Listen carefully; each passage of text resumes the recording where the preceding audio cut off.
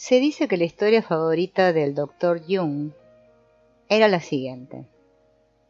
El agua de la vida, deseando darse a conocer sobre la faz de la tierra, brotaba de un pozo artesiano y fluía sin límites. La gente bebía el agua mágica y ésta les alimentaba, puesto que era increíblemente limpia, pura y revitalizante. Pero la humanidad no se contentó con dejar las cosas en este estado edénico y varias personas empezaron a reclamar la propiedad del pozo y pusieron vallas a su alrededor. Pronto instalaron cerrojos en las verjas, hicieron pagar entrada para beber y elaboraron complejos reglamentos sobre quién podía acercarse al pozo y quién no. En poco tiempo el pozo pasó a ser propiedad de los más ricos y poderosos de la zona. El agua estaba enfadada y se sentía ofendida. Dejó de manar en aquel pozo y empezó a brotar en otro lugar. Los propietarios del primer pozo estaban tan enfrascados en la explotación del pozo que no se dieron cuenta de que el agua había desaparecido. Siguieron vendiendo el agua que ya no existía y poca gente se dio cuenta de que el auténtico poder se había desvanecido. Pero algunas personas dedicaron muchos esfuerzos a buscar el nuevo pozo y lo encontraron. Aquel segundo pozo pronto pasó a ser propiedad de unos pocos individuos y corrió la misma suerte que el primero. El manantial cambió de lugar y así ha ido ocurriendo sucesivamente a lo largo de toda la historia conocida. Esta historia es muy triste y a Jung le impresionó de forma especial, puesto que vio cómo puede hacerse un mal uso de una verdad esencial y convertirla en un juego egocéntrico. La ciencia, el arte y especialmente la psicología han sufrido este proceso de degradación. Pero lo fantástico de la historia es que el agua siempre emana en alguna parte y está al alcance de cualquier persona inteligente que tenga el valor de buscarla. El agua se ha utilizado muchas veces como símbolo del más profundo alimento espiritual de la humanidad. Ahora está manando, como siempre se lo ha hecho, porque el pozo cumple con diligencia su misión, pero brota en algunos lugares extraños.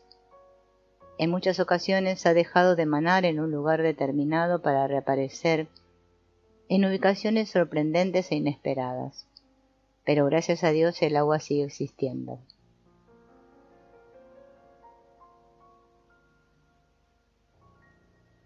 El principal problema es que emana donde uno menos lo espera.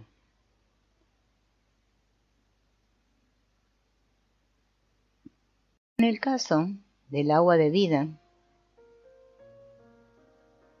nuestra sombra no cuesta nada y siempre de forma inmediata y perturbadora está presente. Aceptar y hacer honor a nuestra propia sombra es una importante misión, porque gracias a ello se alcanza la plenitud y es la experiencia más importante de toda una vida. Pero, ¿qué es ese curioso y oscuro elemento que nos persigue y nos acosa de forma implacable en nuestro mundo psicológico, llamado la sombra? ¿Qué lugar ocupa en la psique moderna? La persona es lo que nos gustaría ser y como deseamos que nos vean los demás. Es nuestro vestuario psicológico y actúa como mediador entre nuestro verdadero yo y lo que nos rodea. Al igual que el vestuario físico presenta una imagen de nosotros a los individuos que conocemos, el ego es lo que somos y que conocemos de forma consciente. La sombra es esa parte de nosotros que no conseguimos ver o conocer. Pero, ¿cómo se origina la sombra? Todos nacemos completos y esperamos morir completos, pero en algún lugar al inicio de nuestro camino, comemos uno de los maravillosos frutos del árbol de la sabiduría, y las cosas se dividen en buenas y malas, y empezamos el proceso de creación de la sombra. Dividimos nuestras vidas.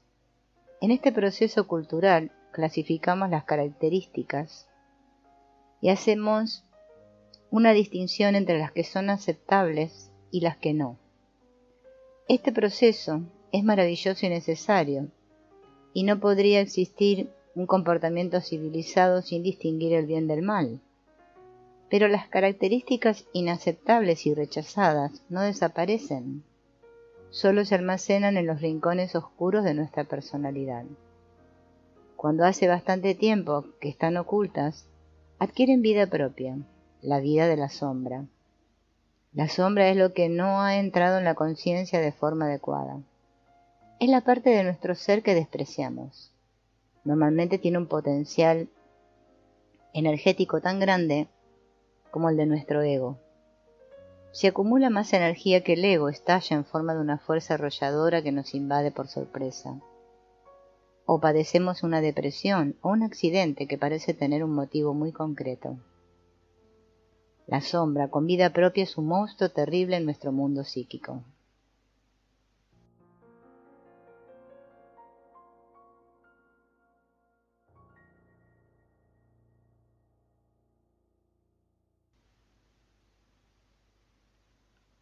El proceso de civilización, que es el logro más destacable de la humanidad, consiste en desechar aquellas características que ponen en peligro el buen funcionamiento de nuestros ideales.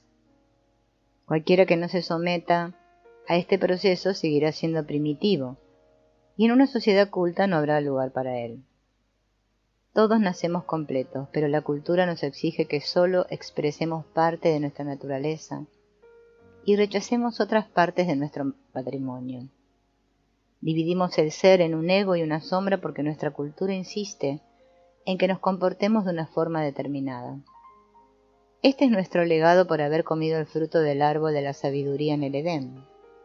La cultura reprime las características humanas simples que hay en nosotros, pero nos da un poder más complejo y sofisticado. Puede defenderse la idea de que no debería someterse a los niños a esta división demasiado pronto, para evitar que pierdan la infancia. Debería permitirse que se quedaran en el Edén hasta que tuvieran la fuerza suficiente para someterse al proceso cultural sin que éste les destruyera. Esta fuerza se adquiere a edades diferentes en función de cada individuo, y es necesario observar atentamente para saber cuándo los niños están preparados para adaptarse a la vida colectiva de una sociedad. Es muy interesante viajar por el mundo y ver qué características asignan al ego y cuáles a la sombra diferentes culturas. Es evidente que la cultura es una estructura impuesta de forma artificial, pero una estructura absolutamente necesaria. En un país conducimos por el carril derecho, mientras que en otros por el izquierdo. En Occidente un hombre puede pasear cogido de la mano con una mujer, pero no con otro hombre. En India un hombre puede darse la mano con un amigo, pero no con una mujer. En Occidente llevar zapatos en un lugar formal o religioso es una muestra de respeto. En Oriente llevar zapatos dentro de un templo o de una casa es una falta de respeto. El proceso de separación es bastante arbitrario. La individualidad, por ejemplo, es una gran virtud en algunas sociedades y un pecado terrible en otras. En Oriente Medio, ser desinteresado es una virtud. Muchos alumnos de grandes maestros de pintura o poesía firman sus obras con el nombre de su maestro en lugar de firmar con el suyo. En nuestra cultura uno intenta hacer todo lo posible por dar a conocer su nombre. También es sorprendente descubrir que la sombra tiene algunas características muy positivas. En general la sombra solo es el depósito de características mundanas y se supone que únicamente éstas se asignan a la sombra, pero también existen características más positivas que van a parar a la sombra. Algunos de los aspectos más valiosos de nuestra personalidad se relegan a la sombra porque no encuentran su lugar en ese proceso igualador que es la cultura. Curiosamente, la gente se resiste a aceptar los aspectos nobles de su sombra, con mayor obstinación que la empleada para ocultar los aspectos oscuros. Sacar los trapos sucios del armario es relativamente fácil, pero aceptar el oro de la sombra es aterrador. Es más perturbador descubrir que posees una profunda nobleza de carácter que descubrir que eres mezquino. Es evidente que somos ambas cosas, pero uno no descubre los dos elementos a la vez. El oro está relacionado con la llamada superior. lo cual puede resultar difícil de aceptar en algunas etapas de la vida. Ignorar el oro puede ser tan negativo como ignorar el lado oscuro de la psique, y es posible que algunas personas padezcan un choque emocional o una enfermedad antes de saber cómo permitir que su oro se exprese. Esta experiencia tan intensa puede ser necesaria para que comprendamos que una importante parte de nosotros está adormecida y no la aprovechamos. En las culturas tribales, los chamanes o sanadores suelen padecer una enfermedad que les proporciona la iluminación que necesitan para curarse y después transmitir sabiduría a su gente. En la actualidad a nosotros nos ocurre algo parecido. Todavía funcionamos según el arquetipo del sanador herido, que ha aprendido a curarse a sí mismo y a encontrar el oro a través de esta experiencia.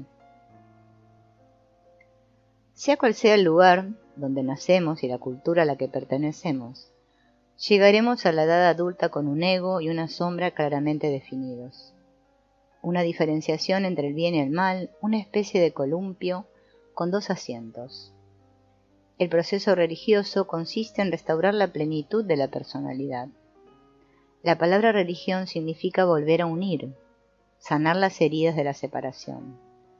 Es absolutamente necesario participar en el proceso cultural para redimirnos de nuestro estado animal, y también es necesario cumplir la misión espiritual de volver a unir las piezas de nuestro fragmentado y enajenado mundo. Cada uno debe abandonar el Edén, como también debe restaurar la celestial Jerusalén. Por este motivo, debemos crear una sombra, de lo contrario no existiría ninguna cultura. Debemos recuperar la plenitud de la personalidad que se perdió en los ideales culturales. De lo contrario, viviremos en un estado de división, que crecerá progresivamente a lo largo de nuestra evolución y cada vez nos causará más daño. En general, la primera mitad de la vida se dedica al proceso cultural, adquirir habilidades y experiencias, crear una familia, someterse a una autodisciplina en muchos aspectos diferentes. La segunda mitad de la vida se dedica a recuperar la plenitud de la vida, a hacerla sagrada. Algunas personas pensarán que este viaje circular no tiene sentido, a pesar de que al final la plenitud es consciente, mientras que al inicio de la vida era inconsciente e infantil.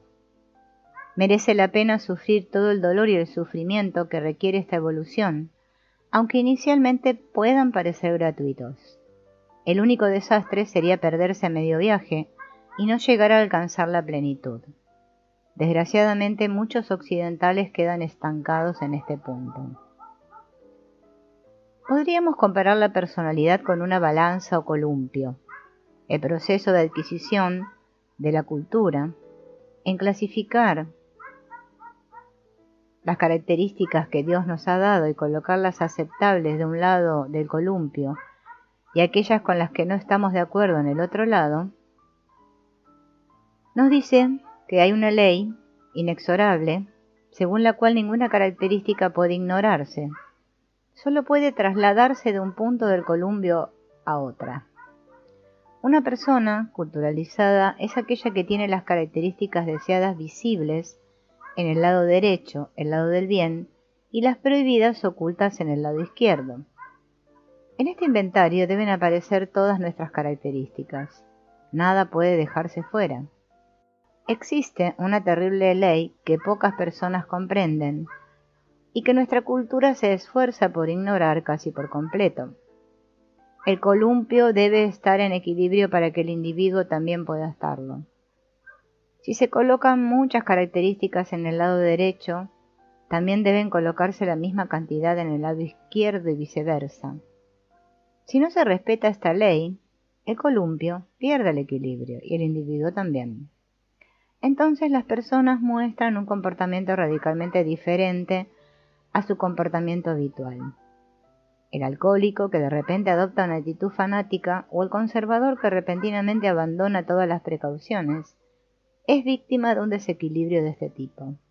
Ha sobrecargado un lado de su columpio sin preocuparse por mantener el equilibrio. El columpio también puede romperse por el fulcro o punto de apoyo central, cuando éste soporta una carga excesiva. En este caso se producirá una psicosis o crisis física o psíquica. Cada individuo debe mantener un columpio equilibrado, aunque para conseguirlo se necesita una gran cantidad de energía. La psique mantiene su equilibrio igual que el cuerpo regula su propia temperatura, su proporción de ácidos y alcalinos, y muchas otras polaridades. Todos asumimos la existencia de estos equilibrios físicos, pero raras veces admitimos la existencia de unos equilibrios psíquicos paralelos. Una ilustración medieval nos proporciona esta información de forma muy clara. En el centro vemos un estilizado árbol de la sabiduría, con sus frutos dorados. Adán está sentado detrás del árbol y parece un poco aturdido, como si acabara de comprender lo que ha provocado. Dos mujeres están de pie a ambos lados del árbol. La Virgen María está a la izquierda, vestida con un hábito de monja, recogiendo frutos del árbol y dándolos a una larga cola de penitentes para que se salven. Eva, desnuda, está de pie a la derecha, recogiendo frutos del mismo árbol y dándolos a una larga cola de personas para que se condenen. Aquí vemos claramente que un único árbol produce frutos de características opuestas. ¡Qué árbol tan raro! Cuando una de nuestras manos recoge el fruto de la creatividad del árbol dorado, la otra mano recoge el fruto de la destrucción. Sin embargo, nos resistimos a aceptar esta realidad. Nos encantaría tener creatividad sin destrucción, pero eso es imposible.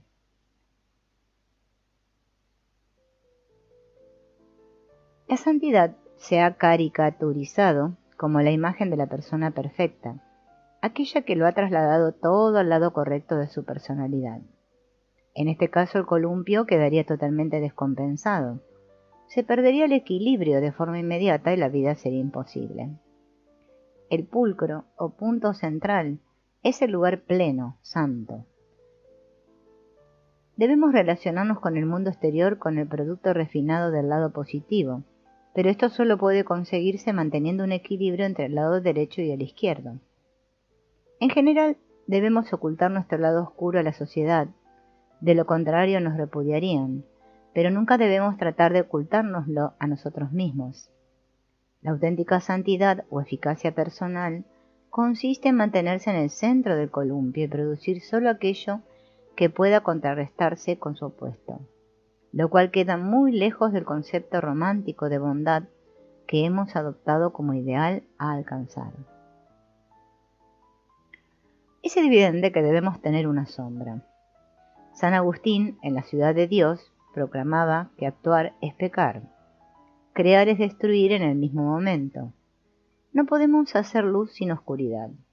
En la India se consigue el equilibrio con Brahma, el dios de la creación, y Shiva, el dios de la destrucción, y Vishnu está sentado en medio manteniendo unidos a los dos opuestos. Nadie puede escapar al lado oscuro de la vida, pero se puede afrontar ese lado oscuro de forma inteligente. San Antonio tuvo que compensar sus visiones beatíficas con terrores nocturnos, visiones del demonio. Soportó la tensión entre estos dos contrarios y finalmente alcanzó esa iluminación superior que realmente podemos llamar santidad. El equilibrio entre la luz y la oscuridad es posible y soportable. La naturaleza está llena de parejas de opuestos: luz y oscuridad, creación y destrucción, montañas y valles, machos y hembras. No es sorprendente que nuestra estructura psicológica se rija por las mismas leyes básicas. En alemán existe una palabra, Doppelganger, que significa la imagen de un mismo en un espejo, el opuesto de uno mismo. Goethe quedó profundamente afectado porque una noche, cuando se dirigía a casa, vio a su doppelganger, su otro yo, que vivía en su personalidad. Pocos de nosotros tenemos una experiencia tan clara de nuestra sombra, pero tanto si somos conscientes de ello como si no, nuestro mellizo psíquico nos sigue como si fuera nuestro reflejo en un espejo. La mayoría de personas suponen que son los únicos dueños de su casa. Reconocer y poseer la propia sombra es admitir que existen muchos más aspectos de nosotros mismos que el mundo generalmente no ve. El doctor Jung cuenta cómo intuyó la presencia de otro en su psique por primera vez. Tuve un sueño que me asustó y me dio fuerza a la vez. Era de noche y me encontraba en un lugar desconocido. Avanzaba lentamente, abriéndome paso con gran esfuerzo a través del viento, que soplaba en dirección contraria. Una espesa niebla cubría toda la zona. Yo formaba un cuenco con las manos alrededor de una débil luz que amenazaba con apagarse en cualquier momento. Todo dependía de que pudiera mantener esa pequeña luz encendida. De repente tuve la sensación de que había algo detrás de mí. Miré hacia atrás y vi una gigantesca silueta negra que me seguía. A pesar del terror que me embargaba, era consciente de que tenía que mantener mi débil luz encendida mientras avanzaba en la noche y el viento a pesar de todos los peligros. Cuando me desperté me di cuenta de que la silueta era mi propia sombra en la espesa niebla, que había cobrado vida gracias a la débil luz que estaba llevando. También supe que aquella débil luz era mi conciencia, la única luz que tengo. Aunque es infinitamente pequeña y frágil en comparación con el poder de la oscuridad, sigue siendo una luz, mi única luz. Jung había vivido un refinado proceso de culturalización desde su infancia en rígido hogar protestante en Suiza hasta la severa disciplina de la Facultad de Medicina. Largas horas de concentración le dieron una personalidad muy disciplinada, pero a costa de ignorar los aspectos oscuros y primitivos que aparecían en su sueño. Cuanto más refinada sea nuestra personalidad consciente, más sombra construiremos en el otro lado. Este es uno de los grandes descubrimientos de Jung, que el ego y la sombra provienen de la misma fuente y se compensan el uno al otro. Hacer luz es hacer sombra. Uno no puede existir sin el otro. Ser dueño de la propia sombra es alcanzar un lugar sublime, un centro interior, al que no puede llegarse de ningún otro modo. No conseguirlo es no conseguir alcanzar la santidad ni cumplir el propósito de la vida. En la India se utilizan 3 términos para describir este lugar: Sat, Chit, Ananda. Sat es el material existencial de la vida, principalmente el lado izquierdo del columpio. Chit es la capacidad ideal, principalmente el lado derecho del columpio. Y Ananda es la felicidad, el gozo, el éxtasis de la iluminación, el centro del columpio. Cuando se unen Sat y Chit y el individuo es suficientemente consciente de ello, entonces se crea Ananda, el gozo de vivir. Esto se consigue siendo dueño de la propia sombra. Si actuamos exclusivamente desde el lado derecho, tendremos que equilibrar nuestros actos, de forma consciente o inconsciente, con algún acto desde el lado izquierdo. Enseguida sabremos que hemos creado algo oscuro de la misma intensidad. Por este motivo, muchos artistas son difíciles de tratar en la vida privada. Sin embargo, existe otro tipo de creatividad más amplia, que incluye la oscuridad en el producto acabado y haya plenitud en la sombra. En este caso se trata de genialidad. Sus atributos son plenitud, salud y santidad. También estamos hablando de santidad en el sentido original de la palabra, la completa aceptación de nuestra calidad de humanos, no solo del lado de la bondad, que no muestra vitalidad ni vida. Una persona preguntó: ¿por qué tantas personas creativas los disfrutan tan poco? La historia está llena de casos de artistas que adoptaron un comportamiento excéntrico o chocante. La creatividad pequeña siempre conlleva la existencia de una sombra pequeña, mientras que los grandes talentos van acompañados de una oscuridad mayor. Schumann, el compositor, se volvió loco. El lado oscuro de la vida de Picasso es del dominio popular, y todos hemos oído historias sobre los extraños hábitos de genios de nuestro país. Parece que aquellos individuos que tienen más talento son los que sufren más, pero todos debemos prestar atención a cómo utilizamos nuestra creatividad y al lado oscuro que acompaña nuestras cualidades. Crear una obra de arte, decir algo amable, ayudar a los demás, arreglar la casa, proteger a la familia, todos estos actos tendrán un equivalente de igual magnitud en el lado opuesto de la balanza y pueden llevarnos a pecar. No podemos renegar de nuestra creatividad, ni dejar de expresarla. Sin embargo, debemos tener cuidado con ella y hacer algún gesto pequeño, pero consciente para compensarla. La doctora Mary Louise von Franz y Barbara Anna, que compartían casa en Kuznets, Suiza, tenían la costumbre de pedir a una persona que hubiera tenido especialmente buena suerte que sacara la basura durante toda la semana. Este acto es simple pero muy poderoso. Desde el punto de vista simbólico, estaban ejecutando el aspecto negativo de algo positivo. El doctor Yun a menudo saludaba a un amigo preguntándole: ¿te ha ocurrido algo terrible últimamente? Porque él también era consciente de la proximidad entre la luz y la oscuridad. Muchas mujeres deben compensar el lado oscuro de un hombre creativo, y muchos hombres deben soportar el lado oscuro de una mujer que es producto de la creatividad de ésta. Y lo que es peor, en muchos casos son los niños quienes deben cargar con el lado oscuro de unos padres creativos. Es probable que el hijo del cura sea problemático y que el hijo del hombre rico lleve una vida miserable. En un nivel superior, todos somos víctimas de nuestros inventos culturales. Vivimos en el siglo más creativo de toda la historia, en una época en que se han conseguido verdaderos milagros tecnológicos. Disfrutamos de más facilidades para viajar que nunca, y ya no debemos realizar algunas tareas duras. Los científicos calculan que una familia media necesitaría unos 28 criados para hacer solo parte de las tareas que llevan a cabo los electrodomésticos y otros aparatos mecánicos. ¡Qué era tan maravillosa! Pero la correspondiente sombra aparece inevitablemente, en forma de aburrimiento y soledad, exactamente lo contrario de la sociedad eficiente que hemos creado. Entonces, ¿cómo puede producirse algo bello o bueno sin crear un equivalente negativo?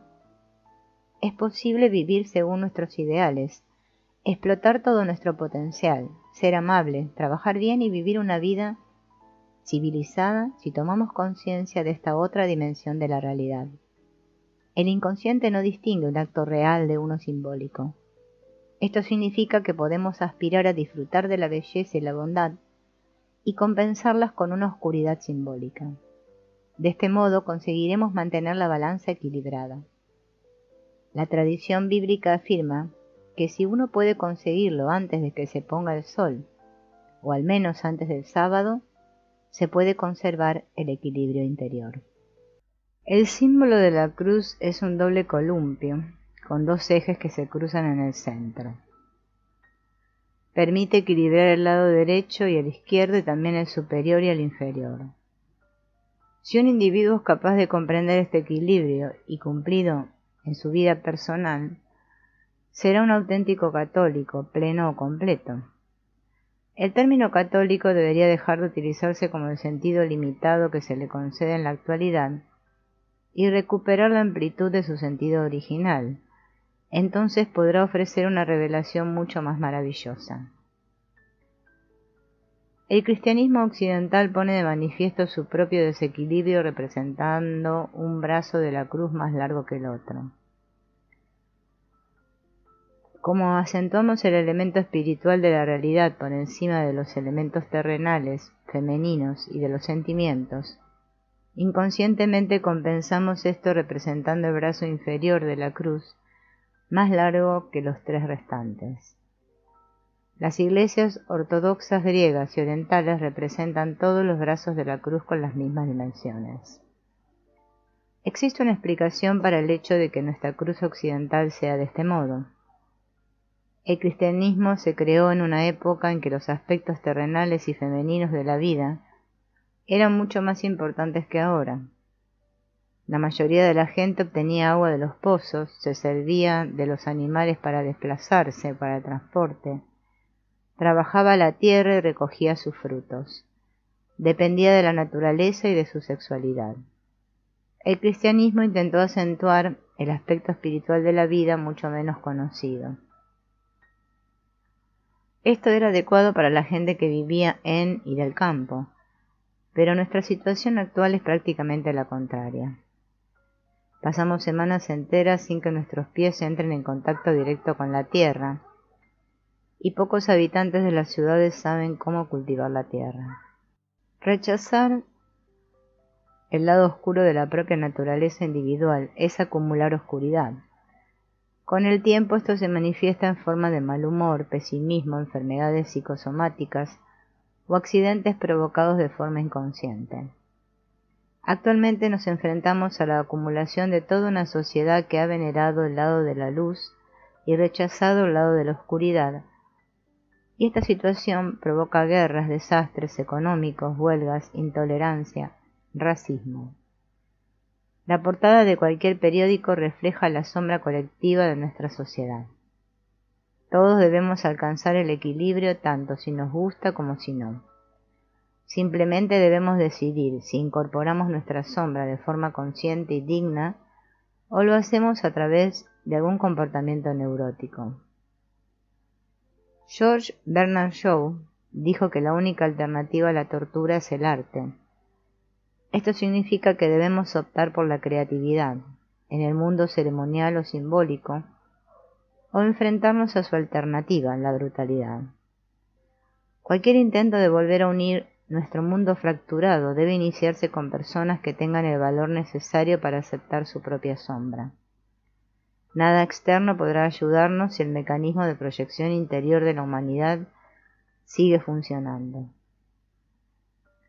La tendencia a ver la propia sombra fuera de nosotros es uno de los mayores peligros de la psique moderna. ¿Qué ocurre con el lado izquierdo de la balanza si uno no lo acepta conscientemente y no lo expresa de forma controlada? A menos que nos esforcemos para evitarlo, la sombra casi siempre se proyecta sobre algo o alguien para no tener que asumir la responsabilidad sobre ella. Así es como se hacían las cosas hace 500 años y la mayoría de nosotros aún seguimos anclados en esta conciencia medieval. El mundo medieval se basa en proyecciones de sombra, fortalezas impenetrables, armaduras, ciudades amuralladas, toma por la fuerza, posesión de cualquier cosa femenina por prerrogativas masculinas, protección de los reyes y ciudades-estado en asedio perpetuo. La sociedad medieval se regía básicamente por valores patriarcales que son famosos por su fundamentalismo. Incluso la Iglesia tomó parte en la política de la oscuridad. Solo aquellos individuos a quienes llamamos santos, no todos ellos son reconocidos ni famosos, los monasterios benedictinos y algunas sociedades esotéricas escapaban al juego de la proyección. Hoy día existen empresas especializadas que se dedican a reprimir nuestra sombra por nosotros. La industria cinematográfica, la moda y las novelas nos ofrecen la oportunidad de descargar fácilmente nuestra sombra.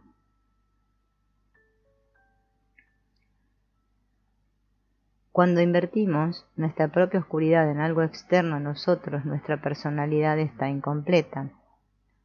Proyectar siempre resulta más fácil que asimilar. Probablemente, el peor de los daños que puede ocasionarse si una persona no asimila correctamente su sombra es, en el caso de los padres, que la proyectan sobre sus hijos. Este recurso es tan común que la mayoría de personas tienen que realizar un gran esfuerzo por liberarse de la sombra de sus padres y poder iniciar su propia vida adulta. Si un padre proyecta su sombra sobre su hijo pequeño, provocará un conflicto en la personalidad del niño y pondrá en marcha la lucha ego-sombra.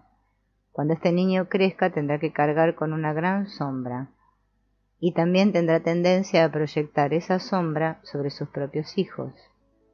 Con frecuencia nos preguntamos si se puede rechazar la proyección de la sombra de otra persona. Esto solo puede conseguirse si uno acepta y afronta correctamente su propia sombra. Normalmente, cuando recibes la proyección de la sombra de otro individuo, tu propia sombra se manifiesta y se desencadena un conflicto inevitable. Cuando tu sombra es como una lata de gasolina que espera el contacto con una cerilla encendida, eres una presa fácil para cualquier persona que desee molestarte o perjudicarte. Para rechazar la sombra de otra persona no se debe contraatacar, sino sujetar la capa con fuerza y dejar pasar al toro. Una mujer pidió consejo hace ya algún tiempo. Desde que se había jubilado, decía que su marido se dedicaba a proyectar su sombra sobre ella. Todos los días acababa llorando por algo y parecía que nada podía detener aquella progresiva destrucción.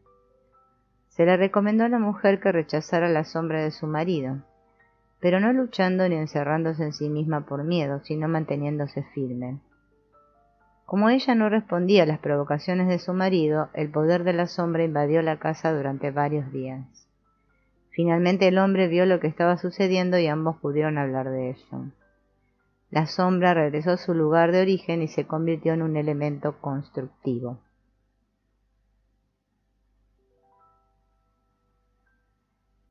Una persona podrá rechazar la proyección de una sombra y acabar con este interminable ciclo de venganza si controla de forma consciente su propia sombra.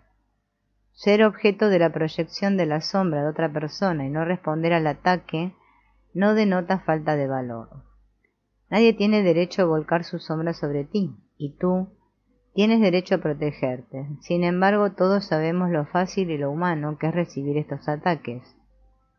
A veces el observador consciente que hay en nosotros no puede reprimirse y exclama: «Allá voy». Jung solía decir que podemos dar gracias a nuestros enemigos porque su oscuridad nos permite escapar de la nuestra.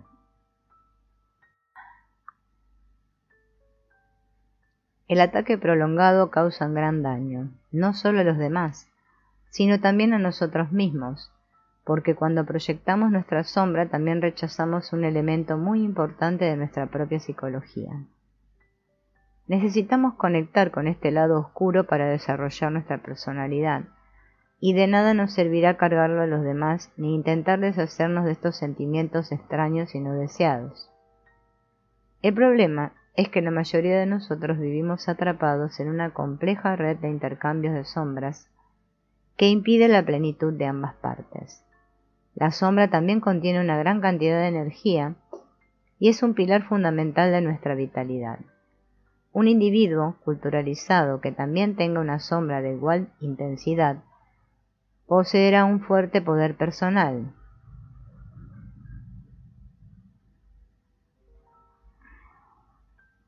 William Blake hablaba de la necesidad de reconciliar estas dos partes del ser. Decía que debíamos acudir al cielo en busca de forma y al infierno en busca de energía, y unir ambas cosas. Cuando somos capaces de afrontar nuestro cielo y nuestro infierno interiores, alcanzamos la forma más elevada de creatividad. Aunque en general necesitamos desviar la proyección de una sombra y esquivar las flechas que nos arrojan los demás, en algunos casos podemos hacer un gran bien aceptando la carga de su sombra de forma consciente.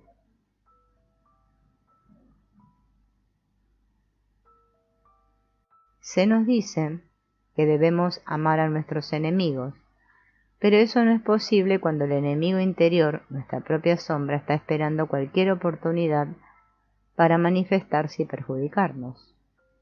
Si podemos aprender a amar a nuestro enemigo interior, entonces tal vez podremos amar y redimir al exterior. La obra de Fausto, de Goethe, posiblemente el mejor ejemplo literario del encuentro entre el ego y la sombra, habla de un cansado profesor que está a punto de suicidarse debido a la enorme e insoportable distancia que separa su ego de su sombra.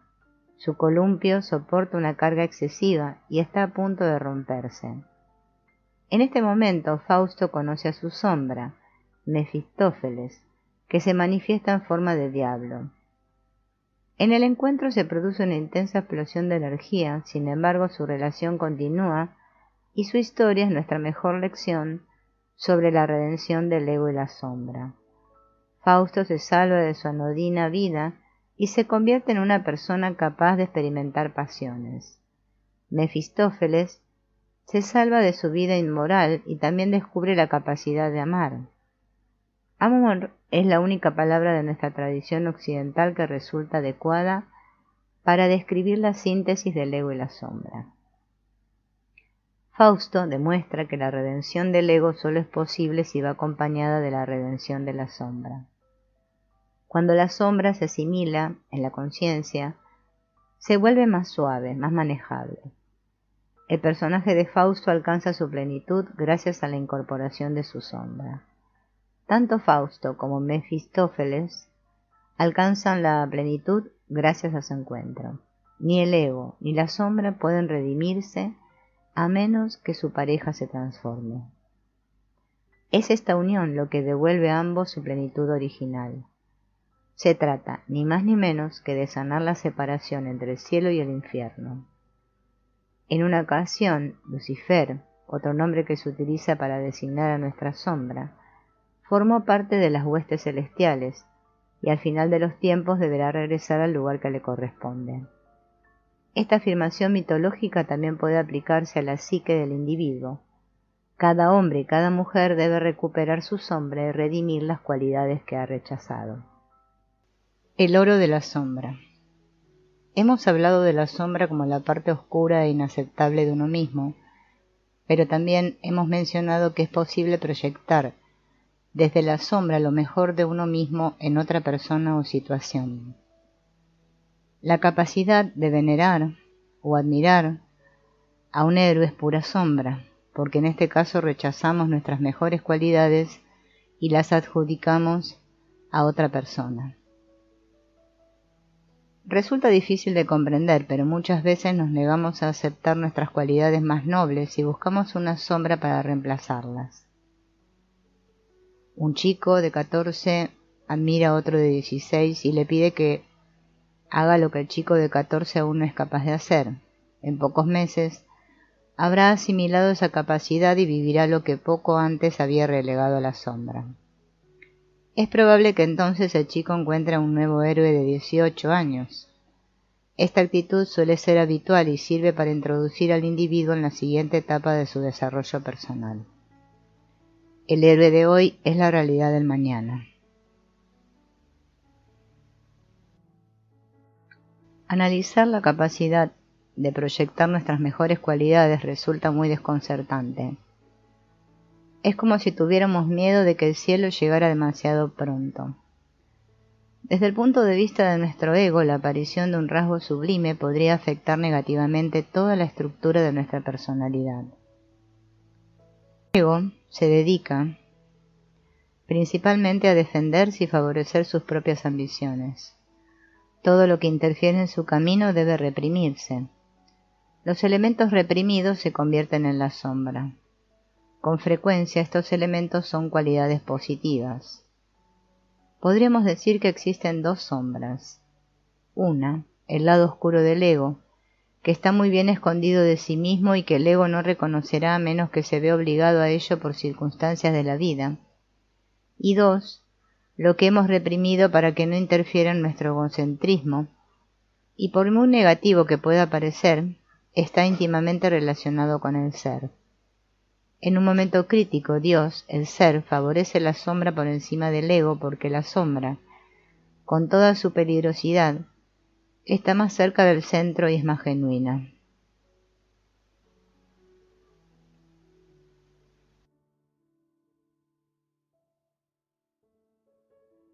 Jung advertía que sacar los trapos sucios del armario de un paciente sometido a análisis no sería muy difícil, pero en cambio sería extremadamente difícil aceptar el oro de la sombra.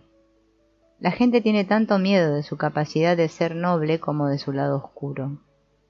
Si encuentras el oro de alguien, se resistirá a aceptarlo con todas sus fuerzas. Por eso recurrimos a la figura de héroe con tanta frecuencia. Es mucho más fácil admirar al héroe desde lejos que ser nuestra propia versión, menos importante de esas cualidades. La sombra contiene una increíble cantidad de energía. Si hemos explotado el ego y hemos gastado nuestras capacidades conocidas, la sombra no utilizada puede proporcionarnos una nueva y maravillosa vitalidad. La proyección de la sombra tiene dos consecuencias negativas. En primer lugar, causarnos daño a otra persona haciéndole cargar con nuestra oscuridad o nuestra luz, puesto que al obligar a los demás a ser nuestros héroes también les hacemos soportar una pesada carga. En segundo lugar, al rechazar la sombra nos esterilizamos a nosotros mismos. Entonces perdemos la oportunidad de cambiar y perdemos el punto de equilibrio, la dimensión extática de nuestras vidas. La sombra de la madurez. Cuando se alcanza la edad madura, uno se cansa de los desplazamientos involuntarios entre los dos extremos del columpio. Si permanecemos alerta, comprenderemos que el punto central es el mejor. Sorprendidos, nos daremos cuenta de que no es el duro compromiso que tanto temíamos, sino el punto de éxtasis y felicidad. Las grandes visiones del mundo religioso, como las que se describen en el libro de Apocalipsis, se basan en un sublime sentido de la simetría y el equilibrio. Nos ofrecen una imagen de ese punto central que es el producto de respetar ambos extremos. En la antigua China se designaba este punto con el nombre de Tao y se decía que no es un compromiso sino una síntesis creativa. Uno no puede permanecer demasiado tiempo en este punto central porque es un punto de equilibrio delicado, fuera del tiempo y el espacio. Un solo momento bastará para dar sentido a largos periodos de vida cotidiana. En la India se advierte que si uno está en contacto con ese lugar durante demasiado tiempo, perderá la orientación y morirá. Sin embargo, es poco probable que la mayoría de nosotros corramos ese peligro.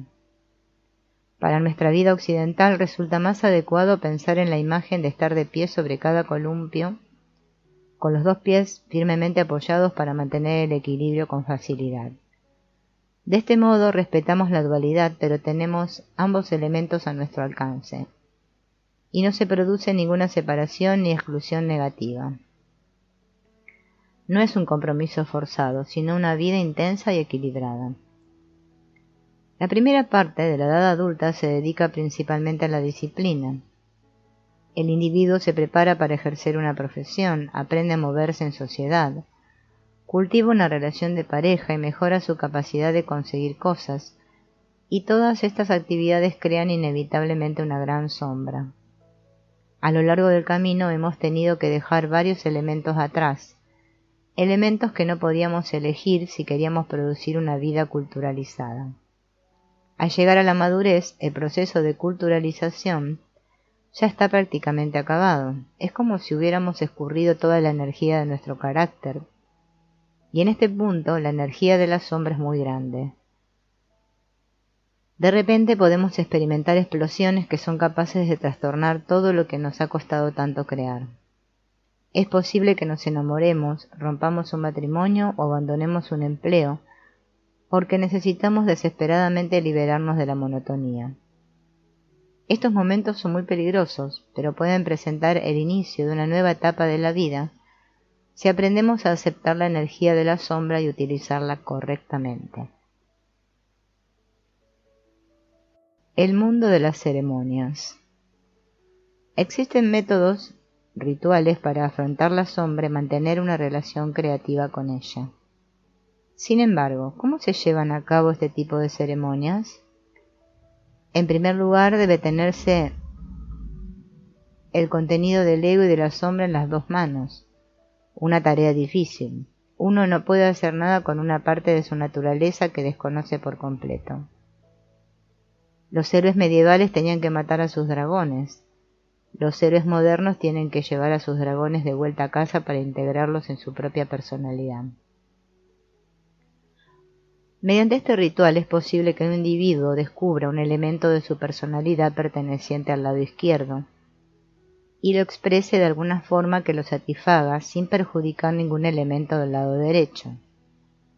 Se puede dibujar, esculpir, escribir un relato sobre él, bailarlo, quemarlo o enterrarlo, cualquier cosa que permita la expresión de ese elemento sin causar daño. Como ya hemos dicho, en la misa católica ocurren cosas terribles, pero el altar es un contenedor, y el sacerdote que participa plenamente en la ceremonia va vestido con un hábito para protegerse del excesivo poder de la ceremonia. El sacerdote también practica sus rituales en la sacristía antes y después de celebrar la misa, para protegerse de la fuerza sobrehumana que ha invocado. No debemos olvidar que una experiencia simbólica o ceremonial es real y afecta tanto como un suceso realmente auténtico. La psique no percibe la diferencia entre un acto exterior y uno interior. Las cualidades de nuestras sombras se expresan igual de bien desde el punto de vista del ser, de cualquier forma. La cultura solo puede funcionar si expresamos simbólicamente los elementos no deseados. Todas las sociedades sanas tienen una rica vida ceremonial. Otras sociedades menos sanas se decantan por expresiones inconscientes: guerra, violencia, enfermedades psicosomáticas, sufrimiento emocional y accidentes. Estas manifestaciones son expresiones de la sombra de baja calidad. Las ceremonias y los ritos son recursos mucho más inteligentes para conseguir lo mismo. Muchas ceremonias de todo el mundo y de todas las épocas se basan principalmente en la destrucción. Sacrificios, muerte en hoguera, asesinatos, rituales, ayuno y abstinencia sexual. ¿Por qué? Estos son los lenguajes rituales que protegen la cultura expresando la sombra de forma simbólica. Es fácil caer en el error de pensar que protegemos nuestra cultura suprimiendo los elementos negativos. La única forma de reforzar una cultura es incorporándolos. Por este motivo, una auténtica ceremonia religiosa debe contener tanta oscuridad como luz. Fijémonos en la misa católica y veremos un perfecto equilibrio entre destrucción y creación, mal y redención. Todo esto se opone al pensamiento tradicional. Pensamos que si somos capaces de hacer algo suficientemente creativo, conseguiremos superar las fuerzas de la oscuridad y habremos triunfado. Pero en realidad se necesita una solución muy diferente. El acto creativo reconoce la realidad en toda su plenitud. No es una respuesta parcial. Nuestra inclinación hacia la luz nos impide ver la realidad completa y tener una visión global. La realidad, que si no es Dios, no tengo ni idea de lo que es, no se encuentra en un único punto de vista de la vida, por muy atractivo que sea, sino en la plenitud de nuestra experiencia. La historia de María Antonieta es un ejemplo especialmente conmovedor de intentar incorporar la sombra. La vida en el palacio más lujoso del mundo aburría a la reina. Un día decidió que quería entrar en contacto con la tierra y ordenó que se construyeran establos para que ella pudiera tener unas cuantas vacas.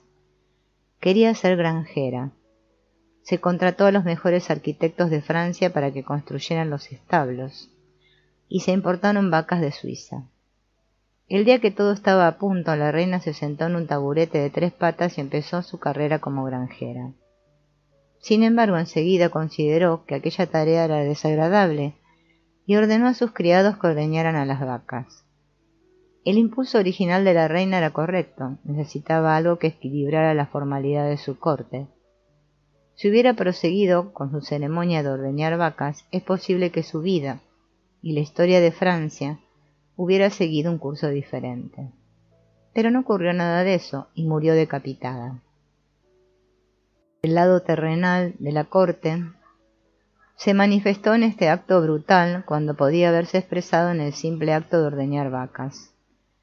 María Antonieta intentó equilibrar su lujosa vida con tareas de granjera, pero no fue capaz de comprender el alcance del hecho de ordeñar vacas y sintió asco por aquel acto. Si hubiera encontrado la forma de hacer honor a este impulso terrenal y mantener el lujo de la corte, habría logrado una hazaña propia de un genio. ¿Quién sabe cuántas manifestaciones externas destructivas podríamos evitar si expresáramos la sombra mediante ceremonias? Si tenemos el valor de unir los polos opuestos, nuestro destino puede cambiar. En este caso, ordeñar vacas era el oro de la sombra, la gracia salvadora. Aunque la mayoría de rituales se centren en el lado oscuro de la personalidad, no debemos olvidar que la misma fuente también produce oportunidades de oro, y es posible que éstas se resistan a nuestros esfuerzos de incorporarlas, incluso más que los elementos de la oscuridad. Este ideal de equilibrio se representa en los billetes de $1 norteamericano. En los billetes aparece una pirámide con un ojo en la cumbre. La base del triángulo representa la dualidad de nuestra percepción. En el eje sombra-ego vemos las parejas de contrarios, correcto y equivocado, bien y mal, luz y oscuridad. Mientras nos rijamos por esta escala, nunca conseguiremos superar las contradicciones. Sin embargo, si utilizamos el poder de nuestra conciencia, podemos sintetizar estos elementos opuestos y alcanzar el ojo que todo lo sabe en el punto central. En el billete de $1 el ojo se alza por encima de los contrarios para indicar la superioridad de su posición. La luz de este punto central no tiene contrario, igual que en el castillo del Grial, está fuera del tiempo y el espacio, y lo encontramos en un momento de trascendencia. De repente, lo que parecía un compromiso gris se convierte en una síntesis de increíble brillo. Las escrituras lo dicen: si tus ojos están sanos, todo tu cuerpo estará iluminado. El ojo, el centro del columpio, es el punto de iluminación. Esto representa un nuevo orden de conciencia. El amor romántico como sombra. Seguramente nos sorprenderá esta afirmación, de que la proyección más intensa e importante que uno suele hacer en la vida es enamorarse. Sí, enamorarse también es una forma de proyectar la propia sombra, y probablemente la experiencia religiosa más profunda que una persona puede vivir a lo largo de toda su vida. Recordemos que la sombra, tal como Jung la utilizaba en los inicios de su carrera, es algo que reside en la parte inconsciente de la personalidad de un individuo. También debemos tener en cuenta que esta discusión es sobre enamorarse, no sobre el acto de amar. Enamorarse es proyectar la parte más noble y más valiosa de uno mismo sobre otra persona, aunque a veces, bajo determinadas circunstancias, puede proyectarse sobre algo que no sea una persona. Existen personas que concentran toda su capacidad en una profesión o arte, o incluso en un lugar. El lenguaje no se equivoca cuando decimos que una persona se ha enamorado de la medicina, de las obras de Picasso o de la Costa Azul.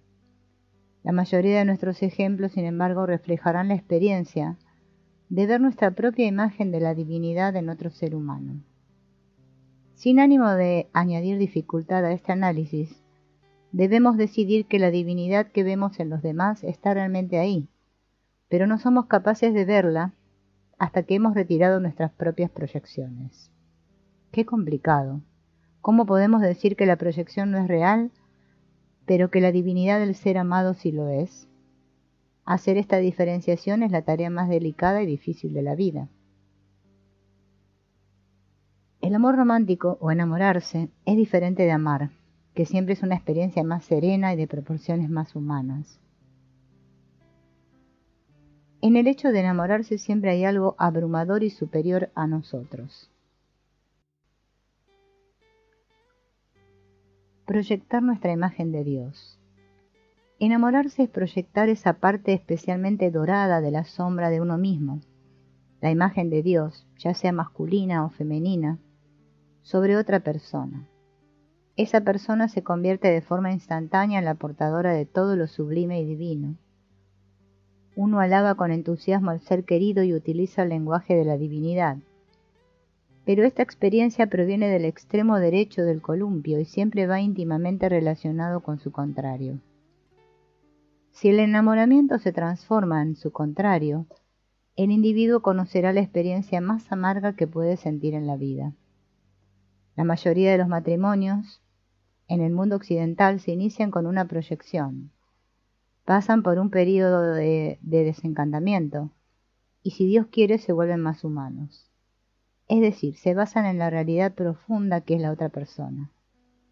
Cuando estamos enamorados estamos cerca de Dios, mientras que el amor basado en la realidad es mucho más apropiado para nuestra humilde condición humana. Aunque nadie se da cuenta de ello cuando le ocurre, cuando estamos enamorados de alguien eliminamos la condición humana del ser querido. En realidad uno prefiere una especie de insulto a otra persona cuando se enamora de ella, porque en realidad estamos mirando a nuestra propia proyección de Dios, no a la otra persona. Si dos personas están enamoradas, están en las nubes y viven felices para siempre. Cuando vuelven a poner los pies en el suelo, tienen que mirar al otro de forma realista, y solo entonces existe la posibilidad de madurar el amor. Si una persona está enamorada y la otra no, la segunda persona probablemente dirá: entre nosotros existirá algo mejor si me miras a mí, en lugar de mirar la imagen que tienes de mí. Un chiste gráfico de James Turber resume este estado de desilusión. Un matrimonio de mediana edad se preguntan el uno al otro: bueno, ¿quién acabó con la magia del asunto? Cuando ya se ha agotado la proyección del enamoramiento, aparece la otra cara de la realidad y las posibilidades más oscuras de las relaciones humanas. Si podemos superar esta etapa, después aparece el amor humano, mucho menos emocionante que el amor divino, pero bastante más estable. La sombra es muy importante en el matrimonio, y podemos crear o romper una relación en función de los conscientes que seamos de ello. Olvidamos que al enamorarnos también debemos aceptar lo que nos resulta molesto o desagradable e incluso intolerable de la otra persona y de nosotros mismos. Sin embargo, es precisamente esta confrontación lo que posibilita un mayor crecimiento personal. Proyectar nuestra imagen de Dios sobre nuestra pareja es tan peligroso como proyectar nuestra oscuridad, miedo y ansiedad. Decimos a la persona que amamos: espero que tú me proporciones inspiración divina, que seas la fuente de mi creatividad. Te concedo el poder de transformar mi vida. De este modo estamos pidiendo a la pareja que haga lo que las disciplinas espirituales hicieron en el pasado: hacernos nuevos, redimirnos, salvar nuestras almas. Algo extraordinario ocurrió en el siglo XII, cuando la corriente del romanticismo surgió del inconsciente colectivo occidental y descubrimos el arte de ver a Dios en otro ser humano. Esto ya se conocía desde hacía tiempo en el mundo oriental, pero se reducía a la relación entre un gurú y su alumno. Consciente del gran poder de esta experiencia, el mundo oriental la reservó exclusivamente a la vida religiosa y la prohibió en las relaciones normales. Colocar una fuerza tan intensa en un recipiente suficientemente grande para contenerla demuestra sabiduría. Las relaciones humanas normales, donde representamos esta obra divina, no tienen la magnitud necesaria. La facultad de enamorarse es relativamente reciente en nuestra historia. Con ella, la humanidad del mundo occidental ha perdido el sentimiento más sublime que somos capaces de experimentar, y nos hemos expuesto al mayor sufrimiento que jamás conoceremos. Hemos heredado dos mitos que surgieron en el siglo XII. El mito del Grial, que habla de la relación entre la individualidad y la búsqueda espiritual. El mito de Tristán e Isolda, que nos muestra el poder del amor romántico.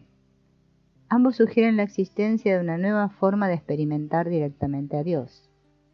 Lo que todavía no hemos comprobado es si esta experiencia tan intensa puede ser asimilada. Antes de la aparición de estos dos mitos, el mundo occidental siempre había considerado el poder de Dios de forma colectiva.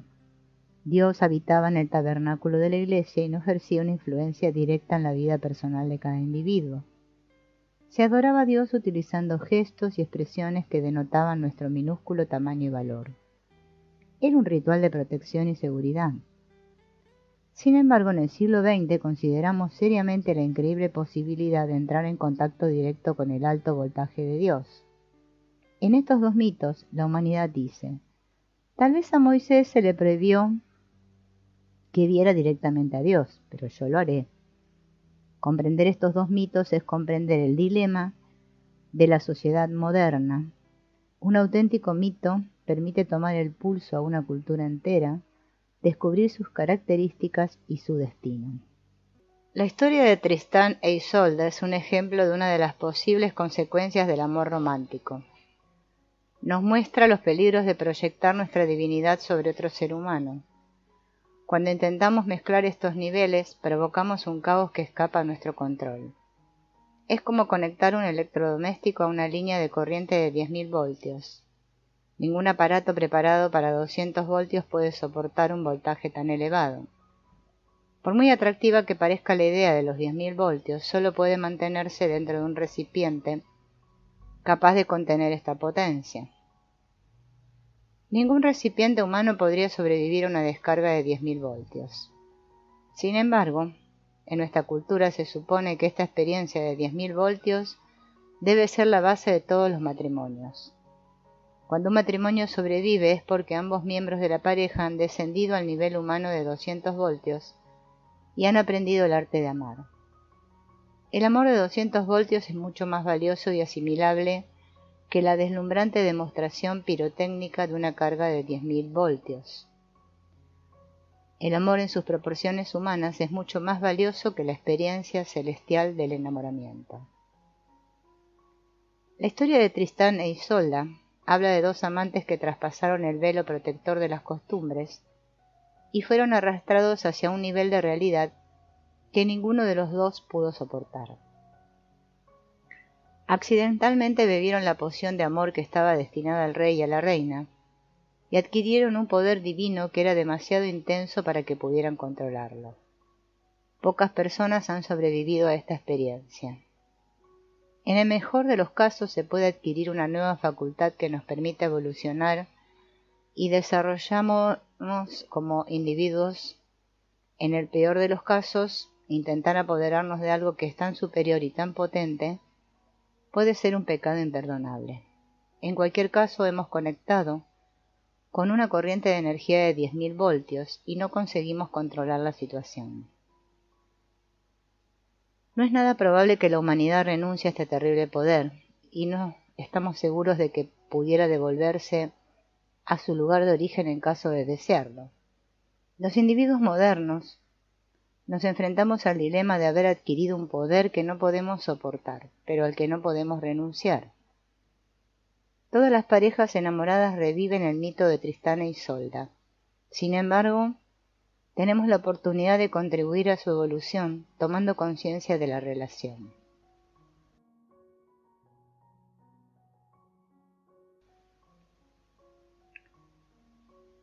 Si uno pudiera ver el esplendor de Dios, tanto sus aspectos luminosos como los oscuros, esta experiencia no desembocaría en desilusión y amargura.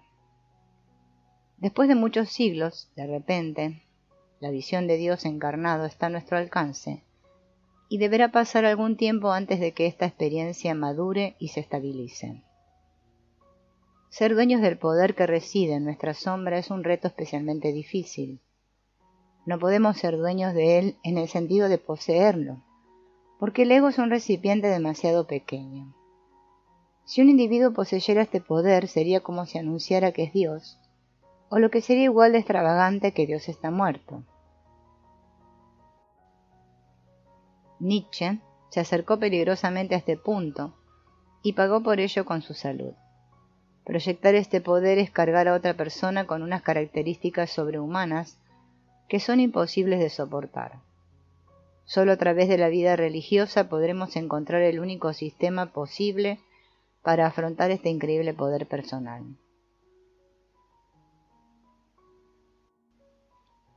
Cuando afrontamos la sombra de forma consciente, analizamos un poderoso aspecto de nuestra personalidad que prácticamente siempre se evita y se rechaza. De este modo entramos en el reino de la paradoja. La paradoja es ese pozo artesiano de sentido que tanto necesitamos en nuestro mundo moderno. Todos los grandes mitos de la historia nos dan instrucciones al respecto y nos recuerdan que el tesoro siempre se encuentra en el lugar más inesperado. ¿Qué bien podría salir de Nazaret? ¿Acaso puede haber algo de valor enterrado en el jardín de tu casa? En la vida interior, ¿acaso puede salir algo bueno de tu propia sombra? Sorprendentemente, lo mejor puede proceder de esa parte de tu personalidad que evitas. Somos capaces de hacer casi cualquier cosa para evitar esta dolorosa paradoja. Pero al negarnos a aceptarla, solo conseguiremos limitarnos a la inútil experiencia de la contradicción. La contradicción va inevitablemente asociada a la abrumadora carga de la falta de sentido. Una persona puede soportar cualquier sufrimiento si tiene sentido, pero la falta de sentido es insoportable. La contradicción es estéril y destructiva, mientras que la paradoja es creativa, es la aceptación de la realidad. Todas las experiencias religiosas, en su forma histórica, se expresan con paradojas, como por ejemplo los credos cristianos que se han formulado en un lenguaje tan paradójico. La contradicción es estática e improductiva, mientras que la paradoja posibilita la gracia y el misterio. Todas las experiencias humanas pueden expresarse en forma de paradoja. Por ejemplo, un enchufe eléctrico tiene dos dientes, uno para acceder a la corriente positiva y otro para la negativa. De esta oposición proviene la utilidad de la corriente eléctrica. El día solo puede comprenderse si se opone a la noche. La masculinidad solo tiene sentido si se opone a la feminidad. La actividad solo se define por oposición al descanso. El gusto se define por contrastes. Arriba solo es posible si existe abajo. ¿Qué sería del norte sin el sur? ¿Dónde estaría yo sin ti? ¿Qué es la alegría si no conoces la tristeza? Por algún motivo inexplicable, con frecuencia nos negamos a aceptar esta naturaleza paradójica de la realidad, y en un arrebato de insensatez pensamos que podemos funcionar ignorándola. En el preciso instante en que adoptamos esta actitud, convertimos la paradoja en oposición. Cuando el tiempo libre se desvincula del trabajo, ambos pierden sentido. El sufrimiento personal empieza cuando nos encontramos entre estos dos contrarios. Si intentamos abrazar uno de ellos sin pagar tributo al otro, degradamos la paradoja en contradicción. Debe aceptarse a los dos elementos de la contradicción por igual. Sufrir debido a la confusión es el primer paso hacia la sanación. Entonces el dolor de la contradicción se transforma en el misterio de la paradoja. El sistema más rápido para desconcertar a una persona es dándole dos grupos de valores contradictorios, que es exactamente lo que hacemos en nuestra cultura moderna. El cristianismo nos recomienda que nos guiemos por una serie de valores que pocas veces se tienen en cuenta en la vida cotidiana. ¿Cómo debe reaccionar una persona?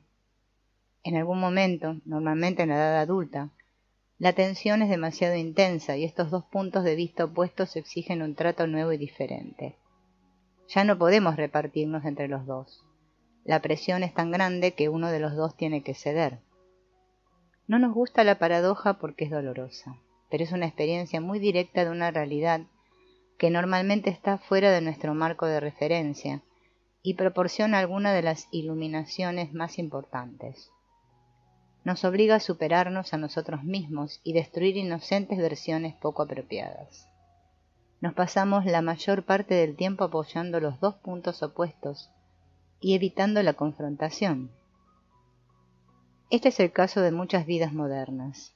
En un día normal podemos encontrar infinitos ejemplos de esta opinión dividida. Tengo que ir a trabajar, pero no quiero. No me gusta mi vecino, pero tengo que ser educado con él. Debería perder un poco de peso, pero me gustan tanto ciertos tipos de comida.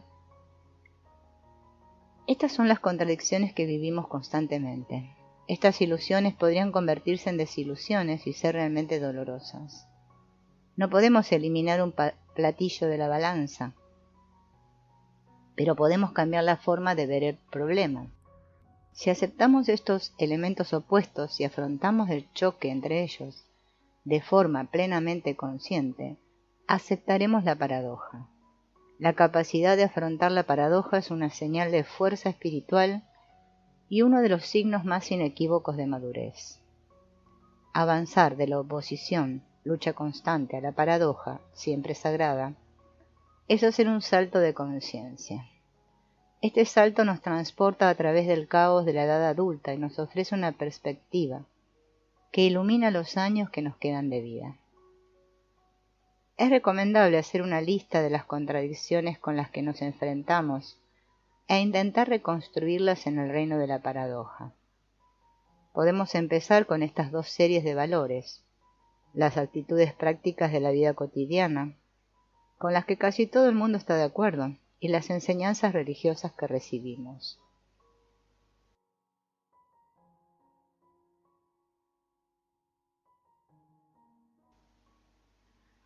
Valores prácticos: ganar, adquirir, comer, acción, recibir, poseer, posesiones, actividad, sexo, decisión, libertad, elección, democracia, pensamiento ágil, seriedad, concentración, creer que más es mejor.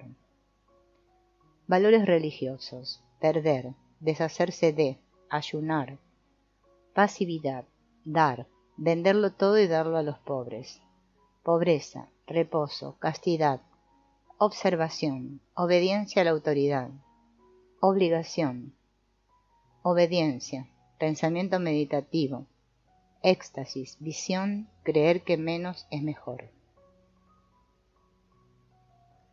Pocas personas discutirían los valores prácticos mencionados. Ganar está bien, recibir ocupa una de las primeras posiciones de la escala, tener un buen sueldo es fantástico, comer es vida, mediante la acción se consiguen hacer cosas, ganar dinero indica responsabilidad, poseer es ser un pilar de la comunidad, las posesiones dan seguridad, estar ocupado es una virtud, el sexo es uno de los pilares de nuestra vida, tomar decisiones es ser productivo y de confianza. La libertad es la base de nuestra forma de gobierno. La posibilidad de elegir es sagrada para las personas libres. Poder significa eficiencia. El pensamiento ágil es el mejor antídoto para el aturdimiento de los pueblos primitivos. La claridad es importante. Todo el mundo sabe que más es mejor. Estos valores son sagrados y nadie los discute en nuestra sociedad. En ellos se basa nuestra cultura, y los mejores resultados se han conseguido gracias a ellos. Pero, ¿qué hay de la otra lista, la de los valores religiosos? Casi todos los domingos oímos hablar de ellos y están presentes en nuestra cultura. Desde el púlpito se nos dice que es mejor dar que recibir, venderlo todo y dar caridad a los pobres. Ayunar es alimentar el espíritu. Ofrecer la otra mejilla. Benditos son los pobres de espíritu porque ellos verán a Dios. No poseían nada, pero lo compartían todo. Conocemos la historia de la inquieta Marta y la serena María, y sabemos que María era la mejor de las dos. La castidad es un estado superior y todos los monjes y sacerdotes que son los modelos de nuestra cultura la respetan. También se nos dice, no juzgues, remite cualquier tema a las autoridades. Las decisiones deben dejarse para tu superior. La obediencia es una gran virtud. Donde hay poder no hay amor. Estar un poco soñador por ayuno o cansancio es invitar a una visión. El éxtasis es un derecho de todos los cristianos. Ser exultado por el vino de Cristo es el objetivo de la vida. ¡Qué contradicción! Sin embargo, todos vivimos en esta contradicción tanto si decidimos reconocer y respetar las virtudes cristianas como si no. Es inherente a nuestro lenguaje, nuestra historia, nuestras costumbres. Nuestra Constitución se basa en los principios de libertad y democracia, pero las enseñanzas religiosas nos convierten en subordinados de algo superior a nosotros mismos. La voluntad de Dios es la que nos guía. En las monedas norteamericanas se refleja esta contradicción, ya que en ellas se puede leer la frase, en Dios confiamos. Seguro que muchas personas estarían de acuerdo en borrar esta frase, puesto que la mayoría de la gente ya no cree en Dios. Todas y cada una de las virtudes de este mundo son válidas porque existe su contrario. La luz no significaría nada sin la oscuridad, lo masculino sin lo femenino, la preocupación sin la indiferencia. Las verdades siempre van por parejas, y uno debe aceptarlo para comprender la realidad. Sufrir significa permitir, y en este sentido uno sufre el misterio de la dualidad. Cuando tú hagas esto, siempre se hallará aquello de forma inmediata. Así es la realidad. Así pues, ¿qué debemos hacer? ¿Cómo podemos afrontar esta insoportable contradicción?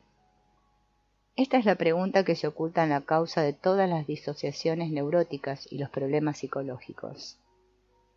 Si planteamos la pregunta de forma equivocada, nos vemos atrapados en una parálisis neurótica que no nos permite hacer nada, y después nos sentimos tan angustiados que ni siquiera podemos hacer eso. Este es el caso de muchas personas y experimentan un gran sufrimiento. Si empezamos a hacer esto, enseguida nos invade un sentimiento de culpabilidad por la presencia de aquello, y quedamos atrapados en un círculo vicioso de sufrimiento del que no podemos escapar. Si hacemos algo que nos gusta, lo estropeamos porque pensamos en lo que deberíamos estar haciendo. Si hacemos lo que debemos, lo que desearíamos hacer estropea nuestra disciplina. Beethoven escribió sobre esto utilizando el lenguaje de la música en el scherzo de su 9ª sinfonía. La música se repite una y otra vez sin llegar a un desenlace. El movimiento final sí halla una solución, una síntesis, y termina con una gran explosión de alegría. Existe un error en estas oposiciones. La dualidad es tan falsa como la prueba de que 2 es igual a 3.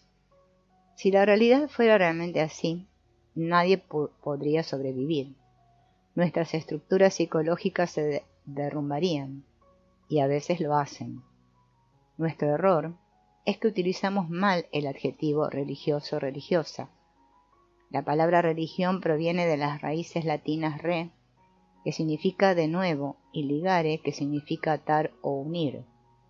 La palabra ligadura proviene de la misma raíz. Así pues, religión significa volver a unir. Nunca puede aplicarse a un elemento de una pareja de contrarios. Es un error flagrante y es la base de la mayoría de los sufrimientos neuróticos de la humanidad. Pensar que una forma de actuar es sacrílega y la otra sagrada es hacer un mal uso del lenguaje. No existe nada parecido a un acto religioso ni una lista de características. Solo puede existir una iluminación religiosa que una o sane. Esto es lo que restaura y reconcilia a los contrarios que nos torturan. La capacidad religiosa es el arte de tomar los contrarios y volverlos a unir, sanando la separación que tanto sufrimiento ha causado. Nos ayuda a pasar de la contradicción al reino de la paradoja, donde somos capaces de asimilar 2 nociones contradictorias al mismo tiempo y concederles el mismo valor. Entonces, y solo entonces, existe la posibilidad de la gracia. La experiencia espiritual de contradicción es convertida en un total coherente que nos proporciona una unidad muy superior a la de cualquiera de ellos.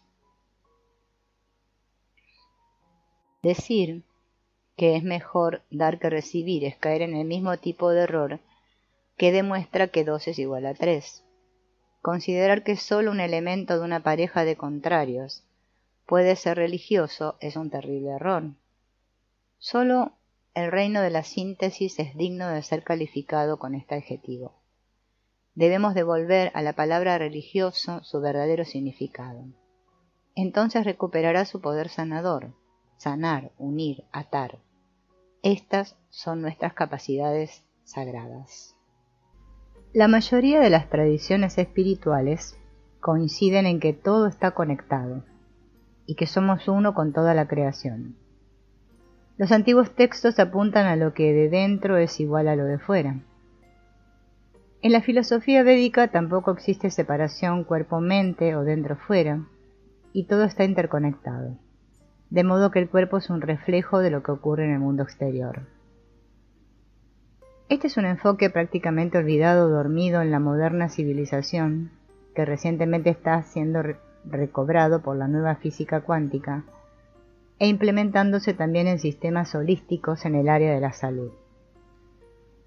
Uno de los motivos por los que esta verdad se ha mantenido alejada y oculta de nuestra experiencia vital es el énfasis que ha venido poniendo la cultura moderna en el mundo exterior, entrenando a los sentidos corporales a enfocarse solo hacia afuera, lo cual tiene como consecuencia que percibamos la realidad como dualidad y separación. El lenguaje del alma nos lleva a recobrar la visión holística e integral de la realidad, enseñándonos a usar precisamente los sentidos para percibir la unidad en todo, en vez de la separación. Decimos que la vida nos habla. La persona que crea en el origen de esta llamada es externo. Podrá usar distintos términos para referirse a esa fuente de sabiduría, como por ejemplo, la inteligencia creativa del universo o la energía divina, en una única o múltiples formas. Si la persona percibe que el origen de esa llamada es interno, sentirá esa misma fuente de sabiduría dentro de sí misma y podrá referirse a ella como su alma, su corazón, su voz interior, o dirá que su cuerpo le habla. En cualquier caso, estamos frente a un singular fenómeno que depende de las creencias de cada persona.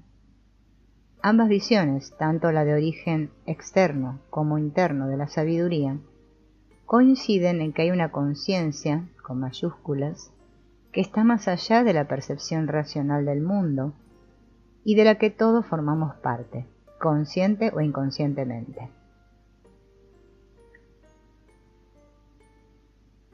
En ese paradigma llamamos, en el lenguaje del alma, a esto la llamada del alma, que apunta a la conciencia divina que habita tanto dentro de nosotros como en todo lo demás, porque está en todo y en todos. El lenguaje a través del cual se manifiesta esta conciencia está más allá de lo racional. Es el lenguaje de los símbolos y las señales internas o externas, y no un lenguaje analítico que es convencional. El lenguaje del alma hace aquí su contribución al reunir de forma práctica y accesible en un mismo enfoque las antiguas tradiciones y la nueva física. Salimos así de la teorización de la física para abrirnos a la experiencia directa, que es la forma más alta de conocimiento, esa misma forma de conocimiento a la que apunta la antigua sabiduría. Ahora podemos percibir el mundo con nuestros sentidos externos y además podemos comprobar con facilidad, mediante nuestros sentidos internos, que el mundo externo es exactamente un fiel reflejo de nuestro ser interior y viceversa. Lo que vives por dentro se manifiesta en tu exterior. Lo que experimentas en tu escenario exterior se crea desde dentro hacia afuera. Esto indica que tanto lo que percibimos en nuestro cuerpo como lo que percibimos en nuestro escenario son ambos un reflejo de nuestro ser interior.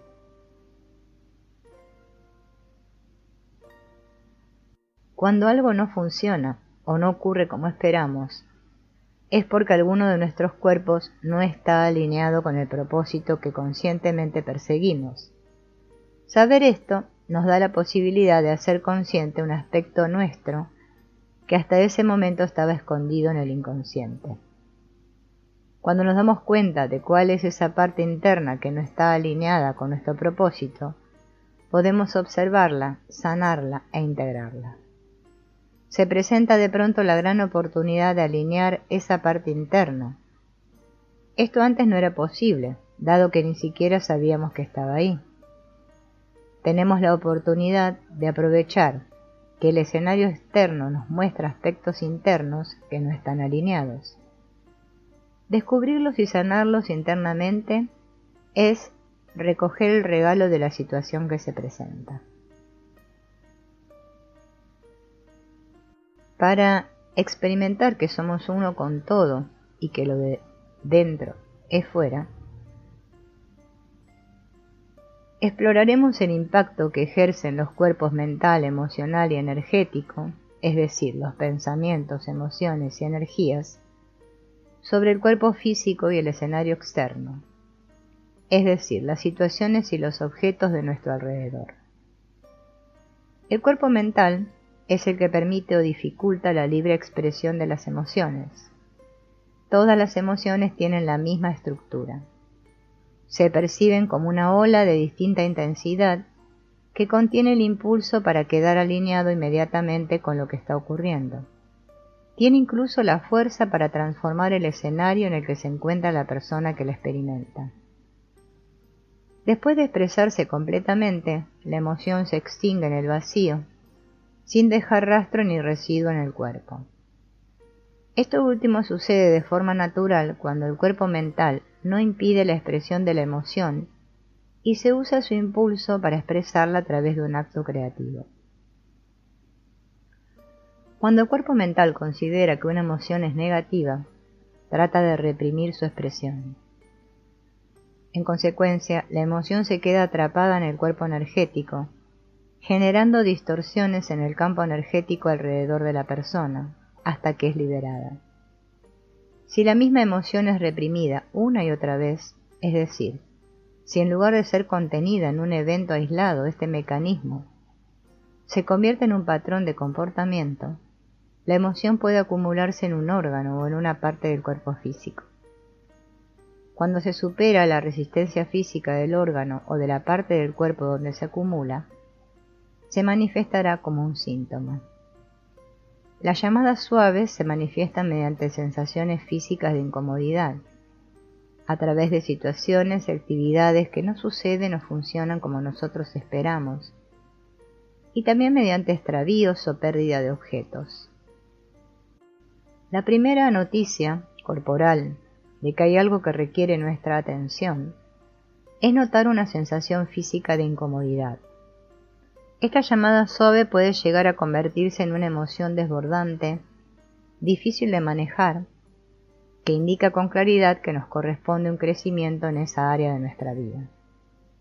Las llamadas suaves se manifestarán externamente en la medida en que uno no esté atento a lo que ocurre dentro de su cuerpo, reflejándose en los objetos o situaciones de nuestro alrededor, es decir, en la realidad externa, que es lo que constituye nuestro cuerpo extendido. La ventaja de las manifestaciones externas es que nos permiten verlas de forma evidente, ya que como estamos acostumbrados a mirar hacia afuera, solemos darnos cuenta antes de lo que fuera que de lo que está dentro. A partir de ahora podrás reconocer estas manifestaciones externas para tomar el regalo que contienen. Las llamadas más sencillas son las que se manifiestan en nuestro entorno inmediato y que afectan a las cosas que nos pertenecen o que usamos regularmente, y a las que asignamos valor o utilidad. Por ejemplo, el hecho de que un aparato deje de funcionar es la metáfora de que algo en nuestra vida ha dejado de funcionar.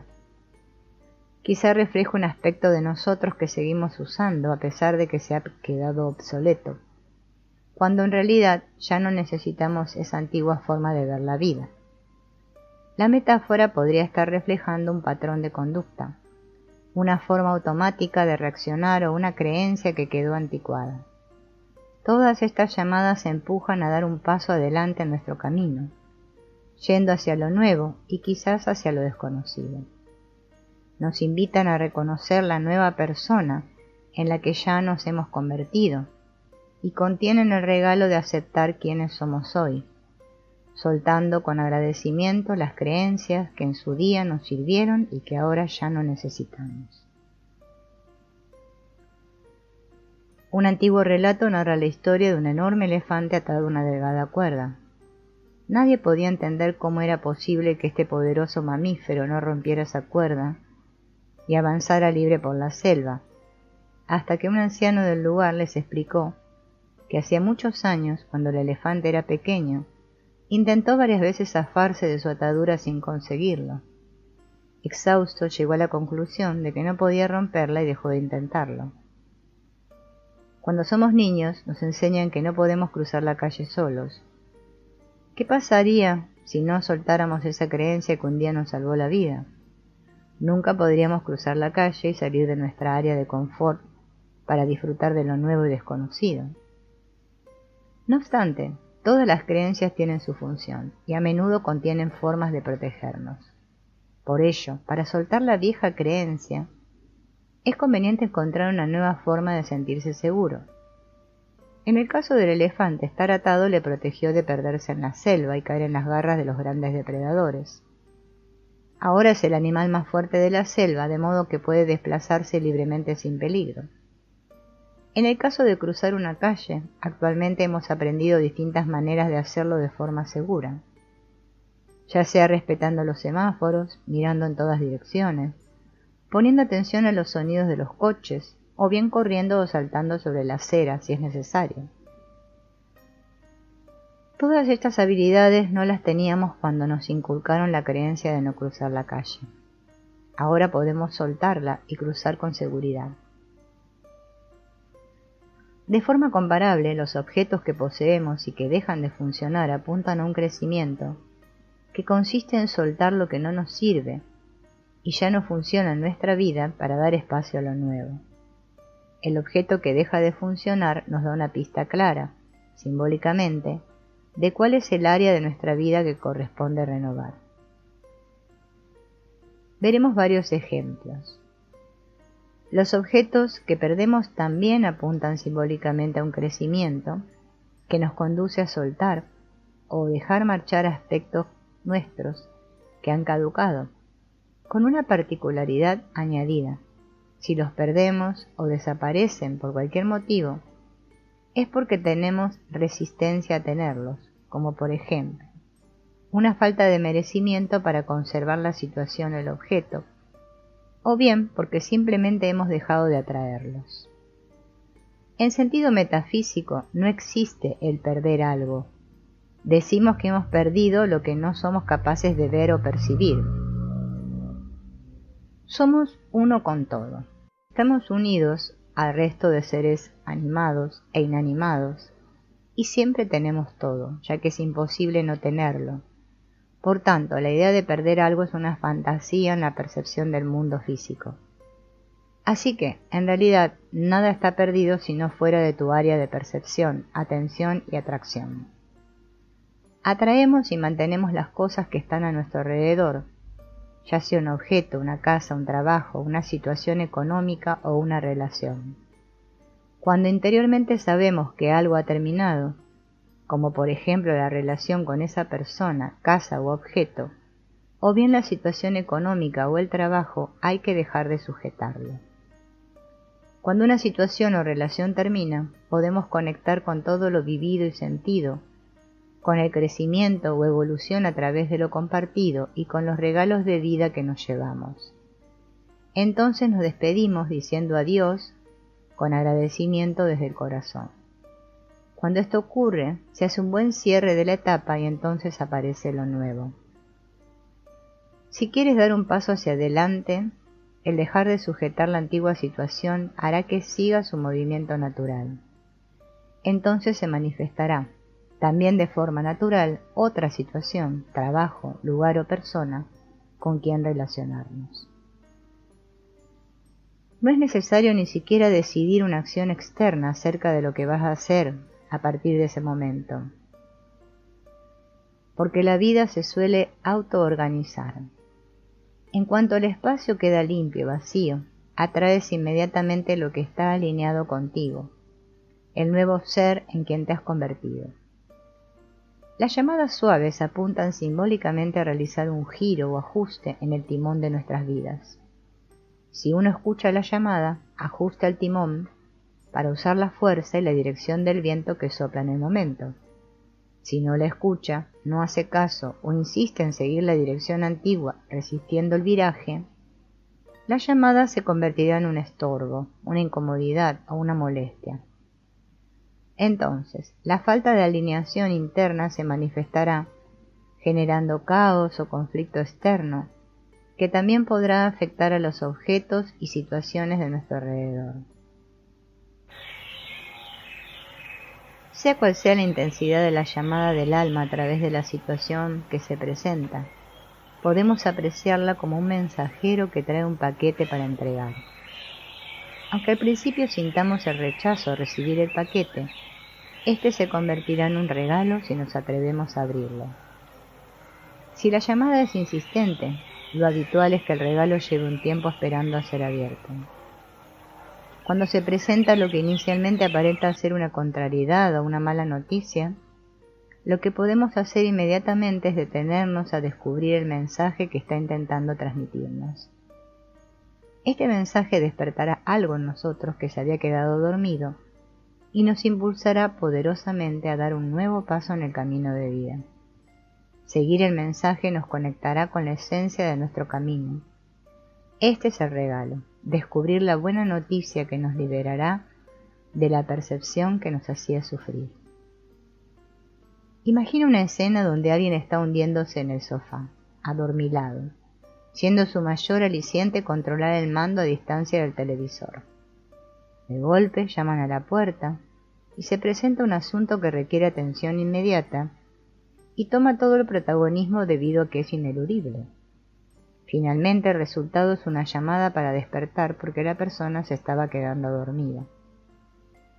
Una señal de que hace falta un ajuste en la dirección es una sensación de incomodidad en relación a una persona o situación.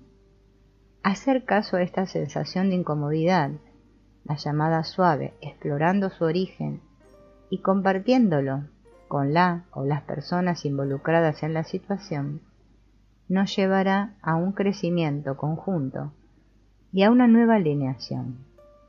Ignorar la llamada nos llevará a intensificar la sensación y negarla a la desconexión con la persona o situación.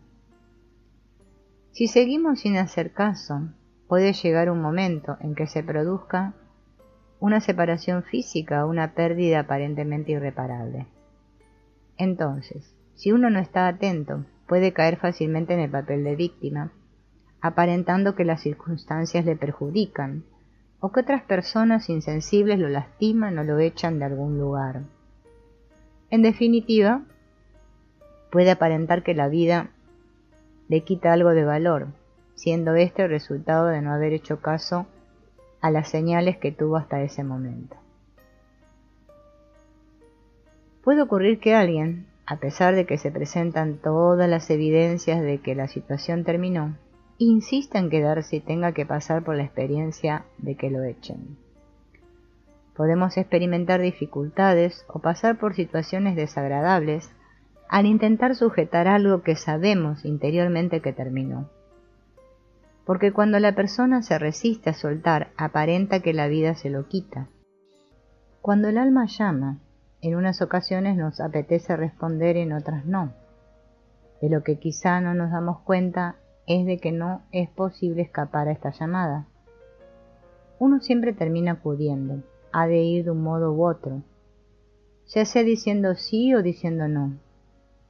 Cuando prestamos atención a la llamada, aunque sea para decir no, ya hemos ido. Fuimos con nuestra atención y súbitamente entramos a vivir en esa realidad mental, emocional y energética, aunque solo fuera por unos instantes. Observemos con atención las llamadas que inicialmente parecerían negativas. Imagina que a alguien se le presenta el pensamiento o la fantasía de que le despiden del trabajo, o quizá la idea de que nunca va a encontrar su alma gemela. En ese mismo instante ya dijo sí, ya entró a vivir en ese pensamiento. Por un momento ya ha vivido que le han despedido o que se quedó solo. Recuerda que todas las llamadas contienen un regalo si uno se expone a descubrirlo. La persona del ejemplo podría quitarse inmediatamente ese pensamiento de la cabeza, diciendo que va a estar en ese trabajo toda la vida. También podría afirmar que a la vuelta de la esquina va a aparecer su alma gemela y que van a estar juntos por el resto de la eternidad. Cuando uno elimina un pensamiento de su cabeza y pone otro en su lugar, está usando una estrategia de evitación y por tanto no hay un verdadero regalo y no hay liberación. Si uno se expone a la llamada, va a poder mirar de frente la emoción temida, porque quizá uno quiera permanecer en ese trabajo por su temor acerca de la supervivencia, o quiera encontrar una pareja por su miedo a estar solo. La llamada llega para sanar estos miedos, para liberarse de ellos a través de experimentar sin límite la energía de la emoción que mueven.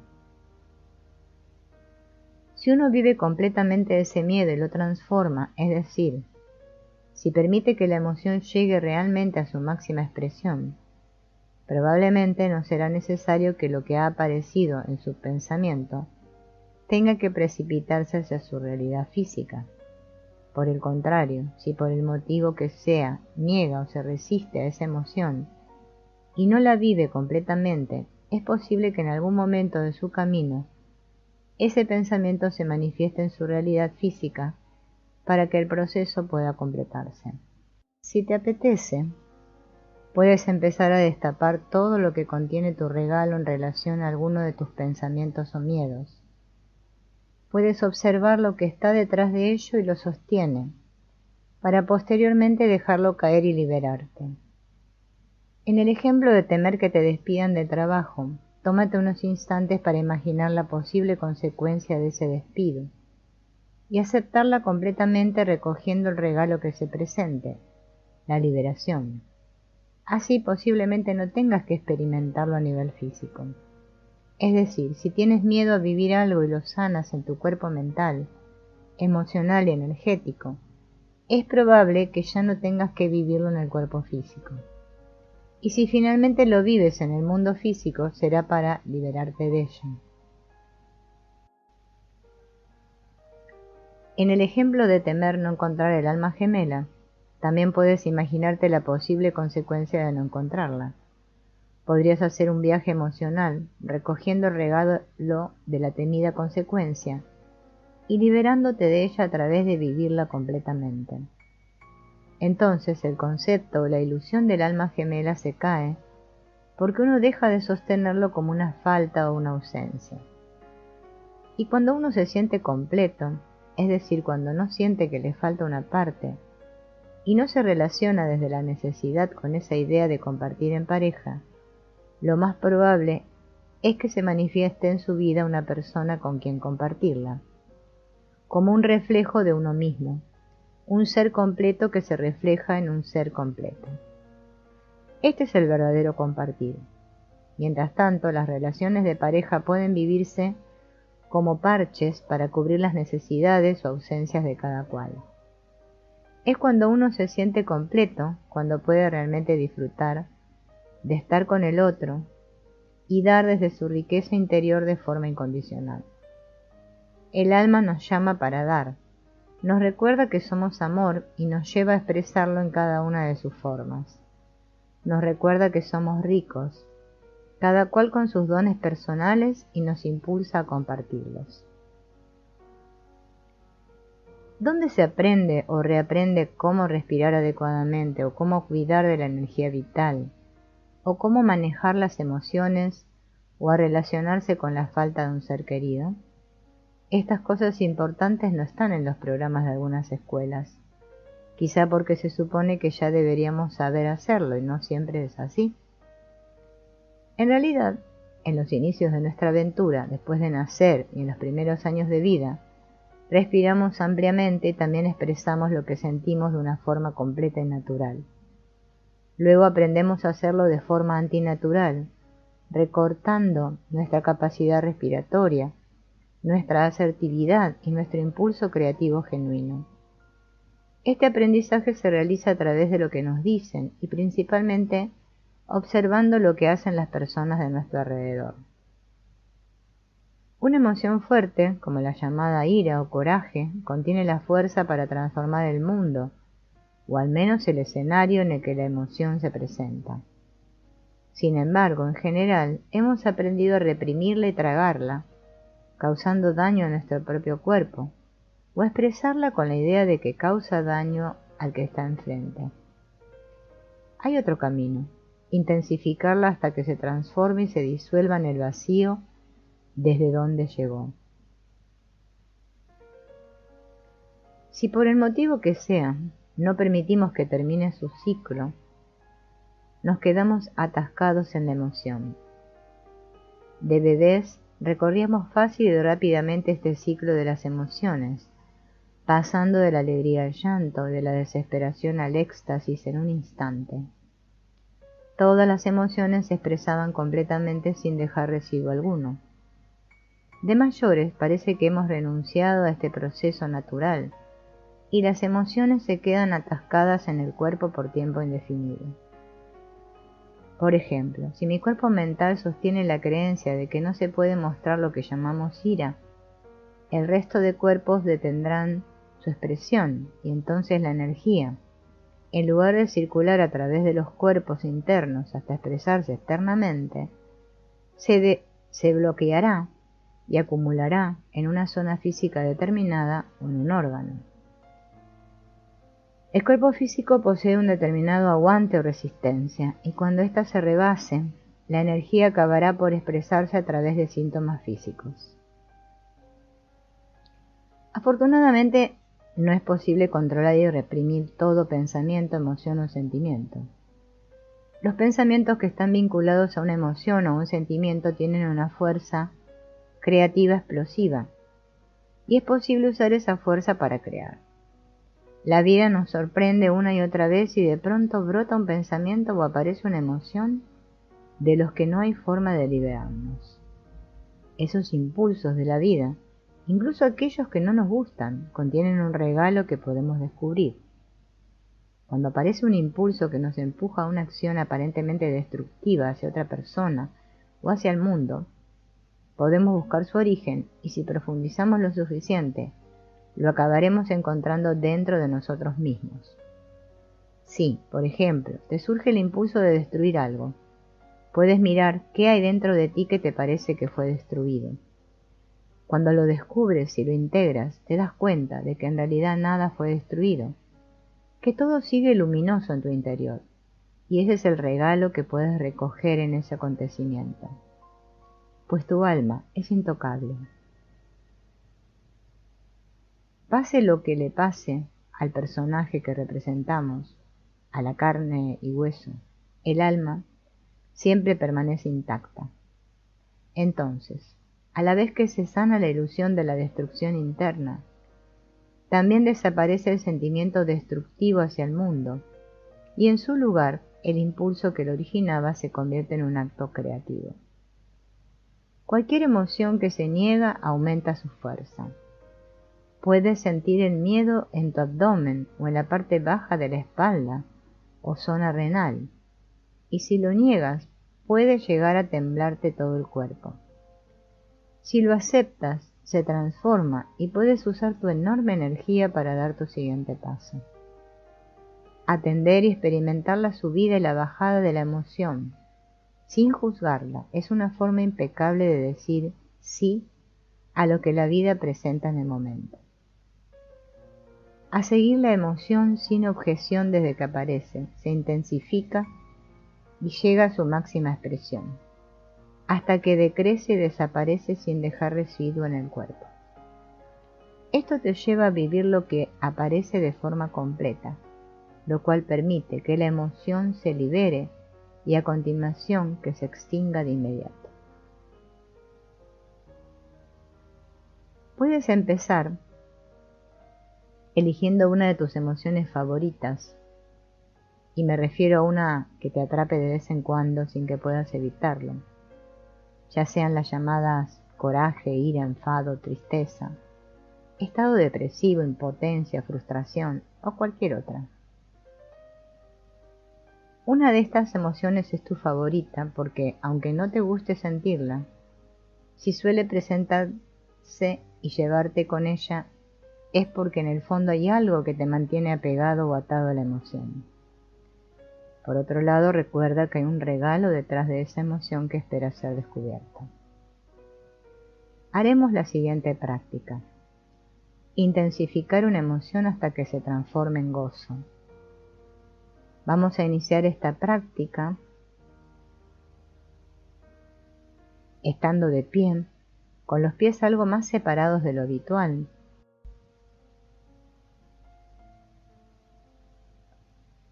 Siendo conscientes de nuestra respiración, vamos a conectar con una de nuestras emociones habituales. Si no sabes cómo conectar con esa emoción, piensa en una experiencia intensa vinculada con esa emoción y revívela con los ojos cerrados como si estuviera pasando ahora. Nota qué parte concreta de tu cuerpo te está llamando más la atención. La mayor parte de las emociones se manifiestan en el área que va desde la garganta hasta la pelvis, Quizá puedas notar una sensación de vacío o una vibración, un nudo o un dolor que se intensifica al recordar la experiencia. En cuanto notes la emoción, descarta las imágenes o pensamientos en relación a la experiencia intensa que aparentemente provoca la emoción y en cambio céntrate inmediatamente en la sensación misma y en el movimiento interno de tu cuerpo. Se trata de localizar la emoción en el cuerpo, es decir, sentir el lugar preciso del cuerpo donde se manifiesta y luego hacer como si respiraras a través de esa zona del cuerpo. Suelta todo pensamiento vinculado con la emoción y quédate con la propia sensación, intensificándola todo lo que te sea posible. Si aparece el más leve dolor físico, abandona la práctica. Deja de intensificar la sensación y comprende que la acumulación en tu cuerpo de esa emoción no expresada es la que se manifiesta a través de ese dolor físico. No es necesaria ninguna acción para expresar la emoción externamente, como gritar o patalear, porque eso sería solo una vía de escape. Es cierto que si no recuerdas haber gritado o pataleado nunca, hacerlo puede servirte para quitar un tapón represivo. De modo que no te reprimas si te surge manifestar tus sentimientos en esta ocasión. No obstante, el objetivo de esta práctica no es generar una catarsis. Esta experiencia se fundamenta en la potente intención interna de intensificar la sensación. Si lo haces así, puede suceder algo extraordinario, porque es posible que hasta este momento y durante toda una vida, cada vez que has tenido una emoción que has tachado de desagradable, has intentado apagarla para dejar de sentirla. Ahora estás haciendo justo lo contrario. Estás dando la vuelta a la tortilla y tratas de intensificarla. Esta intención es alquímica y transmutadora, porque indica que perdemos el miedo a sentir. En lugar de huir de la emoción, vamos a encontrarnos cara a cara con ella. Sea cual sea la emoción, intensifícala hasta que se transmute en puro gozo. Tanto si juzgas esta emoción como positiva o negativa, el movimiento es el mismo. Es como una ola grande o pequeña que te va a traspasar. Si prestas atención al movimiento que genera la emoción sin juzgarlo, ni intervenir en modo alguno, observarás cómo pasa a través de ti, como si flotaras en el océano de la existencia. La oscilación de la ola atravesará tu cuerpo sin tocarte.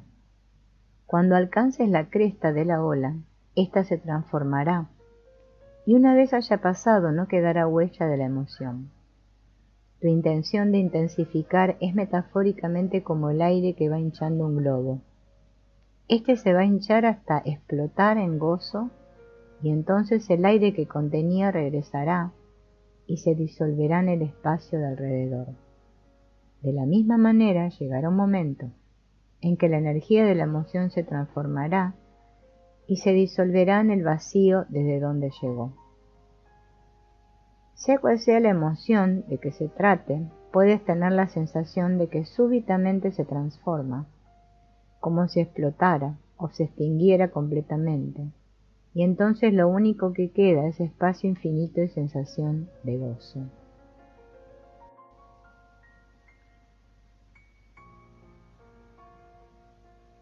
Puedes desintegrarte con ella para hacerte uno con la vida. Sabrás que has vivido completamente esa emoción cuando aparezca el regalo de la liberación. Es decir, cuando sea cual sea la emoción en cuestión, después de intensificarla hasta llegar a su cresta, se transforma en calor, luz, espacio, vibración. Si por el motivo que sea, esta vez no logras llegar a tocar la cresta de la emoción, el primer objetivo de la práctica estará realizado, y en cualquier caso habrás hecho algo extraordinario. En lugar de tratar de escapar de la emoción, la has contemplado de frente y la has intensificado. De este modo has perdido el miedo a sentir, y por tanto eres libre. La clave para llevar esta práctica a tu vida diaria. Sea cual sea la emoción que sienta en mi cuerpo, le diré sí. En lugar de negar la situación con la que está vinculada la energía que trae, usaré su fuerza para crear conscientemente el siguiente momento. Preguntas para comprender el mensaje de las llamadas suaves. Cuando no podemos completar el ciclo de las emociones, estas se albergan en los cuerpos emocional, energético y físico, esperando ser liberadas. Mientras la emoción está activa, crea una distorsión en el cuerpo energético, que puede afectar a los sistemas eléctricos de los aparatos que tenemos a nuestro alrededor, como son los aparatos domésticos, los equipos profesionales o los vehículos. Como parte del mismo proceso, en lugar de que nuestra atención esté libre para atender al momento, una parte de ella está atrapada junto con la emoción. Esto ocasiona distracciones y falta de atracción sobre las situaciones y objetos de alrededor que puede provocar su pérdida o desaparición. Preguntas. 1. ¿Qué está pasando? ¿Cuál es la situación? 2. ¿Qué representa simbólicamente lo que está ocurriendo? Si se trata de un aparato o objeto, ¿qué representa para mí ese objeto o cuál es su utilidad? 3. ¿Cuál es la parte de mi vida que está reflejando esa situación? ¿Qué parte de mí se ha quedado anticuada y es el momento de renovar? 4. ¿Cuál es el nuevo paso que toca dar en mi vida? ¿Cómo lo doy? Carl Jung afirma: a menudo resulta trágico ver qué aguda penetración pone una persona en estropear su propia vida y la de los demás, sin poder percibir por nada del mundo cómo toda esa tragedia proviene de ella misma, y ella misma la realimenta y mantiene de modo continuo. Su conciencia, por cierto, no lo hace, pues se lamenta y maldice de un mundo traicionero, que se le retira a una distancia cada vez más lejana. Más bien es un factor inconsciente el que teje esas ilusiones que se velan a sí mismas y velan el mundo. Este tejido termina, de hecho, en un capullo, donde el sujeto queda finalmente encerrado. La sombra aparece cuando el yo consciente ha aceptado una visión de sí mismo y del mundo muy limitada y estrecha. La sombra estaba integrada por factores negativos, es decir, por lo que de más bajo, feble y pueril hay en la psique de la persona, y por factores positivos, aquellas posibilidades de expresión, a menudo virtudes potenciales no desarrolladas o diferenciadas, como consecuencia de un ambiente restrictivo. La sombra se manifestó e incluso obligó al soñador a enfrentarse a ella, no meramente a observarla, lo que parece denotar que en la psique existe un mecanismo homeostático regulador que tiende hacia la expresión de uno mismo, pujando por la manifestación de nuestro potencial. El origen y al tiempo el destino del individuo reside en un centro regulador, que resulta ser la medida o punto de referencia hacia el cual tiende el desarrollo o evolución de la conciencia, el sí mismo. Si el yo consciente se desvía demasiado del plan inherente o sí mismo, se activan mecanismos de regulación compensatorios, como es la aparición de la sombra. Hasta que la sombra, o mejor dicho, los contenidos personales que embisten al arquetipo de la sombra, no han sido integrados, el mundo se nos aparece como peligroso, en el que prima la lucha por la supervivencia del más fuerte, lleno de enemigos y por ende se percibe como hostil. La red de telaraña que crea las proyecciones de los contenidos de la sombra aísla al individuo del mundo y de sí mismo. En esa situación la persona vive en un mundo ilusorio, creado por sus propias fantasías inconscientes y reproduce sus conflictos allí donde va, de modo que con persistencia se dedica a destruir su propia vida y la de aquellos que la rodean.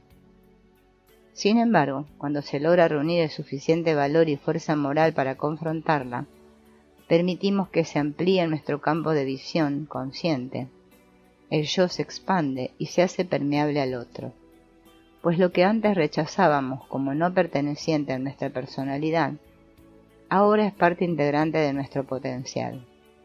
Se reconocen esos instintos y tendencias no expresadas, y en un estado deplorable, propio de la carencia de una canalización conveniente.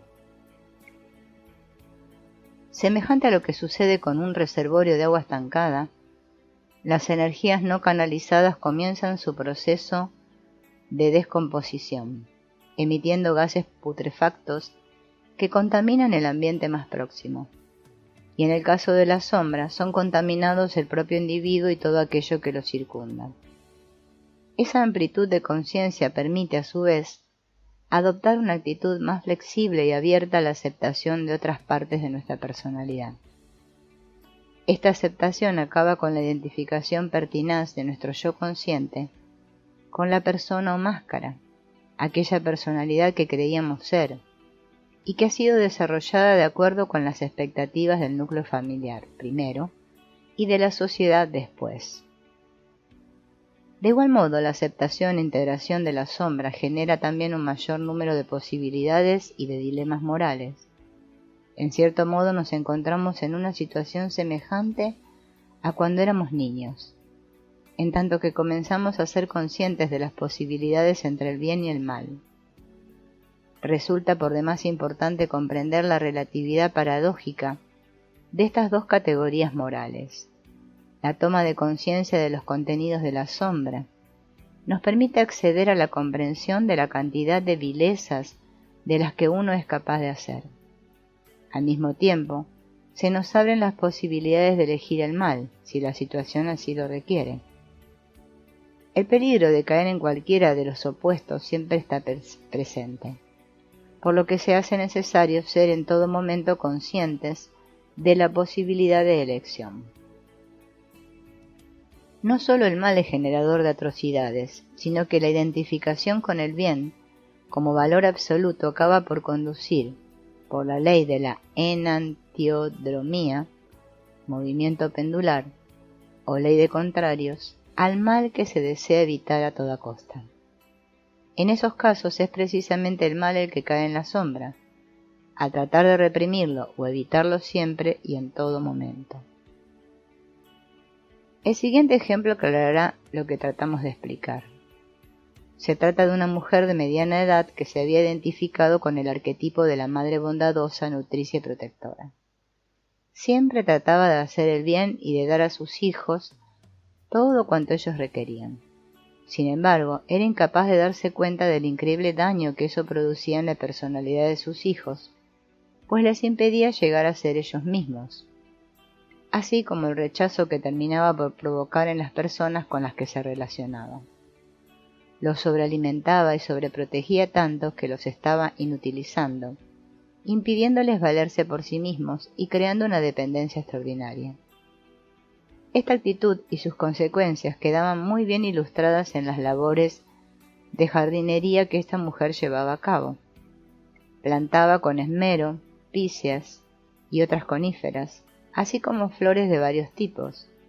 Una vez plantadas, las regaba en exceso y vertía en la tierra el doble o triple de fertilizante que aparecía en las indicaciones. Al cabo de varios días los árboles comenzaban a secarse. Primero las ramas más bajas, perdiendo sus acículas. A continuación comenzaban a desfoliarse las plantas de hoja caduca. Entonces, esta mujer cortaba las ramas secas y eliminaba las hojas. Pero, en lugar de darse cuenta de que la costra de fertilizante que se había formado en el suelo era la causante de que los árboles y restos de plantas se secaran, es decir, el exceso de alimentación y de agua era lo que estaba destruyendo la vida de aquellas plantas, aquella mujer continuaba introduciendo más fertilizante y más agua hasta que morían. Después de lo cual comenzaba a despotricar en contra de aquellos árboles, así como de los viveros que le habían vendido lo que ella misma había elegido. Los árboles eran débiles y los dueños de los viveros unos incompetentes. Entonces, una vez realizado esto, arrancaba todos los ejemplares que no se adecuaran a la imagen estética que ella tenía de cómo debían estar, después de haber quemado sus raíces con el exceso de fertilizante químico, y los tiraba sin ninguna consideración, pese a que en muchos casos aquellas plantas aún no estuvieran muertas. Una vez llevado a cabo esto, plantaba otras especies de árboles y repetía la misma pauta de conducta. Esto que hacía con las plantas de su jardín lo reproducía con sus hijos y en general con todos los que se relacionaba. Y así, después de sobrealimentar a sus hijos y de permitirles toda clase de caprichos, los criticaba duramente por comportamientos que pertenecían a su sombra. Un día, cuando uno de sus hijos se rebeló contra esta actitud y dejó de aceptar sus excesos, ella lo aisló del resto de sus hermanos, se confabuló con ellos hasta que finalmente consiguió echarlo de casa, enfrentando a todos los miembros de la familia con el que era su hijo mayor. Para esta mujer era especialmente difícil aceptar que su capacidad para el bien corre pareja a su capacidad para el mal. La aceptación del mal nos ayuda en gran medida y nos libera de una carga y de una energía confiscada en lo inconsciente. Energía que es potencialmente buena y mala al mismo tiempo, por lo que resulta imposible desprenderse del mal. Precisamente el conflicto entre el bien y el mal, tal y como acontece en el niño, es la base de nuestros más grandes logros. Por lo tanto, en cierto modo, debemos recuperar a nuestro niño interior, purgándole de la estela de hipocresía que se halla tras las súplicas y lamentos por una inmaculada inocencia, por completo inexistente.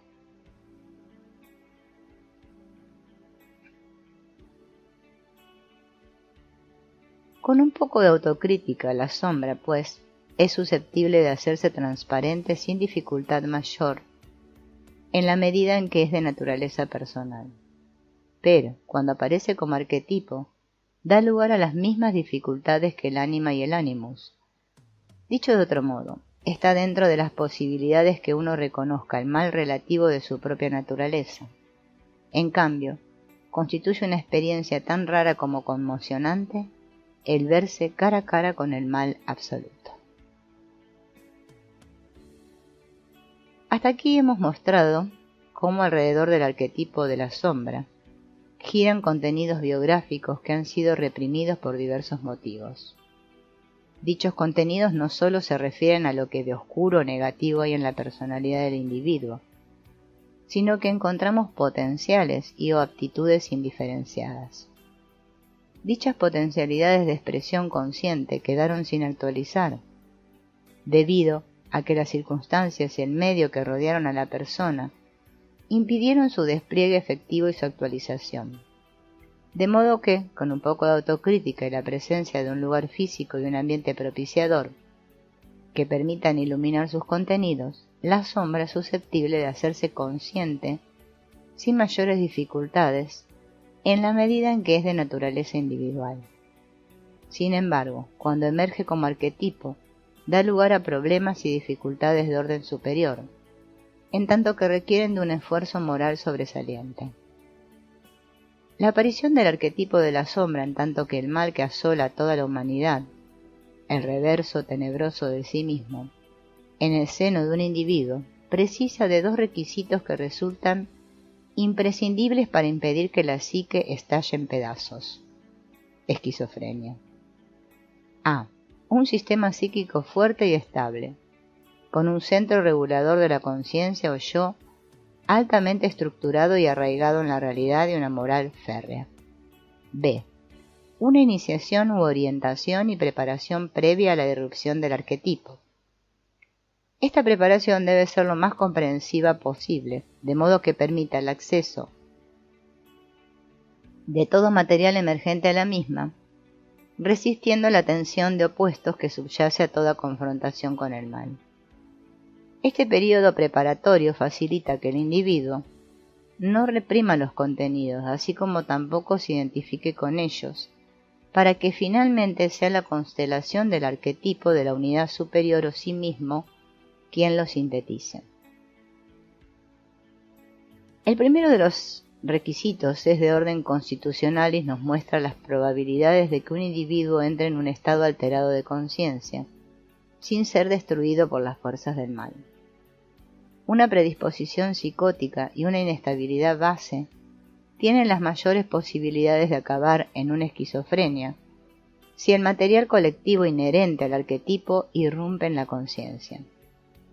Este es también el fundamento del fanatismo, de los actos terroristas y por ende de los constituyentes de las bandas terroristas o vandálicas.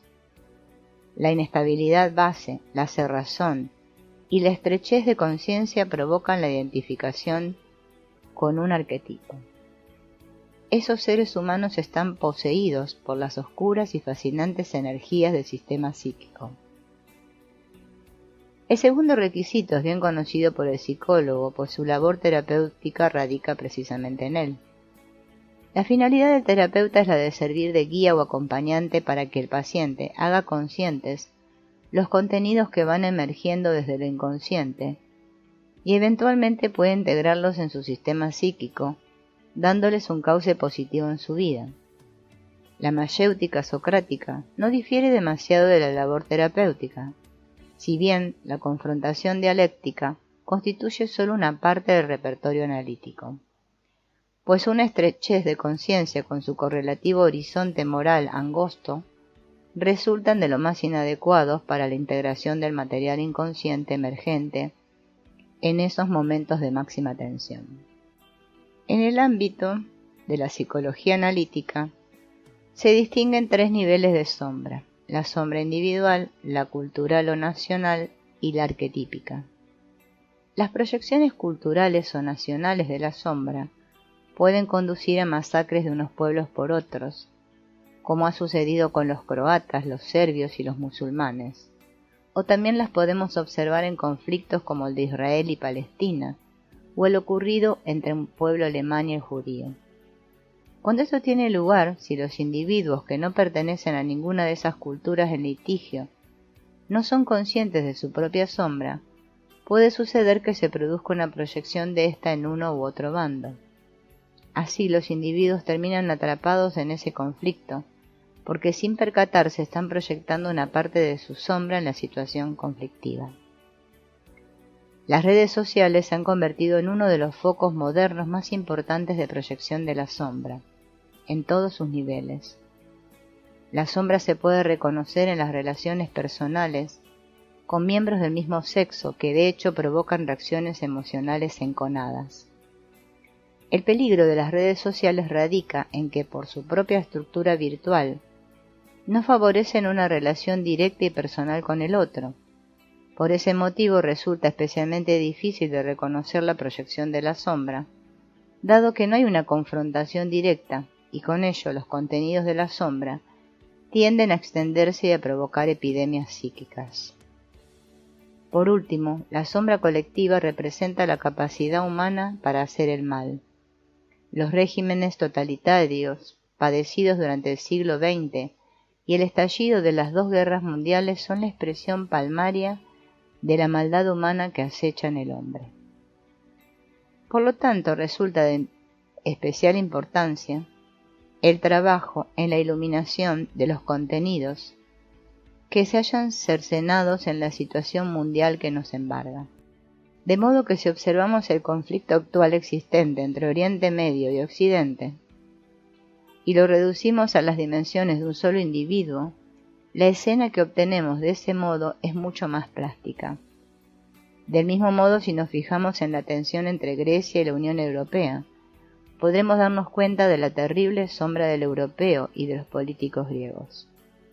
En este sentido, si consideramos al país más conspicuo de la Unión Europea, Alemania, y al representante más sobresaliente de las fuerzas oponentes, Grecia, conseguimos un cuadro bastante aproximado de las energías que operan en el conflicto abierto en la actualidad. Alemania representaría el papel del yo del europeo con su enaltecida ibris, según lo cual no hay nada más grande que las hazañas realizadas por los alemanes, y nada está por encima del hombre europeo. Los demás países están a nuestro servicio. Otro ejemplo sobresaliente de proyección de la sombra lo constituye el Estado Islámico, que justifica sus actos terroristas aludiendo a la opresión de su pueblo por parte del imperialismo americano. Y así, este adversario se acerca a traición, como en la escena de Gladiator, para herir al enaltecido yo del occidental, americano, allí donde es más vulnerable.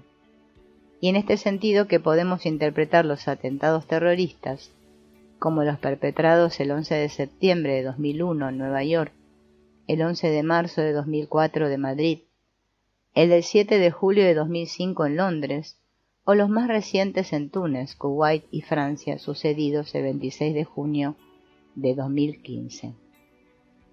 Cuando esto ocurre, el conflicto se hace abierto. El yo tendría que comenzar a trabajar para iluminar los contenidos de la sombra.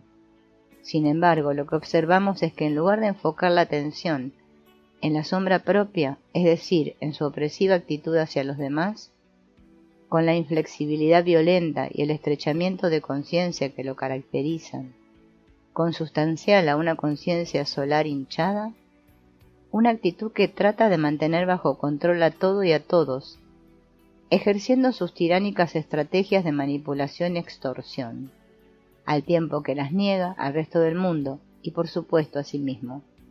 En lugar de iluminar sus oscuridades, decimos, busca en el otro la proyección de su propia infamia. De manera que, de un modo compulsivo y con la agresividad y el resentimiento de un yo herido, se dirige al adversario enemigo y lo trata de aniquilar, sin ningún tipo de miramientos. La noche oscura del alma en el proceso de individuación. Desde tiempos inmemoriales, la unión mística ha sido un símbolo de la unificación de los contrarios. Por tanto, representa en sí misma el camino por el que la libido podrá discurrir, cual siempre lo ha hecho y probablemente siempre lo hará. Como tal, es una expresión de la nueva línea por la cual se encontrará la suprema intensidad de vida. De esta manera se comprenderá por qué se dirige la atención a la obra de uno de los místicos españoles más importantes. La vida mística descrita por San Juan se asemeja a la vía de la individuación tal y como la describe Jung. Recordemos que por individuación ha de entenderse aquella vía que conduce a la autorrealización, es decir, al desarrollo y expresión de las potencialidades dadas. Por su agudeza psicológica en el abordaje del proceso que conduce a la unión del alma con Dios, de un lado, y por la altura de su sentir y pensar religiosos de otro, San Juan de la Cruz, es, junto a su amiga del corazón, Santa Teresa de Jesús, uno de los representantes más excelsos de la mística española del siglo XVI. Por proceso de individuación, Carl Jung entiende algo así como el encuentro consciente del hombre con su profundidad, con lo que en su libro rojo denomina el espíritu de las profundidades. La meta de este proceso es la realización de la divinidad que habita el ser humano. De un modo un poco más prosaico vendría a referirse a la más completa expresión de las potencialidades del hombre. El périplo de la vida de un ser humano consta, tal y como lo describe Jung, de dos polos o vertientes. El primero de ellos es ascendente, extravertido, y conduce al individuo a separarse de la atracción que en él ejerce el ambiente familiar de su infancia. Deja tras de sí el paraíso de seguridad e ignorancia infantil y se integra en el colectivo social de su época. Se prepara estudiando una carrera, un oficio, que eventualmente lo hará convertirse en un miembro respetable de un colectivo. Se enamorará y puede que forme su propio grupo familiar, diversificará el centro de sus intereses en el mundo, etc.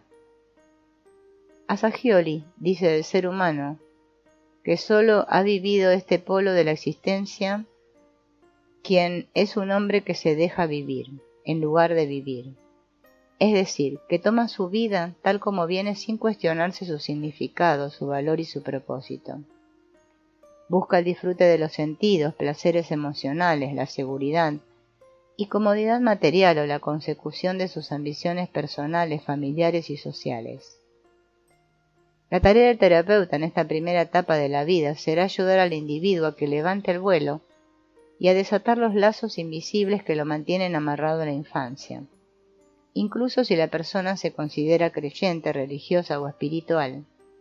Lo hará desde una posición convencional y exterior, adoptando los mandatos de su iglesia y compartiendo sus ritos, pensando que con eso ya ha cumplido con las exigencias que se esperan de él.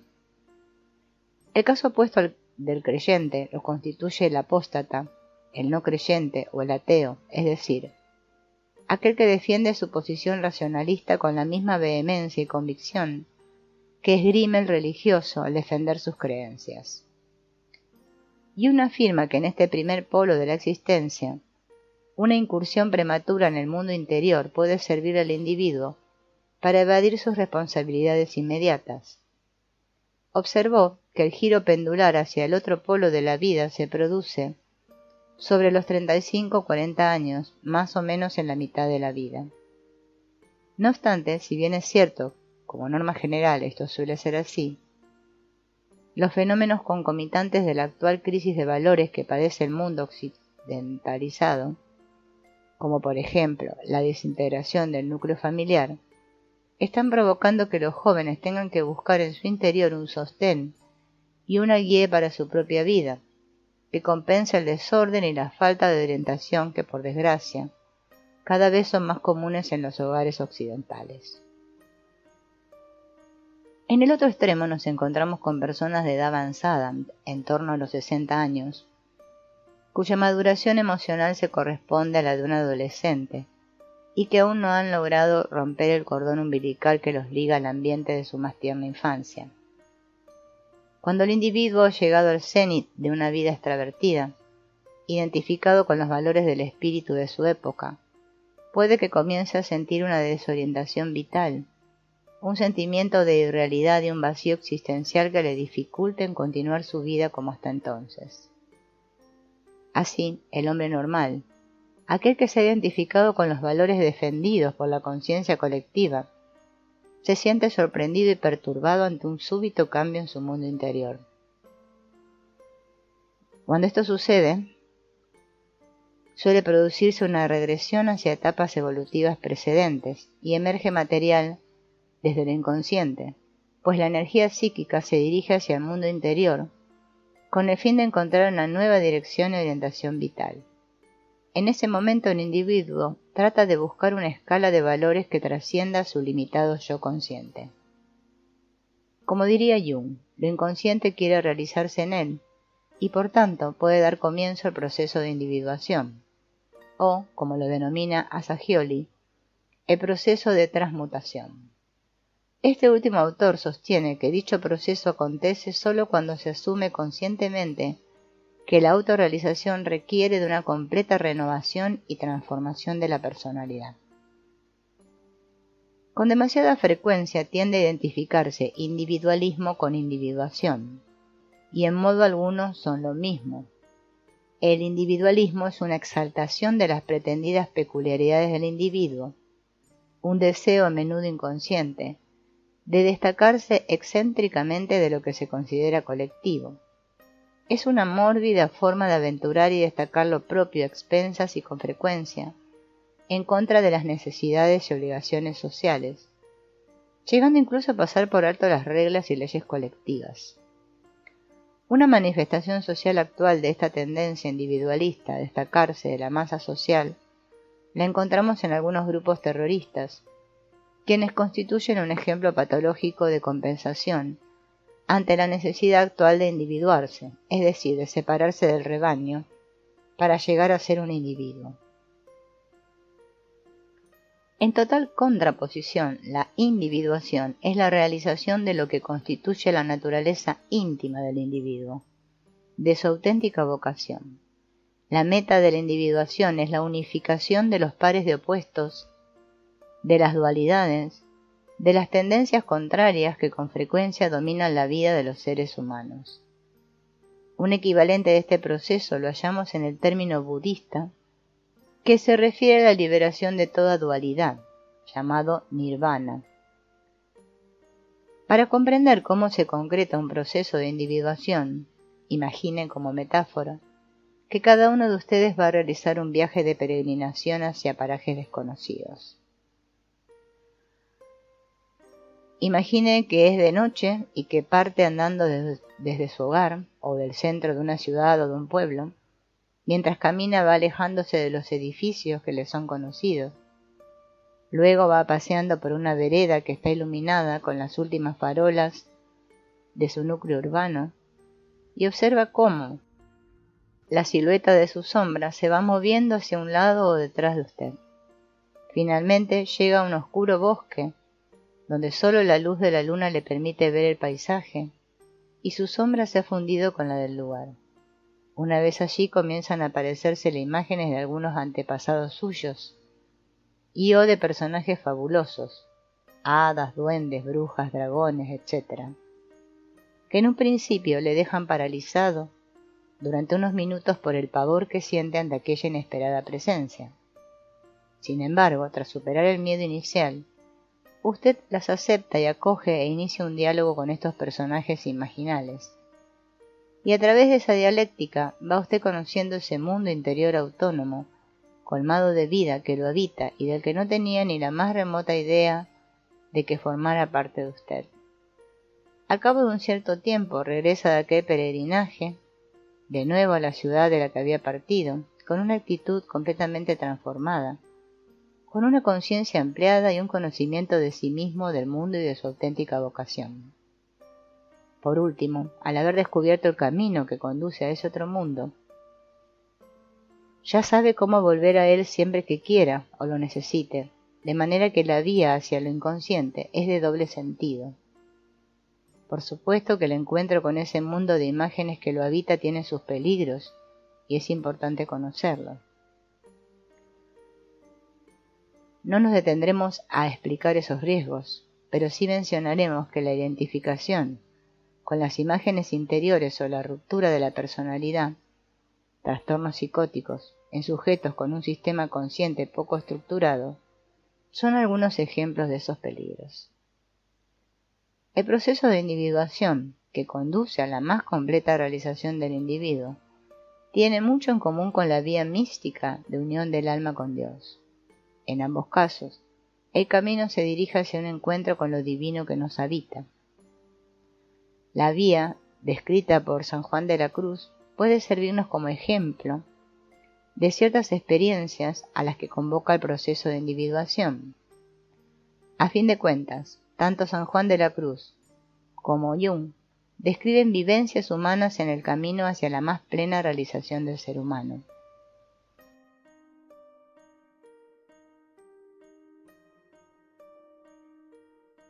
La primera noche se podría corresponder con la discusión con la sombra, mientras que la segunda noche, la de los ya aprovechados, se correspondería con la diferenciación del ánima, o mejor, con la discusión con el ánima, en el hombre, y del ánimus en la mujer, como imagen del alma personificada en sueños en la figura de una mujer en el varón, y de uno o varios hombres en la mujer, y de visiones fantásticas, así como de su transformación en función de relación-diferenciación con lo inconsciente colectivo y con el sí mismo, arquetipo de la totalidad o del Dios en nosotros.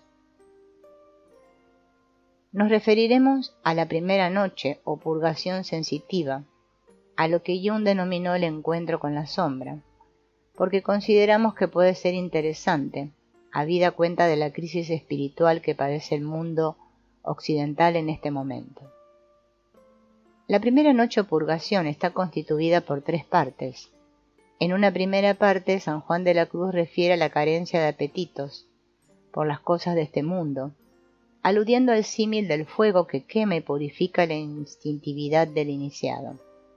Con ello se ahuyenta al demonio que tiene poder en el alma por asimiento a las cosas corporales o temporales. Esta primera etapa de la subida al monte, individuación, se corresponde con la toma de conciencia de la parte de sombra o lado oscuro del individuo. Los alquimistas llamaban a esta etapa de transformación del lapis philosophorum con el nombre de melanosis o nigredo, ennegrecimiento, y la simbolizaban por el esqueleto, el cuervo y el buitre. Ambos animales son variantes distintas del mismo tema, porque se alimentan de carroña, es decir, de cuerpos muertos. Por tanto, se trata del inicio del proceso de individuación, la muerte del hombre viejo, es decir, de una actitud prosaica y materialista, ignorante de la existencia del misterio que nos habita y en el que habitamos.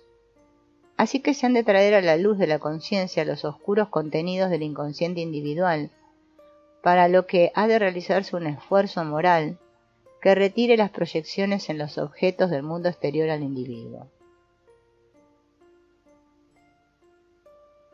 Esta retirada permite que nos demos cuenta de los contenidos inconscientes que antes habían sido proyectados, contaminando las relaciones con nuestros prójimos. Esta toma de conciencia de la sombra, es decir, de todo aquello que no hemos logrado vivir, y que por consiguiente lleva una vida autónoma en el fondo oscuro de nuestra alma. Por eso, la sombra suele estar relacionada con nuestros más penosos defectos, con nuestras calladas debilidades o con aquellas limitaciones que no queremos admitir.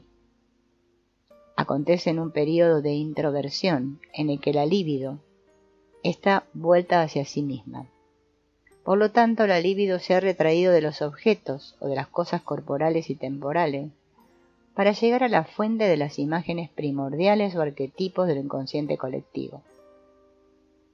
Llegados a un cierto punto del camino, la noche se hace más oscura y la regresión que tiene lugar lleva al hundimiento de la conciencia en las aguas madre de lo inconsciente colectivo y a la pérdida de orientación y comprensión.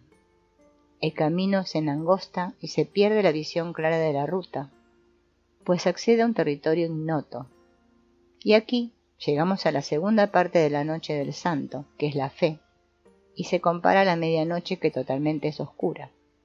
En esta fase se ha entrado en un terreno desconocido, llegando a la matriz en la cual se descubren las raíces de la identidad inconsciente, es decir, de la igualdad inconsciente con cualquier objeto interno, como por ejemplo una idea, una emoción, un sistema de creencias, o externo como el trabajo, una relación de pareja, el dinero, la casa, la familia. Lo que hace que el individuo se apegue a él, porque se identifica con tal o cual objeto. Sin embargo, al principio solo se tiene una vaga idea de lo que está sucediendo. Se confía ciegamente en Dios, en sí mismo, como personalidad total o imago Dei, pues se tiene un sentimiento profundo y oscuro de certeza en la realidad arropada por los símbolos creados por lo inconsciente. No es extraño que en esos momentos pueda fluir a la conciencia contenidos simbólicos en forma de sueños, de imágenes hipnagógicas o hipnopómpicas, o bien en visiones, en un estado de conciencia crepuscular, así como eventos sincronísticos que solo pasado un tiempo podemos darnos cuenta de que parecen unificar los procesos que tienen lugar en lo inconsciente, el mundo interior, con los acontecimientos objetivos, mundo exterior. Sin embargo, mientras San Juan sigue una vía en la que se sirve de unos rituales establecidos, cristianos, y se guía por las enseñanzas de las Sagradas Escrituras, la individuación es un camino cuya guía es la función generadora de símbolos. La expresión artística de los mismos y su interpretación psicológica son los baluartes de esta vía.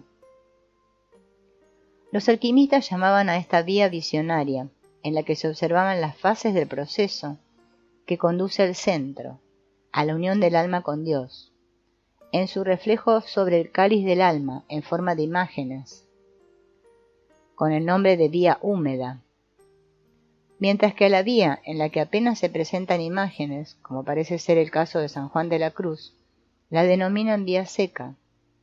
El seguimiento de una u otra vía va a depender de la propia ecuación personal del individuo, sin perjuicio de que en ambas vías pueden presentarse momentos húmedos, con imágenes, y periodos secos, sin imágenes.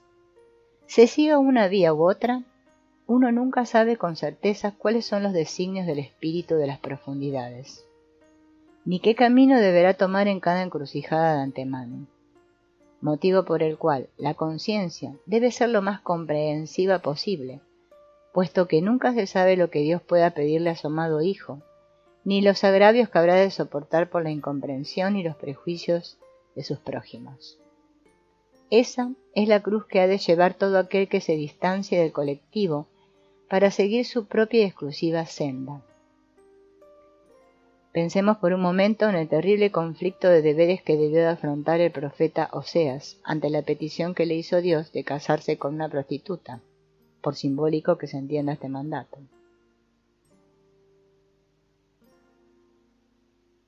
Es decir, el inicio de la subida al monte está jalonado por la oscuridad, el caos, la perturbación que caracterizan a la noche saturnal. Acontece de forma involuntaria, en tanto que la voluntad consciente nada tiene que decir cuando se constela un arquetipo, salvo decidir qué hacer con eso que está sucediendo dentro y fuera. Ese período se caracteriza por la tensión provocada por la separación de los opuestos, por la enemistad de las distintas potencias psíquicas. Todos ellos son símbolos análogos de la prima materia de los alquimistas en su estado inicial, o sea, la piedra al negro, la que Saturno, confundiéndola con su hijo Júpiter, devoró y luego vomitó, dejándola en el monte Licón, y a la que se referían como negro, más negro que lo negro.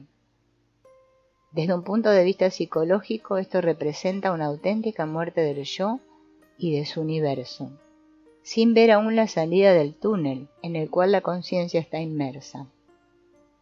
En estos períodos la destrucción del mundo anterior es tal que toda huella del camino desaparece y todo lo que se había creído comprender y vivir se observa como si estuviese equivocado.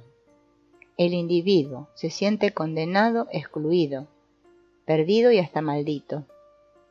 Desde un punto de vista psicológico alude al inicio del proceso de individuación, lo que constituye para los alquimistas una etapa de capital importancia.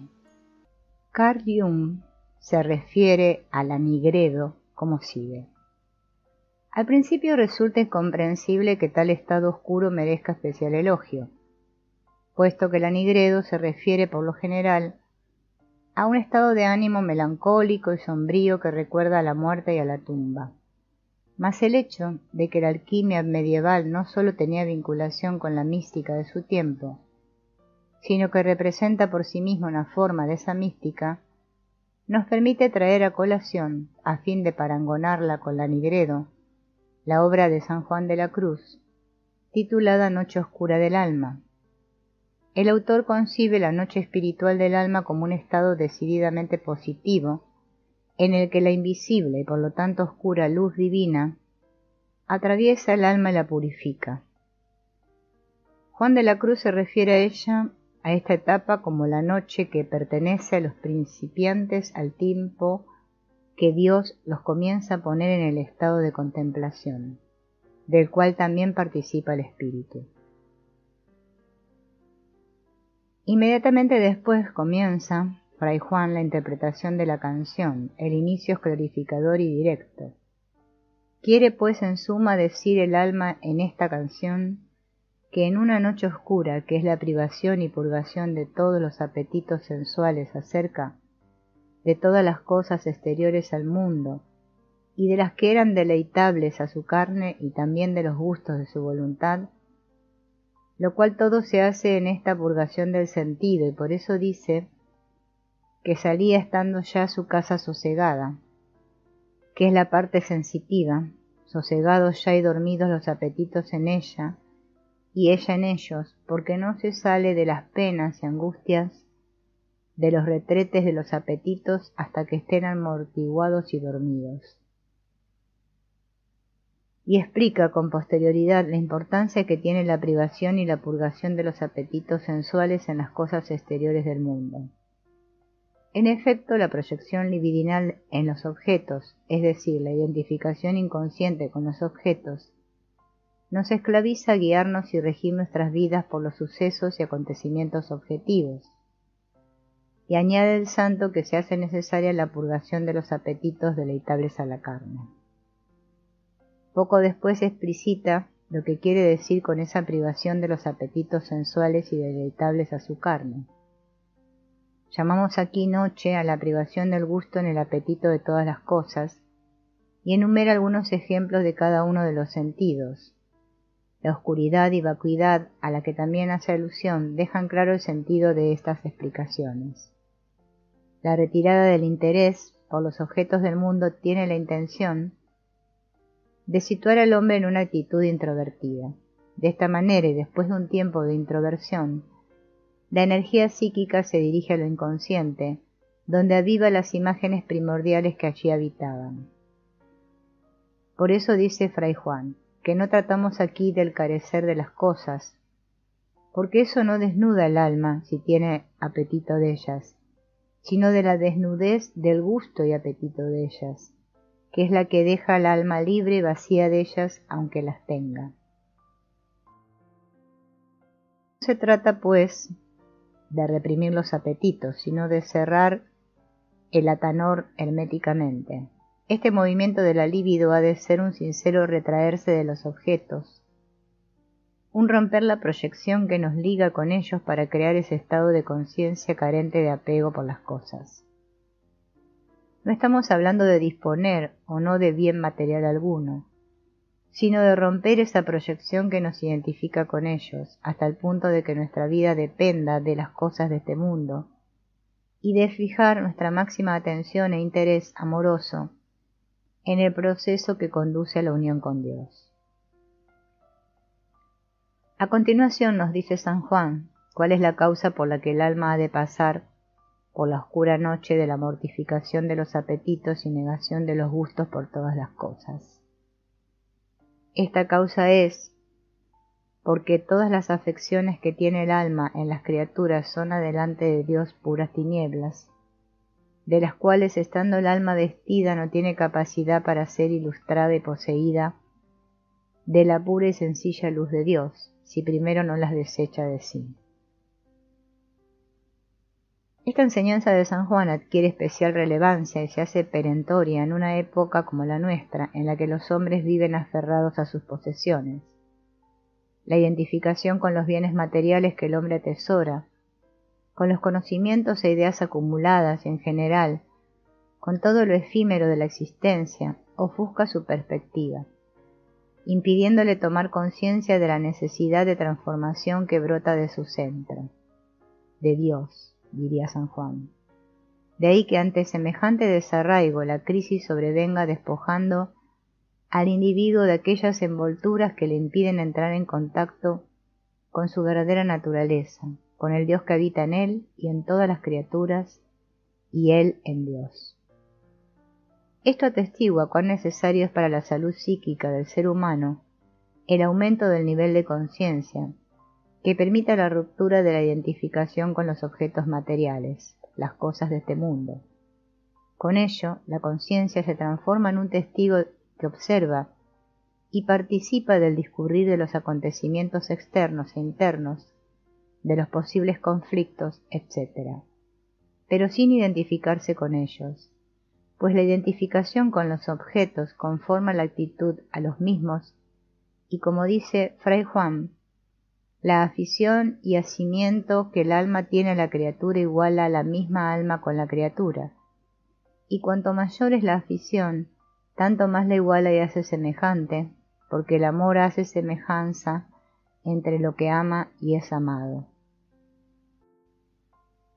La identificación del pasado con mirada desde el presente, sin dejarse llevar por la emocionalidad de lo que ya no es necesaria para comprender el punto de quiebre o de partida de esta situación, persona o momento de nuestras vidas, que marcó nuestro comportamiento y nuestra actitud ante determinadas situaciones o eventos, incluso ante determinados tipos de personalidades y caracteres.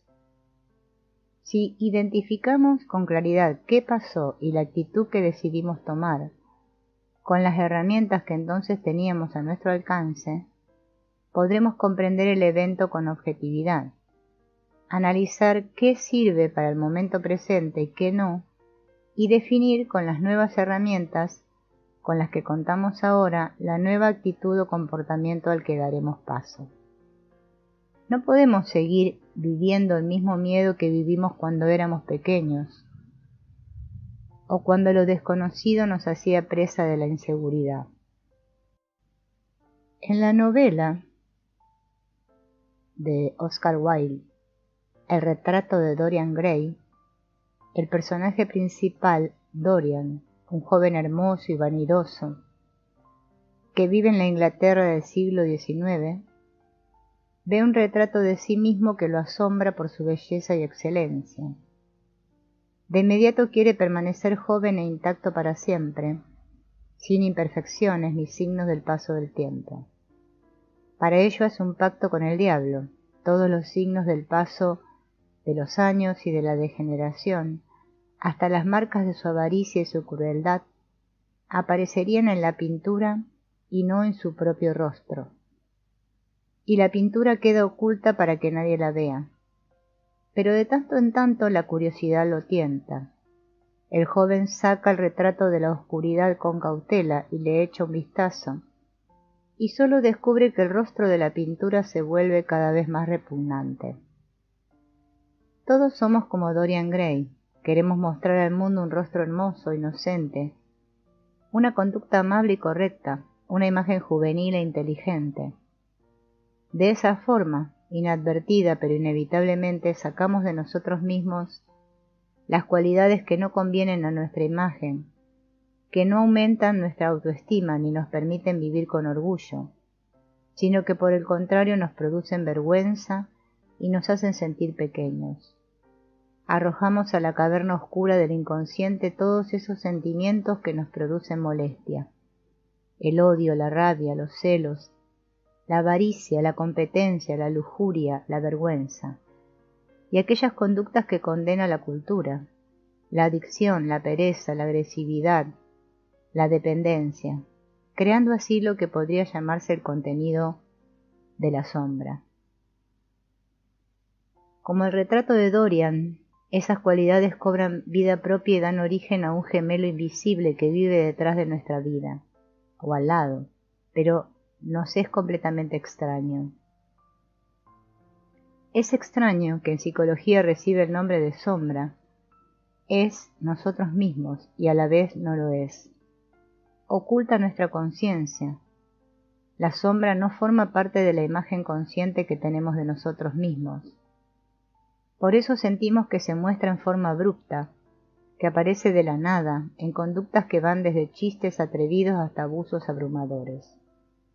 Cuando surge, se la siente como un visitante que no es bienvenido, y nos deja avergonzados y hasta mortificados. Por ejemplo, cuando un hombre que se considera un esposo responsable y el sustento de su familia siente de pronto un deseo de libertad e independencia, es su sombra la que se expresa. Cuando una mujer que se preocupa por llevar una vida saludable ansía comer helado y siente la necesidad de salir en la oscuridad de la noche, es su sombra la que actúa. Cuando una madre que normalmente es bondadosa menosprecia a su hijo, es su sombra la que se muestra. Cuando un sacerdote piadoso sale a buscar una prostituta a un callejón, es su sombra la que emerge. En todos los casos, la persona del individuo, la máscara que muestra al mundo, se separa de la sombra, el rostro que esconde del mundo. Cuanto más profunda sea esta separación y más inconsciente la sombra, tanto más ajena la sentiremos, como un otro, un extraño que nos invade. Por eso no podemos enfrentarla en nosotros mismos ni tolerarla en los demás. Esa invasión puede adoptar la forma de conductas autodestructivas como la adicción, los desórdenes alimenticios, la depresión, los trastornos de la ansiedad, los desórdenes psicosomáticos, los sentimientos graves de vergüenza o culpa, o puede asumir la forma de conductas destructivas hacia los demás como el abuso verbal, físico, sexual, infidelidades, mentiras, envidia, reproches, el robo o el engaño. En ambos casos, cuando surge, provoca dolor y crisis. Nos presenta al otro, aquel al que no puede domarse ni controlarse. Nos provoca ansiedad, irritación, enojo, insatisfacción e indignación para con nosotros mismos. Nos hace sentir inaceptables. Una mujer podría mover la cabeza en su asombro y decirse a sí misma: no puedo creer que haya tenido relaciones con ese hombre sin cuidarme. No era yo misma esa noche. O un hombre podría agachar la cabeza y decir: estaba borracho, fue el vino el que me hizo decir esas cosas terribles.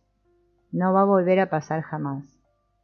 Pero ya se dio el encuentro con la sombra, y nos alarma porque produce agujeros en nuestra máscara. Despierta en nosotros reacciones irracionales y nos sentimos avergonzados, desconcertados, inaceptables, arrepentidos, y enseguida nos surge la necesidad de negar de inmediato cualquier responsabilidad por lo que hicimos o dijimos. Dicen que la mente es peligrosa, como un tigre enjaulado. Si le abren la puerta va a tener pensamientos crueles, inhumanos. También afirman que el cuerpo es salvaje, como una bestia indomable. Si se lo deja suelto hará cosas terribles, perversas y agresivas. Esas personas sostienen que necesitamos más protección contra las tentaciones de la sombra, una moral más estricta, cercos más altos.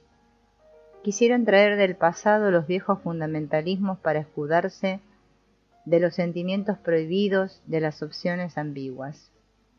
Tratan de agrandar la brecha que separa el bien del mal, que divide a Jesús de su sombrío hermano Satanás, a los seguidores de Alá de los paganos, a quienes profesan su mismo culto religioso del resto de la humanidad perdida.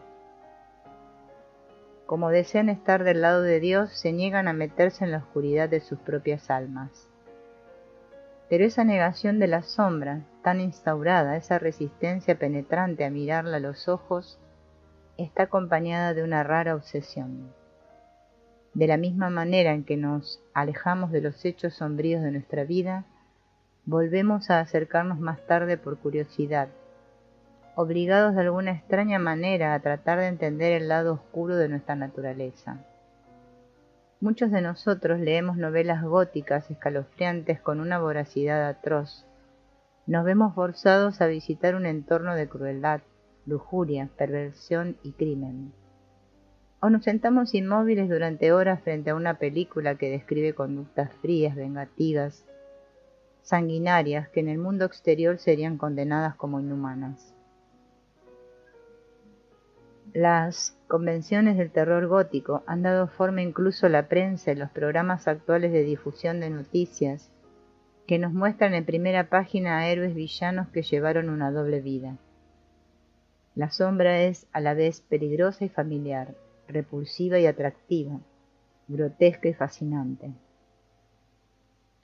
En realidad no podemos darnos el lujo de tener esas actitudes extremas respecto de la sombra. Apartar la mirada de la bestia en señal de negación y hacer de cuenta que una postura confiada e ingenua puede protegernos de ella, allí fuera. Y tampoco podemos mirarla directamente por mucho tiempo porque nos arriesgamos a que se nos entumezca el alma. En cambio, tenemos que cultivar una actitud de respeto hacia la sombra, mirarla con honestidad, sin echarla ni dejar que nos abrume. De esta forma, un encuentro con la sombra puede convertirse en una iniciación, un llamado para recordar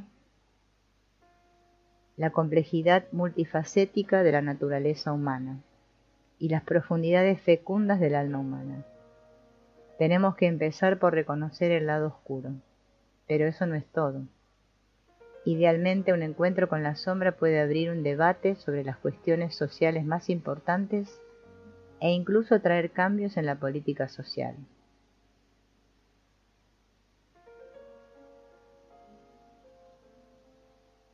En la mayoría de las personas, mejor dicho, quienes no tienen problemas psicológicos graves, Una mayor conciencia de la sombra puede llevar a una mayor moralidad. De hecho, Carl Jung, que acuñó el término sombra, lo presentó como un asunto de moral. Sugirió que necesitamos un cambio fundamental de actitud u orientación, una metanoia, para mirarla de frente a los ojos, es decir, a nuestros ojos. El individuo que desea obtener una respuesta al problema del mal necesita en primer lugar autoconocimiento, es decir, el máximo conocimiento posible de todo su ser. Debe ser inflexible en la evaluación de sí mismo para llegar a saber cuánto bien es capaz de hacer y qué crímenes es capaz de cometer. Y debe tener cuidado de no considerar real lo primero e ilusorio lo último. Ambos forman parte de la naturaleza y es posible que los dos surjan en él, siquiera, como es deseable, vivir lejos de la autodesilusión y el autoengaño. La idea de que enfrentar lo mejor y lo peor de nuestra naturaleza es vivir una vida auténtica no es algo nuevo. Los teólogos y los filósofos de diversas tradiciones han señalado la realidad oculta de nuestra naturaleza dividida y su valor secreto. El gran psicólogo William James escribió: "No hay duda de que la forma sana de pensar no es adecuada como doctrina filosófica, porque los hechos malos que se niega rotundamente a explicar forman una parte legítima de la realidad y después de todo tal vez sean la mejor clave para hallar la significación de la vida y posiblemente lo único que nos abre los ojos a los niveles de verdad más profundos". El escritor ruso Alexander Solzhenitsyn lo expresó con palabras muy bellas. Ojalá fuera posible decir que existen malas personas en algún lugar que cometen actos malvados con perfidia, y solo hay que separarlos del resto de nosotros y destruirlos. Pero lo cierto es que la línea que divide el bien del mal corre por el medio del corazón de todo ser humano. ¿Y quién está dispuesto a destruir parte de su propio corazón? En el transcurso de la historia humana, muchos hombres y mujeres sabios han entendido la vieja parábola sufí de ese individuo que busca una llave debajo del farol porque allí es donde hay luz. Pero no es allí donde cayó la llave, que está en la oscuridad. Explorar la oscuridad o vivir con conciencia de la sombra no es un camino fácil. Es una ruta con baches y sin dirección clara. Para vivir con conciencia de la sombra seguimos, más bien, los desvíos. Pasamos justo por donde están los baches y caminamos a tientas por pasillos oscuros y callejones del pasado sin salida. Buscamos la llave por lugares donde es difícil encontrarla. El trabajo con la sombra nos pide que vayamos en esa dirección. Nos pide que dejemos de culpar a los demás. Nos pide que asumamos la responsabilidad. Nos pide que avancemos con lentitud. Nos pide que profundicemos la capacidad de conciencia. Nos pide que mantengamos una paradoja. Nos pide que abramos el corazón. Nos pide que sacrifiquemos nuestros ideales de perfección. Nos pide que vivamos el misterio. Es mejor ver a la sombra como un misterio, no como un problema que hay que resolver o una enfermedad que debe curarse. Cuando llegue el otro, honra esa parte de ti mismo como a un invitado. Entonces tal vez descubras que trae regalos. Quizá te des cuenta de que el trabajo con la sombra en realidad es un trabajo con el alma. Cuando descuidamos el trabajo con la sombra, el alma se siente seca, frágil, como un envase vacío. Es entonces cuando caemos en la depresión, en lugar de comenzar una incursión provechosa. Cuando rechazamos el trabajo con la sombra, el alma se siente desterrada, exiliada de su hábitat en la espesura de la naturaleza, en las noches tranquilas del amor o en los objetos sagrados del arte. Es entonces cuando sufrimos de ansiedad y soledad. No encontramos un sentido del lugar, ni el misterio del amado, ni la belleza de las cosas. Pero cuando practicamos el trabajo con la sombra, el alma se experimenta completa, llena, saciada. Cuando invitamos al trabajo con la sombra a que entre en nuestra vida, el alma se siente bien recibida, se percibe despierta a la pasión, con vida en los jardines, con conciencia de las cosas sagradas. Si no trabajamos con la sombra, el saboteador interno nos llevará a repetir viejos modelos una y otra vez. Podemos adoptar estrategias de adaptación que nos permiten sobrevivir a circunstancias horribles, pero no sanamos. Las adaptaciones de ayer se convierten en los enemigos de hoy. Cuando aparece la sombra otra vez, entonces quizá nos damos cuenta de que nuestros viejos modelos ya no sirven. Al igual que la bella durmiente en su cajón de cristal, tal vez nos levantamos como de un sueño profundo y empezamos a reunir las herramientas que necesitamos para permanecer despiertos por periodos más largos. Inconscientemente, nuestros padres quieren crearnos a su propia imagen y nosotros como hijos queremos que funcione ese proceso de identificación. Sin embargo, generalmente la reacción de un padre hacia un hijo no satisface la imagen ideal que éste tiene de aquel. Aún con las mejores intenciones, con el mayor esfuerzo moral por educar, apoyar y reflejar la naturaleza auténtica del hijo, el padre fracasa. Se produce una traición inevitable y se rompe el ideal del hijo, lo que inicia al niño o la niña en la sombra de ese padre. A medida que el niño se encuentra con la sombra de ese padre o madre y sigue tratando de ser aceptable mediante la represión de sentimientos y conductas inaceptables, rechaza los aspectos auténticos de sí mismo, por lo que repite la traición interna y forma su ego y su sombra propios. Así es como se transforma psicológicamente en adulto otro niño humano. No obstante, esa pérdida de la inocencia no es un mal simple, obvio ni inevitable.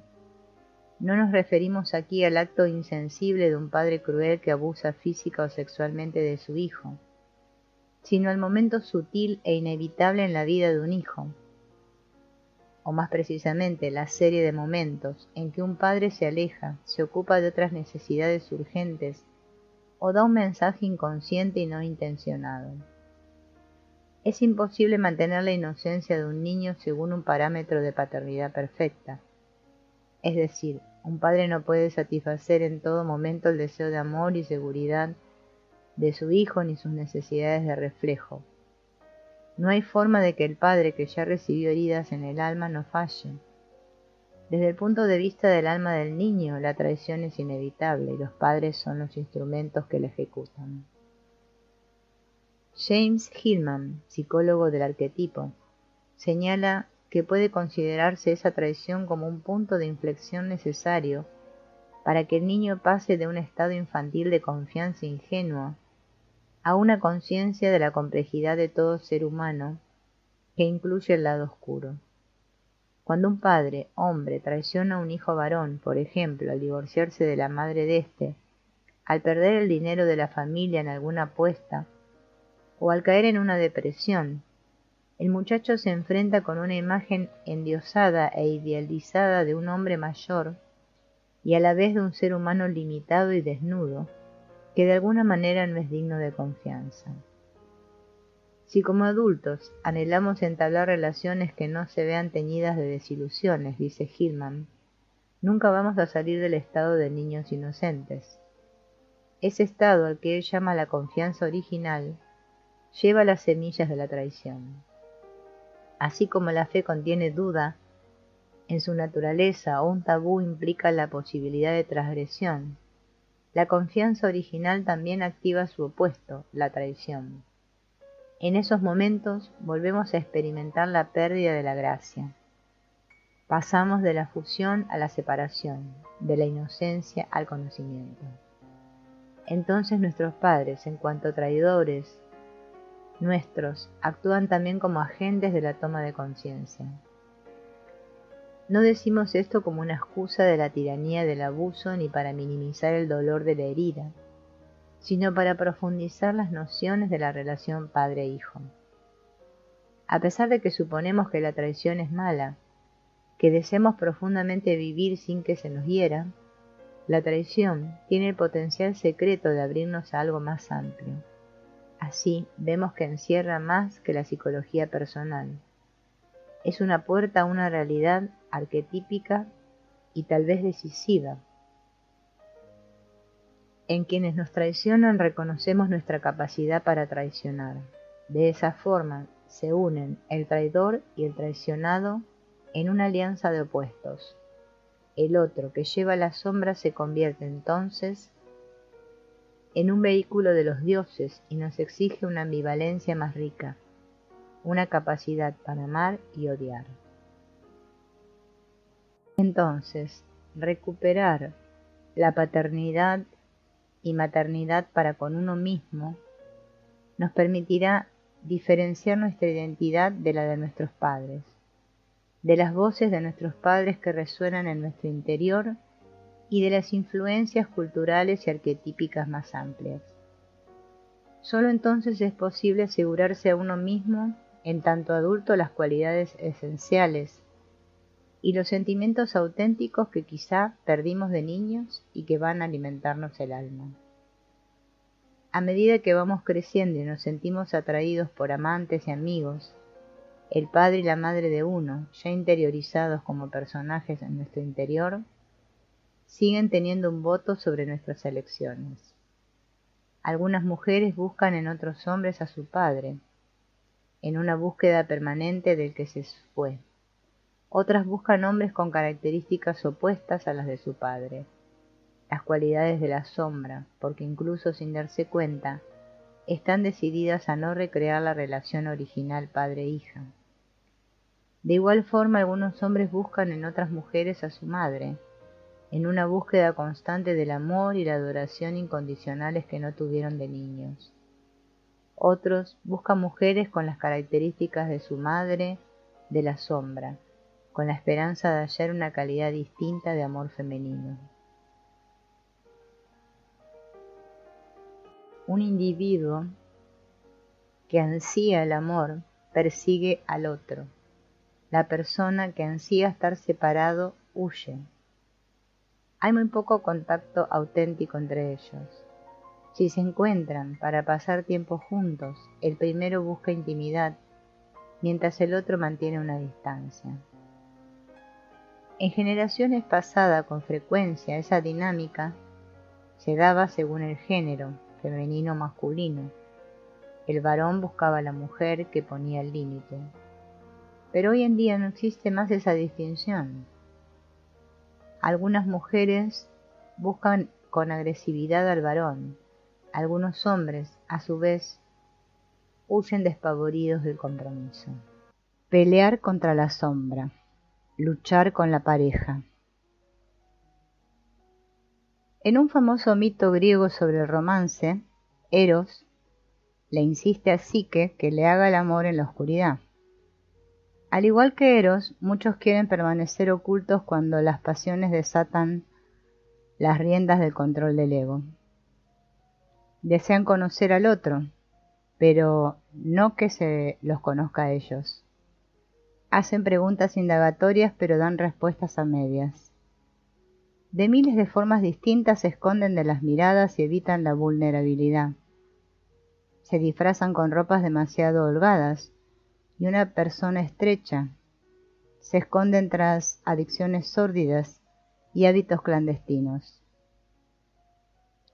Sin embargo, de la mano de la necesidad urgente que tiene el individuo de conocer al otro y la negación a que se lo conozca, viene el deseo inverso, la urgencia porque se lo conozca y la negación a ver. Al igual que Psique, quizá se abran, pero se dejen los ojos cerrados. Consciente una ceguera temporaria que permite dar amor a otros, que son desconocidos, que no son lo que parecen y se vuelven extraños a la luz del día. Al igual que Psique, el individuo sigue a Eros, dios del amor, y cuando se enciende una vela en la oscuridad, sorprende la alteridad de ese otro. Por eso la divinidad del deseo se la llamó Eros, dulce y amargo a la vez. Con la dulzura del amor se evoca la amargura de la sombra. Y el deseo, que parece un amigo íntimo, se convierte en un enemigo hostil que despierta añoranza, envidia y hasta odio. El individuo desea estar completo, una unidad mayor que se origina en el encuentro con el amado, su otra mitad. Eros, el deseo arquetípico, lo hace buscar algo que no está. Se organiza el deseo alrededor de esa ausencia radiante. Pero de todas formas, el individuo quiere fundirse en el amado para encontrar en él o ella la parte que le falta y perderse en el paraíso del amor eterno. Jung habló sobre esa búsqueda universal del alma humana. El alma no puede existir sin su otra mitad que siempre encuentra en un tú. La integridad es una combinación del yo y el tú, que a su vez se revelan como parte de una unidad trascendente cuya naturaleza se entiende solo simbólicamente. Sin embargo, cuando el Dios despliega las alas, nos ciega a la realidad de lo que sucede. A través de las historias de muchas parejas, vamos a ver cómo el romance nos lleva por callejones oscuros hasta el encuentro con el otro, el extraño que aparece en los momentos más íntimos de nuestra vida para sabotear los sentimientos de familiaridad, seguridad y amor que tenemos. Vamos a demostrar también que el trabajo con la sombra puede transformar las consecuencias dolorosas de la ceguera romántica para que los ojos, ciegos por culpa de la persona fabricada, vean más profundamente dentro del alma. Gracias a un análisis de las relaciones desde el romance hasta el matrimonio, en el contexto de las necesidades ocultas de la sombra, finalmente se puede pasar de la pelea de la sombra contra el otro al baile de la sombra con el amado. Se puede romper el velo de la proyección ilusoria y ver a la pareja con una percepción clara. Entonces se descubre que el amado es tanto la solución como el problema. El amado es la respuesta y la pregunta que hay que formular una y otra vez. ¿A quién nos pasamos amando toda la vida? El encuentro con el otro. Las proyecciones pegan en el blanco. Cuando dos personas se encuentran y sienten una conexión mutua, se les abre el corazón como una flor. La imaginación también. Ned, un niño muy lindo, rubio, de ojos celestes y 5 años de edad, estaba en la plaza con sus padres jugando, cuando se le acercó una chica de la misma edad que le dijo: «Eres igualito a John Smith, el de la película Pocahontas». Ned sonrió y se le hinchó el pecho. Entonces les contó a sus padres que tenía una novia nueva. La proyección empieza desde muy temprano. La vemos como un proceso natural e inevitable, no como un problema patológico que hay que eliminar o un síntoma que debe curarse. A través de la proyección, la mente consciente emite rasgos positivos y negativos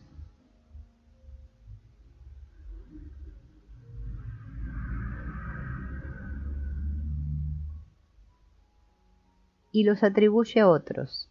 Así es como los hace conscientes. Debido a que el inconsciente, por definición, está oculto, como el lado oscuro de la luna, tenemos que descubrir la manera indirecta de echarle un vistazo, y la proyección es la primera forma. Rob, un arquitecto de alrededor de 40 años que está casado con su segunda esposa desde hace 10, recuerda cuando conoció a su primera esposa en una proyección romántica automática. Entré en el área de dormitorios de una universidad y vi una chica rubia sentada en un sillón, con calcetines cortos y mocasines en los pies. Ella movía las piernas al ritmo de una canción de Simon y Garfunkel. Me le acerqué y le dije que algún día íbamos a casarnos. Me contestó que estaba loco, pero 2 años después estábamos casados.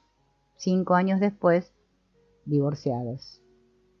Carrie describió su primera cita con Vince, que había llegado en una moto con botas de cuero negras y una chaqueta. Desde el balcón de su casa, Carrie pensó: llegó mi Romeo. La proyección es como una flecha invisible que se arroja. Todos tenemos una especie de aljaba con flechas colgada del hombro. Cada tanto se dispara una flecha en forma impredecible y decimos algo desagradable o nos enamoramos. Cuando nos damos vuelta para ver de dónde salió la flecha, la aljaba se esconde. Si el destinatario de la flecha tiene un punto débil para recibir la proyección, la absorbe.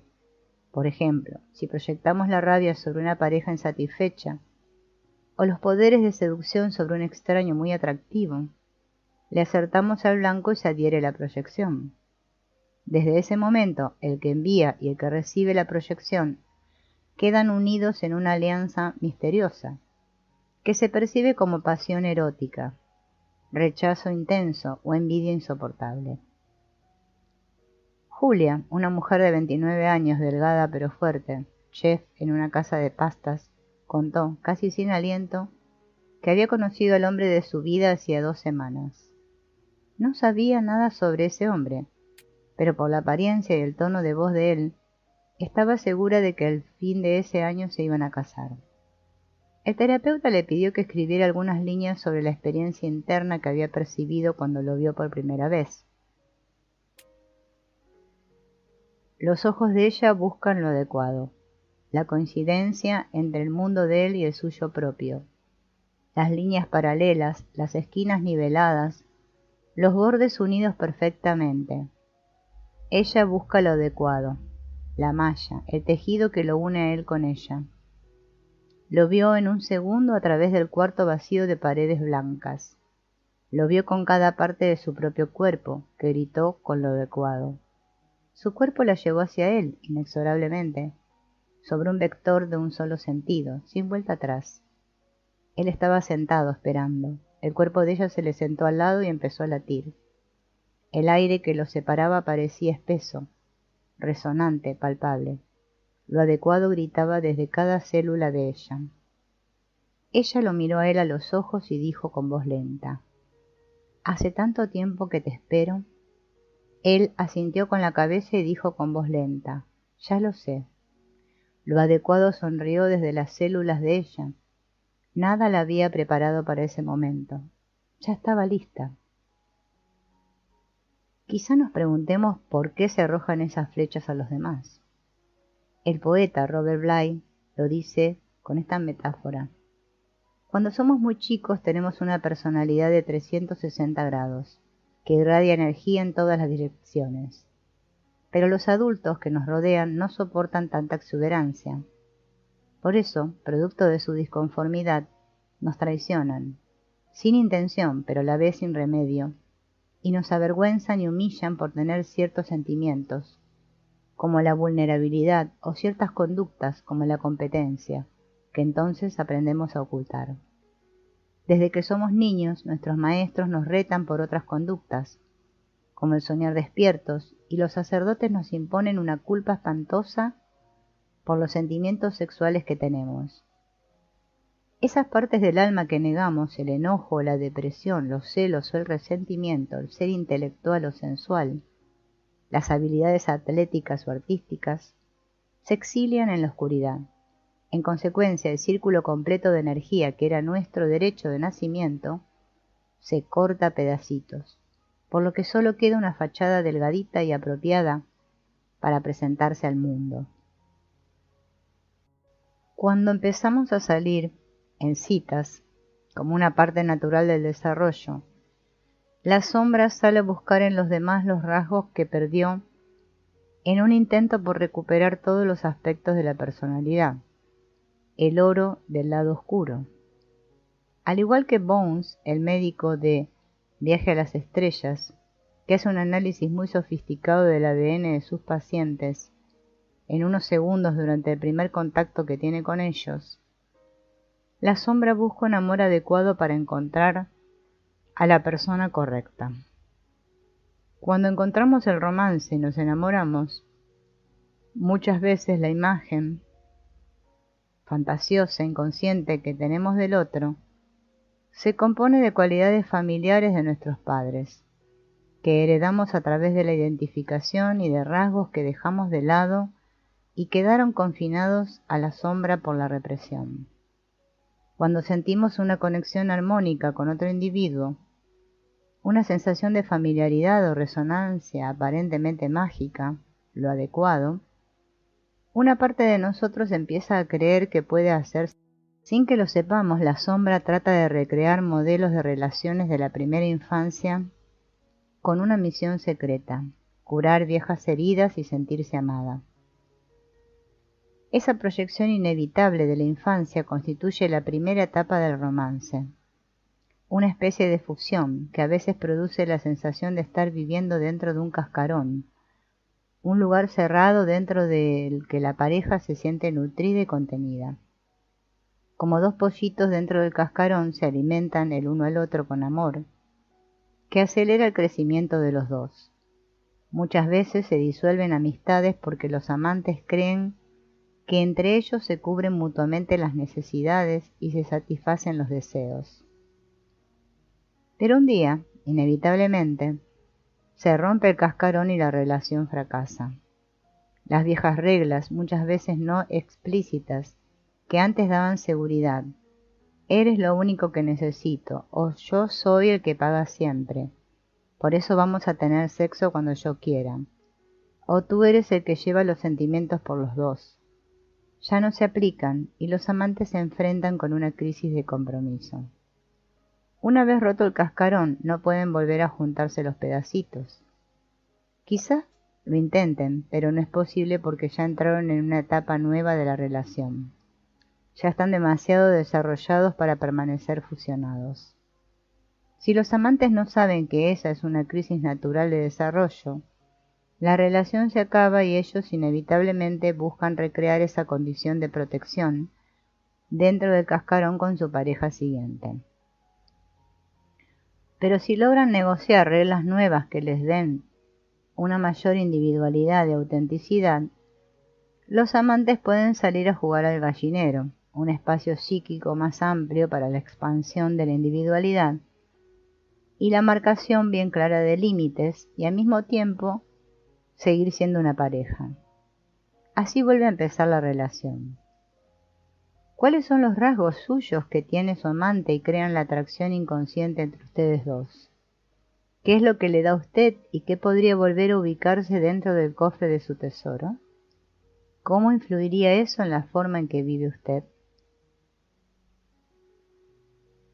La compensación del otro. Dos mitades forman un entero.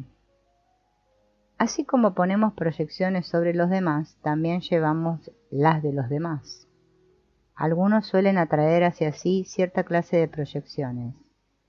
La sombra de quien recibe una proyección también está tratando de curar viejas heridas mediante el intento de que se le preste atención, se le adore y se le respete. Pero tanto el que recibe como el que arroja la flecha de la proyección pagan un precio muy alto. Que se los vea a través de la proyección no significa que se los vea con autenticidad. Por ejemplo, las mujeres que llevan la energía de Afrodita cuentan sobre el dolor que les produce el que se las convierta en un objeto, que se las tome como una imagen de la belleza y que otras mujeres las envidien. A nivel del alma muchas veces se sienten ignoradas e incomprendidas.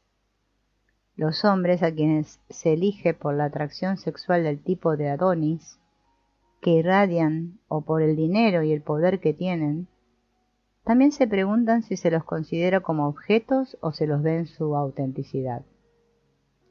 La meta de integridad que busca la sombra en la nueva pareja explica la atracción de los opuestos, optimistas y pesimistas, personas que buscan contacto y otras que buscan distancia, extrovertidos e introvertidos, artistas y científicos, pragmáticos y espirituales, todos se buscan para formar una unidad entera. Así, a través de la división implícita del trabajo, muchas parejas funcionan como una sola persona. intercambiando puntos fuertes y débiles con el otro durante un período de compensación. En algún momento tal vez descubran que justamente esos rasgos que le atraían del otro, parte de la solución de la sombra, se convierten en los que menos les atraen, parte del problema. Al que antes parecía tener tanta fuerza y autoridad, se lo empieza a ver como un monstruo de poder.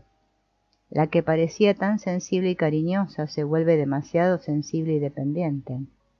Ciertamente, como hemos rechazado esas cualidades en nosotros mismos, en algún punto nos molestan en el otro. Sin el trabajo con la sombra no puede evitarse la pelea con la sombra. Como el individuo rechazó sus propias cualidades en el otro, surgen peleas dolorosas y repetitivas, que sin remedio provocan sufrimiento, enojo y hasta separación. Al defendernos del dolor, también nos escudamos del amor. Pero gracias al trabajo con la sombra, un individuo puede redescubrir en las proyecciones los rasgos propios que había rechazado y aprender a iniciar un romance con ellos. De esa forma, la fuente del conflicto se transforma en la fuente de la oportunidad. La relación se convierte en un medio para encontrar oro en el lado oscuro dentro de nosotros mismos y de la pareja. En consecuencia, el otro, al que se percibía como un enemigo, se vuelve un aliado de nuestra alma, y la relación se hace más profunda. Pero pueden surgir otros problemas. Cuando uno de los dos integrantes de la pareja empieza a recuperar partes de sí mismo que había perdido, el otro ya no necesita compensarlas y por ende ya no sirve como fuente del sentido de integridad del otro. Ted, que se sentía atraído por las cualidades de Carol relacionadas con la naturaleza y los animales, al estilo de Artemisa, ahora es un excelente excursionista y ya no depende de ella para abrirse paso en lugares salvajes. Si la relación de ellos estuviera basada en la capacidad de ella y la incapacidad de él, aunque solo fuera parcialmente, se desataría un caos. Tendrían que buscar una fuente más profunda de conexión. Desde muy chica, Shirley creyó que le faltaba inteligencia y creatividad, por lo que se armó un escudo sexual para sentirse y parecer atractiva, y para compensar los sentimientos de inferioridad. Normalmente se involucraba con hombres creativos pero inalcanzables, buscando fuera de ella lo que anhelaba. A medida que fue descubriendo su voz creativa, disminuyó la atracción inconsciente que sentía hacia hombres creativos e inalcanzables.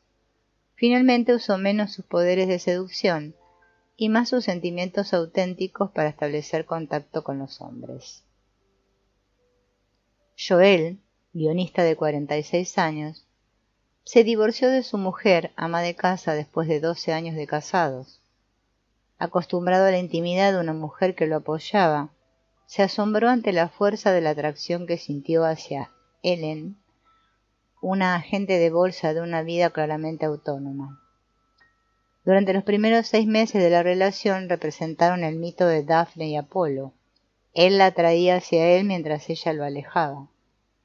Cuando la relación se hizo más íntima, se encerraron en el cascarón. Joel no quería enfrentar su condición de separación e independencia e intentaba sentirse seguro mediante la fusión con Ellen.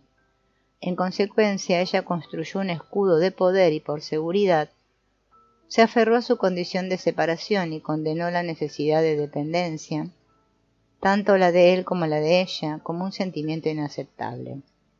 Ante todo, a él le aterraba el abandono y a ella la sensación de ahogo por la necesidad que sentía él. Enseguida esos modelos acarrearon problemas. Joel sentía que nunca iba a recibir amor suficiente por parte de Ellen, como si estuviera parado junto a un bebedero y no lo dejaran tomar agua. En cambio, Ellen, una mujer autosuficiente al estilo de Atenea, se veía asfixiada, incapaz de respirar de su propio aire. Cuando la claustrofobia emocional le llegó al límite, una parte destructiva de ella tomó una espada metafórica y lo atacó a Joel con palabras muy crueles, cortando así la intimidad en un esfuerzo por recuperar el sentido de seguridad. Cada vez que aparecía ese modelo se enfrentaban con una crisis de compromiso. De a poco, con la ayuda del terapeuta de ambos, descubrieron cuáles eran los personajes que actuaban, el que quería fusión y el que ponía distancia. Se dieron cuenta de que se habían repartido ese par de opuestos y que cada uno de ellos llevaba del otro y luchaba con la sombra del otro. Para ellos el trabajo con la sombra consistió en hacer conscientes los rasgos que habían rechazado en ellos mismos. De a poco Joel aprendió a buscar un sentido auténtico de seguridad dentro de él mismo y empezó a reconocer a un personaje que sostenía la necesidad, que él había perdido, de cierta separación y distancia sana. Ya no se asustaba cuando se sentía solo ni temía ir a desaparecer. Incluso empezó a disfrutar cada vez más la soledad. Llegó un momento en que pudo decirle a Ellen que amaba y honraba la independencia de ella, aunque a él le pareciera algo sombría. En consecuencia, ella se sintió más aceptada por lo que era y no por la fantasía que él proyectaba de ella. A medida que fue permitiéndose sentirse amada, empezó a experimentar una dependencia emocional de Joel, incluso una cierta necesidad de él. Encontró a un personaje de la sombra que portaba la necesidad de intimidad de ella.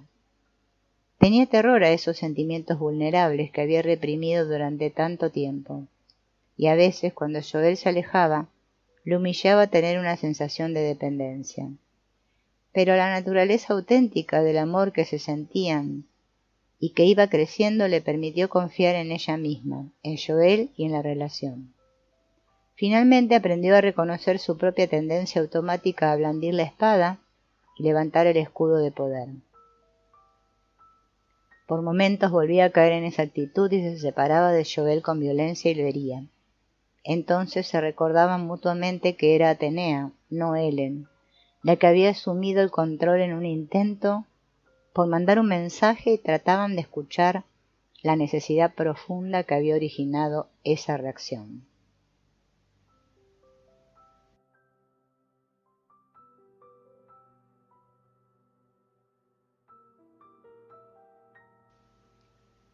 Con el trabajo con la sombra, siguieron trayendo a la conciencia más aspectos de sí mismos y por ende pudieron aportarlos a la relación.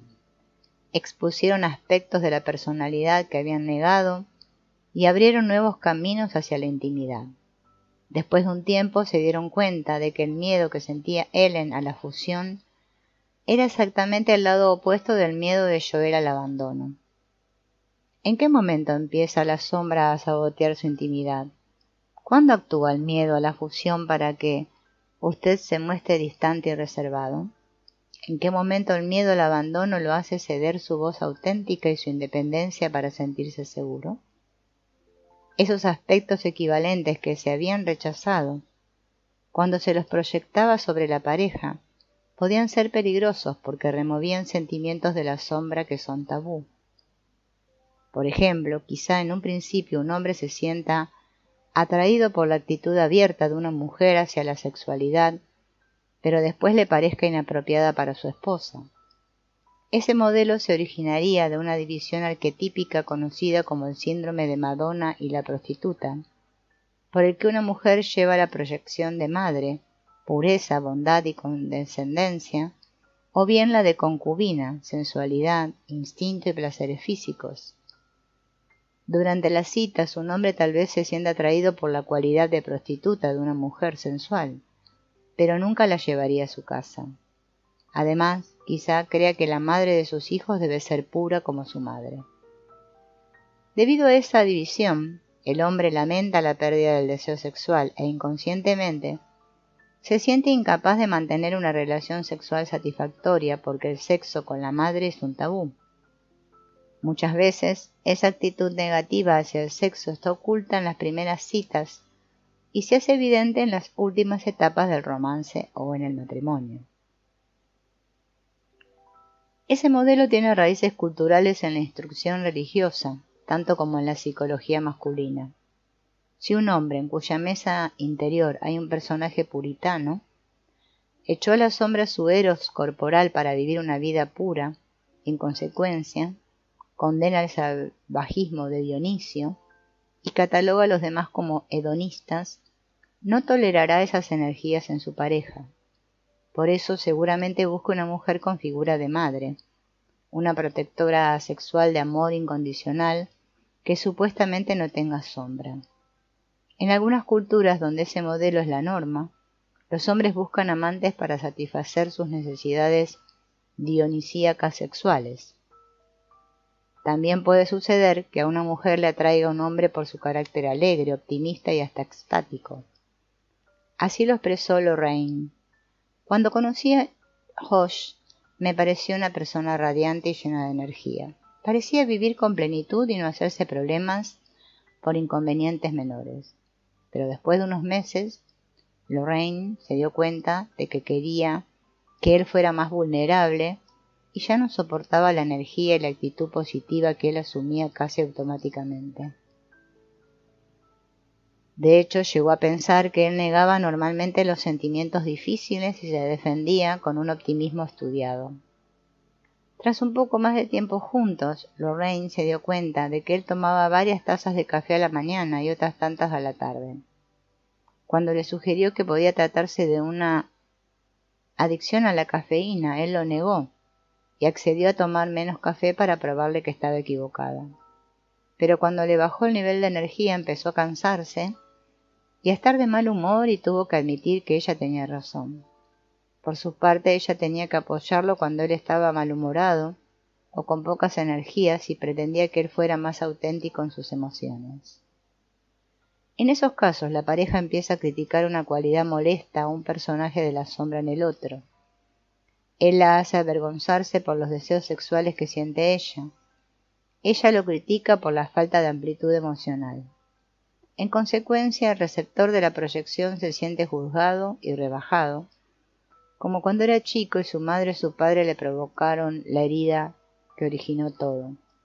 Entonces, la sombra alcanza su meta, recrear el pasado. La compensación es la solución más obvia al dilema de la sombra. Muchas parejas presentan dinámicas inconscientes más complicadas que un simple acto de equilibrio de los rasgos rechazados. En lo que las psicologías denominan identificación proyectiva, uno de los dos miembros de la pareja se identifica inconscientemente con el personaje de la sombra o la parte que el otro rechazó y lo representa. Por ejemplo, si un marido expulsa la rabia a la sombra y no revela sentimientos de enojo, quizás su mujer exprese un enojo cada vez mayor, que es la suma inconsciente del de los dos. Así como los miembros de una familia se reparten entre ellos la torta del material de la sombra, la pareja también se la reparte entre los dos. En consecuencia, uno parece muy emocionable y el otro muy racional, como las parejas formadas por una mujer muy sentimental, hija de una madre y un hombre que se centra mucho en el pensamiento, hijo de un padre, o por el contrario, un hombre muy sensible e intuitivo, hijo de una madre, y una mujer intelectual e independiente, hija de un padre. Existen otras combinaciones. Uno es alegre, el otro tiene carácter depresivo. Uno es ordenado y el otro desordenado. Uno necesita intimidad, el otro busca la distancia. Incluso podría darse el caso de alguno que fuera alcohólico y su pareja abstemia o abstemia. Así, un proceso que en realidad es interno para los dos se exterioriza y se convierte en un conflicto interpersonal que origina al otro, el oponente digno, el compañero para la pelea con la sombra. Por eso, quien manda la proyección no ve en sí mismo esos rasgos, y en cambio los critica y trata de cambiarlos en el otro. El receptor, que lleva la ropa sucia que no le queda bien a la persona del que proyecta, se convierte en el problema y que necesita curarse. Desde el punto de vista del ego, el otro puede parecer impropio de alguna manera, demasiado triste, desordenado, demasiado llamativo, tímido, indulgente u orgulloso. Pero desde el punto de vista de la sombra, el amante puede parecer familiar de alguna extraña forma, como un padre o incluso la contratara de uno. Si la sombra hace su tarea, encontrará una coincidencia adecuada con una pareja. La relación recrea viejos modelos y por ende brinda una oportunidad para la conciencia. Las primeras etapas del romance están determinadas fundamentalmente por las necesidades de la sombra y forman las bases para la atracción inicial y el desarrollo de etapas posteriores y más conscientes de la relación, que se da en tiempo real con un amado, no como una repetición del pasado con un otro proyectado. ¿Quién vive en la sombra de su amante? Una prostituta, un artista, un niño desamparado, un tirano violento, un monje recluido, un espíritu libre. ¿Cómo se relaciona usted con esos personajes en su amante? ¿Con qué gestos o palabras sutiles desalienta usted la expresión de esos rasgos en su amante porque no coinciden con la imagen que usted tiene de él o ella? La pareja como padre o madre. La psicología del amor. Randy, gerente de propiedad de 32 años, alto, flaco y con cara de niño, tuvo una infancia problemática. Su madre era adicta a los calmantes y muchas veces se perdía en un mundo propio, y así traicionaba a su hijo. Cuando estaba despierta, se ponía muy crítica y acusadora. Lo culpaba de que la casa estuviera sucia o de que la comida no estuviera lista. A veces el abuso verbal era tan fuerte que Randy se largaba a llorar y tapándose los oídos le rogaba que dejara de hablarle de esa forma. No sabía cuál de las conductas radicales de la madre era peor, la evasión y el abandono o las acusaciones furiosas. De cualquier manera la veía como una persona loca y fuera de control. Así fue como aprendió a sobrevivir en su adolescencia usando el escudo de su madre y evadiéndose en las drogas primero y más tarde en los libros. De esa forma evitó sentirse vulnerable hacia la rabia de su madre y responsable por su depresión. De hecho, evitó sentir cualquier cosa anestesiando el alma.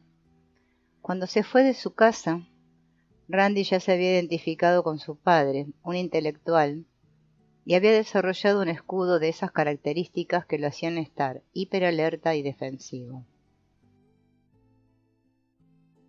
Aprendió que si confiaba en ese personaje podría pensar todo a través del análisis y evitar las oleadas de tristeza, enojo y culpa. Permanecería alerta y a flote. Hallaría respuestas claras a problemas complicados. Así echó el mundo emocional caótico de su madre a la sombra. Después de cumplir los 30, Randy se dio cuenta de que tenía un deseo espiritual muy profundo en su interior y que anhelaba un universo ordenado y lleno de significado. Exploró diversos métodos de pensamiento positivo y filosofías orientales, y así corroboró el desprecio que sentía hacia lo emocional. De a poco empezó a sentirse más seguro con esas respuestas nuevas y siguió fortaleciendo la defensa intelectual contra los sentimientos de tristeza, culpa, vergüenza y aislamiento con una filosofía espiritual intrincada.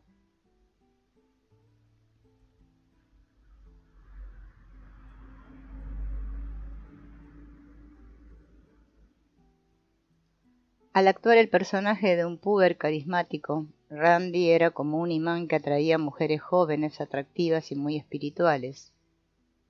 Había vivido con 6 amantes antes de empezar la terapia y contaba que ninguna estaba tan comprometida con lo espiritual como él pretendía.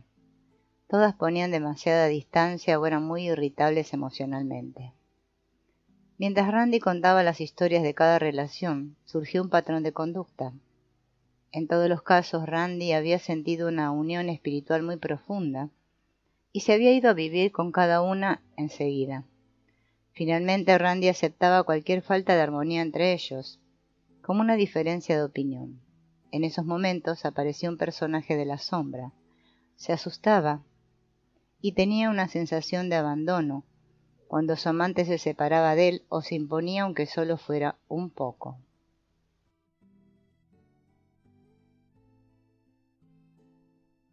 Cualquier movimiento que hiciera ella por su cuenta, como organizar algún programa con amigos sin consultarle, actitud que ella consideraba algo insignificante, era para él una amenaza de catástrofe.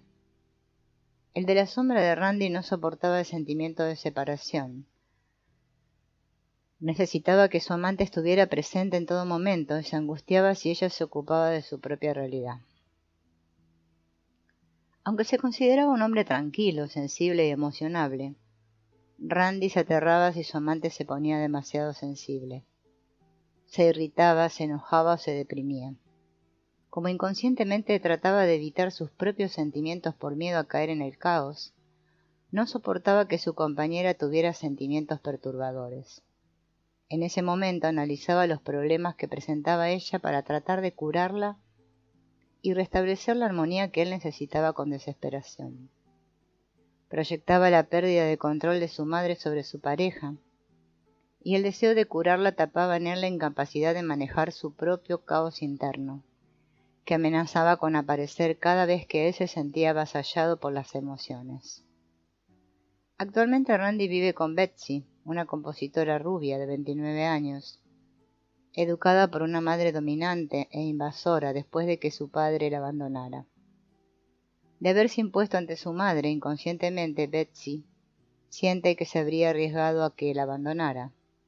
Por eso desarrolló un personaje de la sombra tranquilo pero rebelde y resentido. Con Randy recreaba ese modelo, no podía expresar que necesitaba tranquilidad en las mañanas. Entonces sentía que si le decía algo él la abandonaría. Pero en consecuencia creció el resentimiento en ella hasta que tuvo que contarle al terapeuta lo que sentía. Randy se levantaba muy temprano en la mañana. Salía del cuarto en puntas de pie, pero ella se despertaba y percibía los ruidos que él hacía como una intrusión. Así es como ella describe la situación.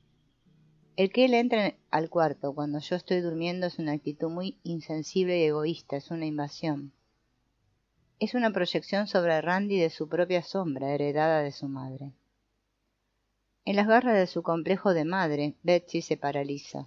No tiene la menor idea de cómo comunicarle las necesidades a Randy de una forma constructiva, y cree que tiene que optar entre dos extremos, reflejados en un personaje de la sombra. Sacrificar la necesidad de dormir y quedarse con sueño, resentida y distante, o tomar una actitud combativa y expresar sus demandas a riesgo de que él la rechacen. Betsy copió su relación con su madre. Cree que si expresa su punto de vista, Randy la abandonará. Con la terapia aprendió a describir el dilema en el contexto de cada personaje de la sombra. La niñita asustada que le teme al abandono, la mujer demasiado independiente que no puede expresar su vulnerabilidad, y la mujer madura que tiene necesidades propias válidas. A medida que iba distinguiendo a los personajes, logró ver cómo actuaba cada uno en la relación con Randy. Sin duda Randy también copió su relación con su madre. Cuando Betsy tiene reacciones emocionales fuertes por la acumulación de sentimientos no expresados, él se aberra, la percibe crítica y le da pánico que pierda el control. En ese estado de miedo, se distancia de sus propios sentimientos sin darse cuenta y se escuda detrás del intelecto, con el que la analiza y proyecta en ella la causa de los problemas que sufren. Pero aunque él acierte en la descripción, ella se siente atacada, como si él mismo estuviera metiéndosele por la garganta. Entonces lo rechaza para defenderse de los ataques. Y así es como el objetivo que tienen en común, comunicarse en un esfuerzo por sentirse seguros y amados, se pierde por completo.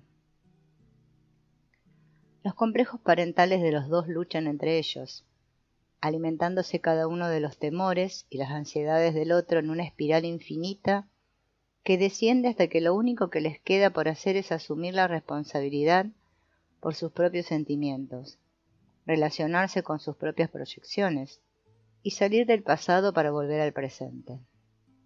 El ideal es que Betsy identifique las señales que indican que está atrapada en un complejo, se siente paralizada, como muerta. Pierde el sentido del humor y la risa, no es capaz de jugar.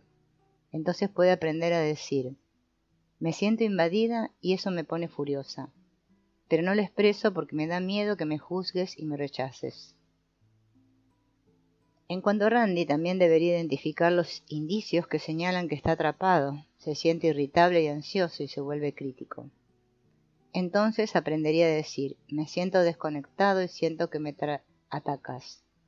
A su vez ella podría contestarle: y yo siento que me desborda la responsabilidad cuando tú te sientes desconectado. No soy tu mamá y no puedo hacerme cargo de todas tus necesidades. Yo tengo mis propias necesidades.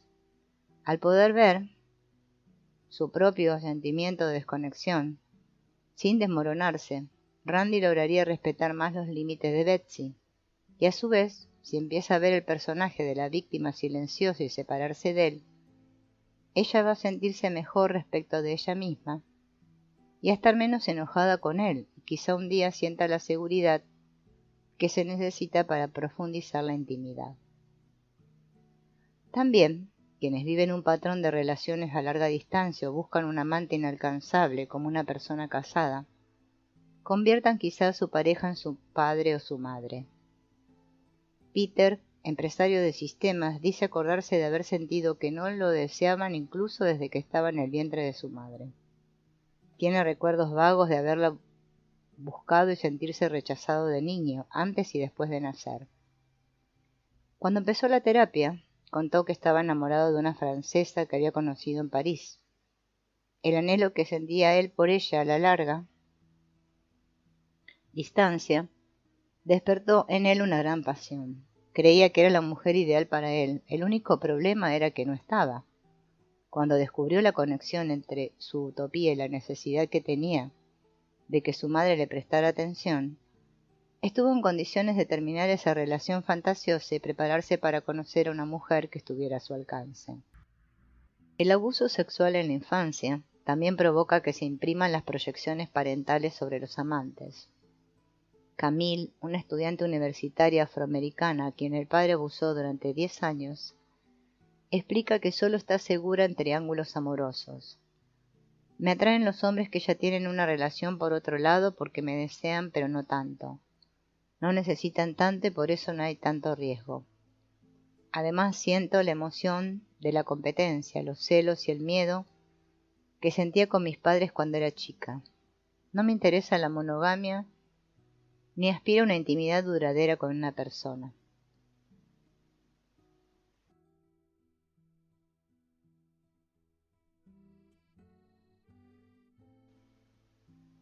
La mayoría de las relaciones tiene una versión de esta historia. Uno de los dos o los dos transforma al otro en una figura paterna.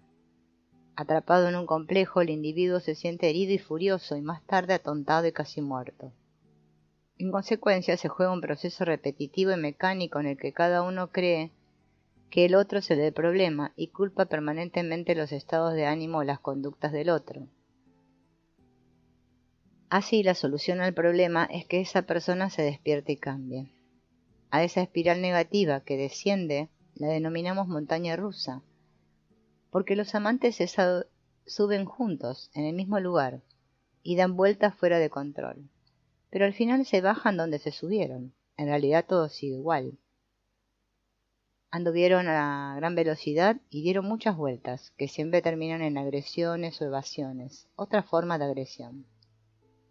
Después de las vueltas repetitivas en la montaña rusa, las palabras dulces y simples que antes curaban heridas ahora son espinosas. Irritan la herida cada vez más hasta que uno de los dos o los dos queda herido, desilusionado y traicionado. Llega un punto en que sienten que el otro es un enemigo y eso los desespera y los derrota. Esos sentimientos, él nunca va a darme el amor que necesito, o no va a cambiar nunca, o no va a funcionar, muchas veces parecen interminables, y sin una clara conciencia, el sufrimiento aumenta hasta que uno de los dos acaba la relación. Incluso si llegan a perdonarse mutuamente, en algún momento se repite el ciclo. Sin embargo, la montaña rusa puede convertirse en una herramienta para el trabajo con la sombra. Las proyecciones revelan aspectos de la sombra interna de una mujer en las acciones de su pareja, como el lado controlador y castigador de ella. O bien un hombre ve su propia oscuridad en el rostro de su pareja, en otras palabras, ve su propia naturaleza inconsciente, furiosa y crítica, que se esconde detrás de su retraimiento pasivo. Para iniciar un romance con la sombra, es decir, aprender a relacionarse con ella, reintegrarla, hay que reconocer la proyección, admitir que existe en el interior de uno e identificar y comunicar los sentimientos en el momento. Así puede establecerse una relación con una persona en el momento en que se vive, no como en un fantasma del pasado. Cuando uno de los dos amantes ve que el otro acepta la responsabilidad plena, puede acabarse el juego de la culpa. Entonces los dos se relajan y vuelve Eros. De esa forma, como resultado del poder curativo del amor y el regalo del trabajo con la sombra, la pareja se convierte en un medio para el desarrollo de la conciencia en los amantes. A medida que sienten mayor seguridad para con ellos mismos y hacia el otro, se nutre el alma y la relación se transforma. Aparece otra clase de confianza y de fuerza interior. Entonces los dos se desarrollan y se rompe el cascarón, que posibilita una mayor individualidad y vulnerabilidad y una mayor capacidad para asumir riesgos. Así, los amantes integran los opuestos más profundamente y llegan a aceptar, incluso valorar, tanto la luz como la oscuridad que hay en ellos mismos y en su pareja. La pareja como Dios, los arquetipos del amor. Además de las dos fuentes de la imagen proyectada de otro que hemos visto, o partes rechazadas y rasgos parentales, también hay un aspecto colectivo y arquetípico de la imagen, como lo describe Robert Bly. Cuando un bebé varón, que es muy vulnerable, se desilusiona por primera vez de su madre cuando ella no lo atiende adecuadamente con amor y alimento, hace un berrinche furioso y se imagina que su mamá, un ser humano que para él representa la fuente todopoderosa de vida, se convierte en un arquetipo que lidia con la muerte como Kali, la diosa hindú iracunda del nacimiento, la muerte y la transformación. Si la proyección se fija, el hombre verá durante toda su vida a su madre con la cara de la diosa devoradora, crítica y exigente. Entonces, para sobrevivir, se pone la cara de una especie de protector sumiso, para evitar la furia amenazadora de ellas. Más tarde, cuando el hombre se enamora, le transfiere la proyección a su compañera, como un legado de familia, y ella sin saberlo se pone la máscara de Kali. Así es como en su matrimonio una mujer se da cuenta de que se ha vuelto más agresiva, ambiciosa u hostil de lo que era. A la vez el hombre se vuelve más amable, lo que enfurece más a su mujer. Ella lleva toda la energía de Kali, mientras él adquiere cada vez más calma y le dice que ella necesitaría una terapia. En la mujer se da el mismo proceso. Cuando es chica, inconscientemente toma diversas imágenes de masculinidad y proyecta un tirano autoritario en su padre, un ser humano, y termina viendo en él la cara de un guerrero asesino o un dios oscuro y dominante. Cuando es adulta y se compromete en una relación con un hombre, él asume la proyección del padre de ella y se vuelve un hombre más controlador, rígido y de características soberanas. Ella, por su parte, sobrevive a someterse, incapaz de controlar al personaje tirano que hay en su interior. A diferencia de la sombra personal, que puede considerarse de origen parental únicamente, las imágenes arquetípicas son más complejas e inefables, derivadas de una confluencia de factores. El modelo femenino, corporizado en la propia madre, contiene imágenes de mujeres de los cuentos de hadas, las historias religiosas, las películas y la publicidad de la televisión y otras fuentes culturales que absorbimos en la infancia. El modelo masculino, corporizado por el propio padre, contiene las imágenes de hombres que encontramos en las mismas fuentes.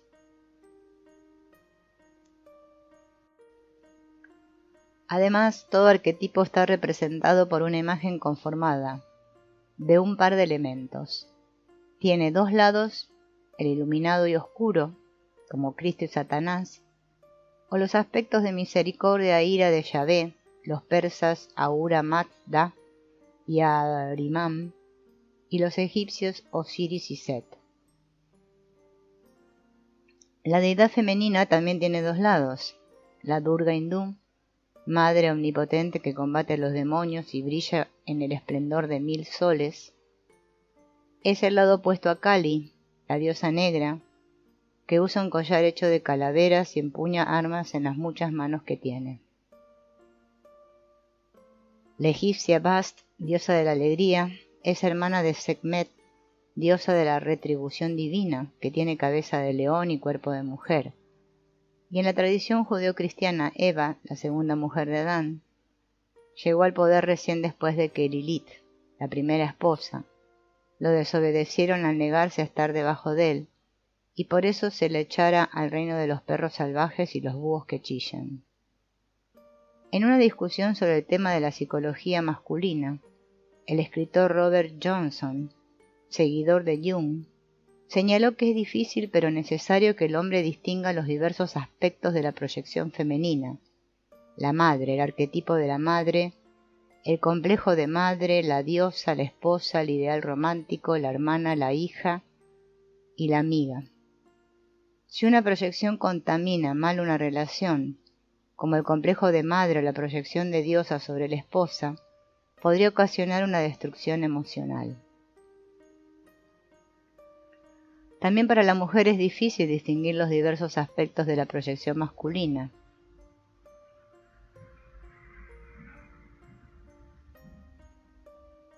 El padre, el arquetipo del padre, el complejo de padre, el dios, el esposo, el ideal romántico, el hermano y el amigo.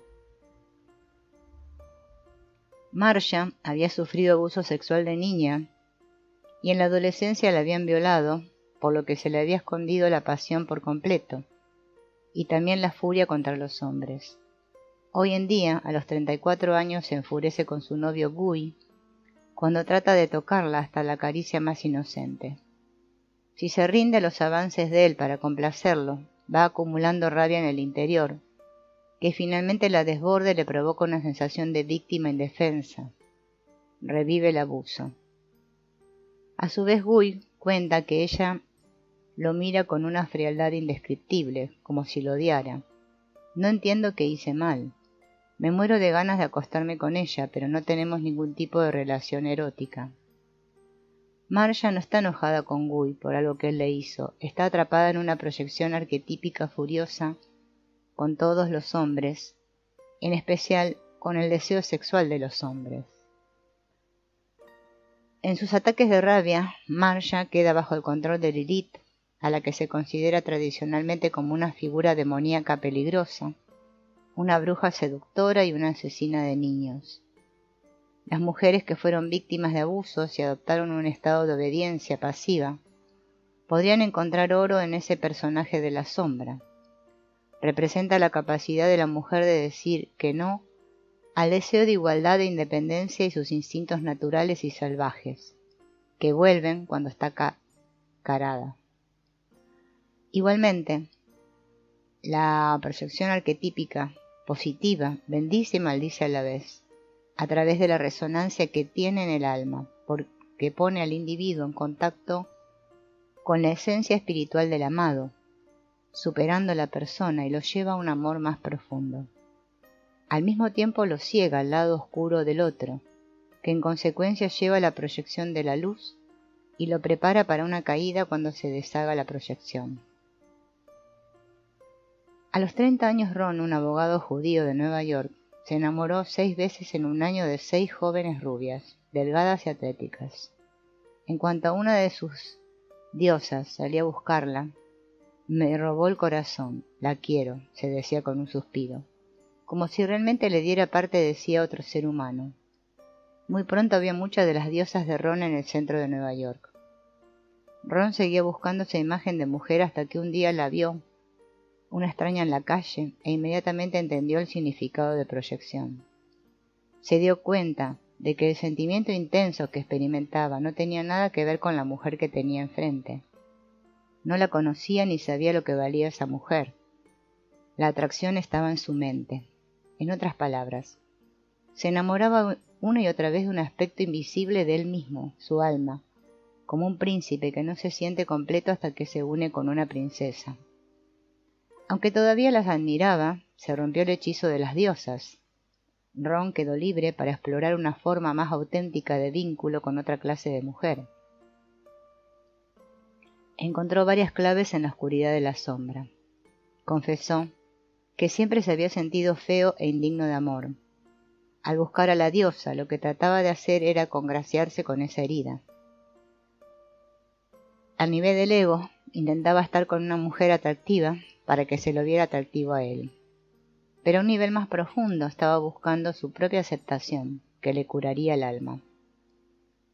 La curación llegó cuando Ron se enamoró de una diosa por última vez y al mirarle a los ojos le vio el alma. En un momento la mujer le dijo que ella también veía la belleza de él. Ron le creyó y al recibir ese reflejo de ella, como cuando la bestia recibe el amor de la bella, se rompió la identificación de él con la sensación de ser inaceptable y se estableció una conexión entre él y su alma. Muy pronto conoció a una mujer judía de cabello oscuro con quien vive desde hace 3 años. A veces, las proyecciones arquetípicas al principio nos enfrentan con la relación. Sin embargo, después de un tiempo evocan a la sombra. Al igual que muchos sacerdotes a los que hace poco se pescó en salidas clandestinas en busca de sexo, quienes portan la proyección idealizada sufren bajo el peso que les significa. Cuando Ron se casó con una de sus mujeres ideales, la hizo sentir idolatrada en lugar de amada, alejada en lugar de cercana, hasta que ella tuvo un romance con un amigo, y Ron tuvo que abrir los ojos. Le dijo al terapeuta: estuve casado con Lynn durante 3 años, pero no sé lo que ella sentía respecto de nada ni lo que pensaba. Lo único que conozco de ella es su aspecto físico. Cuando me di cuenta de eso supe que necesitaba ayuda.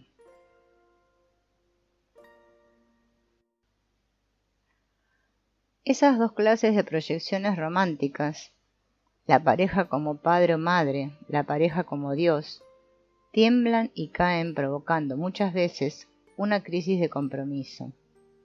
En ese momento crucial de toda relación, la persona más familiar se vuelve un extraño, y uno de los cónyuges o los dos proclama: esto no era lo que yo esperaba, esta no es la persona con la que me casé, pensé que te conocía bien, pero me equivoqué. Quizá tengan un shock y pierdan la fe. Entonces se instala el sentimiento de traición. Hay 3 razones para esa serie de episodios. Primero, es cierto que la pareja no es lo que se creyó. Pero si la sombra hizo su tarea, la persona que se eligió como pareja es justamente la que tiene que ser, y justamente la que no tiene que ser, como lo expresó un matrimonio. Ella tiene todo lo que necesito y todo lo que odio. La otra responde: sí, él también tiene todo lo que necesito y todo lo que odio.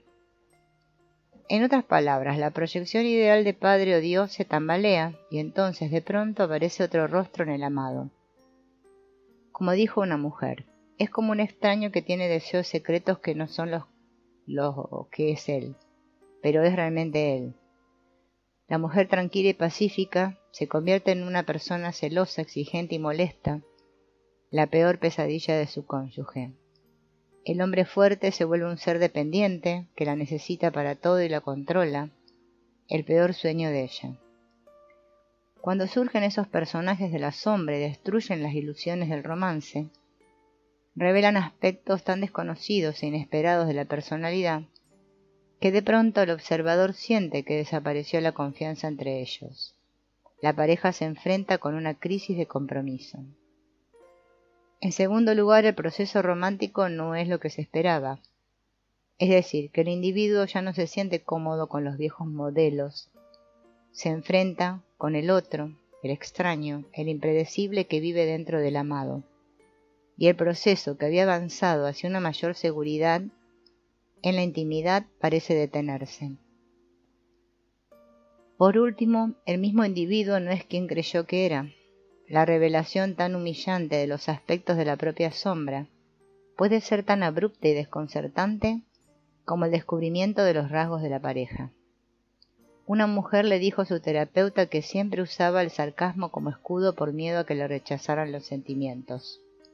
Pero cuando su pareja le decía que le dolía profundamente el tono sarcástico, ella se entristecía y sentía remordimiento. Cuando el individuo descubrió esos aspectos de su propia sombra, sintió humillación por su desnudez y corrió a esconderse, creando así obstáculos que se interpusieron a la intimidad y otras crisis de compromiso. O bien siente culpa y responsabilidad por la desilusión y el dolor del amado. La destrucción de esas ilusiones se da en forma gradual, como cuando se pela la cáscara del huevo, y de a poco, incluso a través de muchos años, se llega a tener una percepción más clara de la pareja y de uno mismo.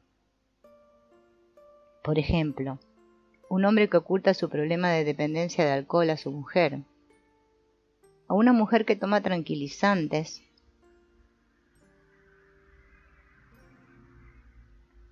o antidepresivos para controlar los estados de ánimo. Cuando el otro ve algunas características de esas conductas en su compañero, después de muchos años de ocultamiento se enfurece y se siente traicionado. Tiene la sensación de haber vivido con un extraño. Esa destrucción también puede darse en un segundo, como cuando se rompe el cascarón. En un momento los amantes creen conocerse y al segundo sienten estar viviendo con un extraño. Esa misma parte que proyecta la perfección en el otro se vuelve crítica de todo lo que no es perfecto. Por eso la diosa se convierte en la bruja, o el rey toma el látigo del tirano, o el héroe se vuelve común y se disuelve con la insustancialidad como la imagen de un sueño. Cuando se quiebran las proyecciones y el individuo se encuentra con los personajes de la sombra del otro y los suyos propios, la tarea de la relación se complica. Mantener un romance con el lado oscuro y aferrarse a la conexión del alma, la unidad arquetípica que une a la pareja, ver a través de la ilusión de la bella y la bestia y más allá, para encontrar la belleza auténtica que hay en el corazón de las personas amadas, ser capaz de contener los dos lados, el lado iluminado y el oscuro, es un gran paso hacia el desarrollo y una promesa del romance con la sombra. El objetivo entonces no es vivir sin proyecciones, eso es imposible. Natural y automáticamente el individuo convierte a su pareja en su padre o a su madre cuando la sombra trata de hacerlo sentir seguro y amado. Para descubrir el oro en esa proyección personal, hay que ver a través de ella constantemente al tiempo que se la cava para hacer una introspección y se mantiene la unión con la otra persona como un ser humano real.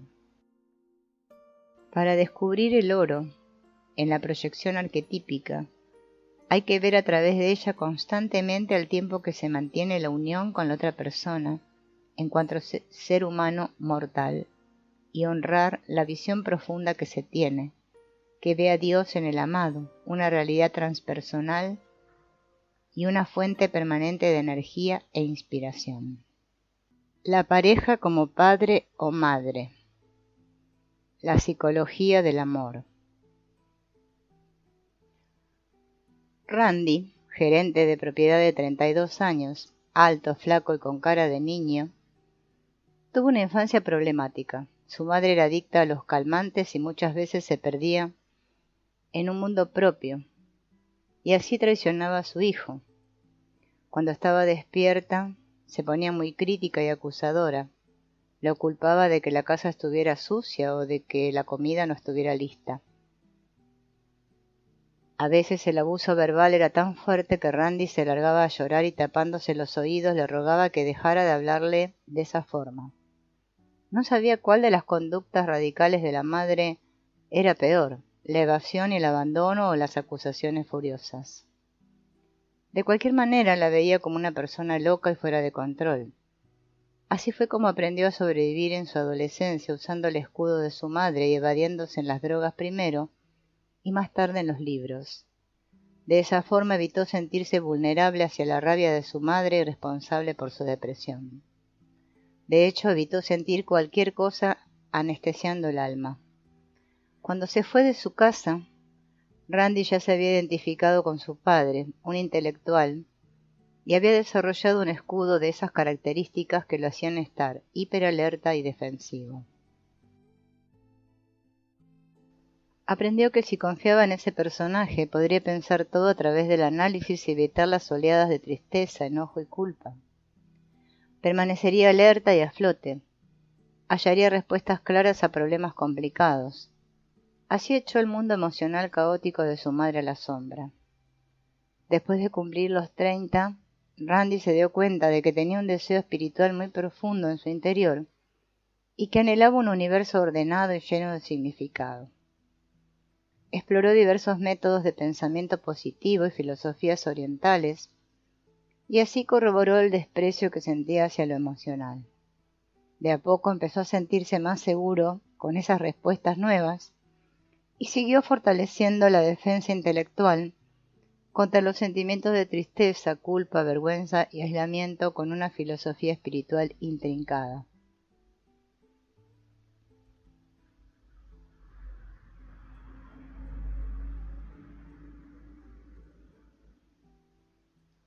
Al actuar el personaje de un puber carismático, Randy era como un imán que atraía a mujeres jóvenes, atractivas y muy espirituales.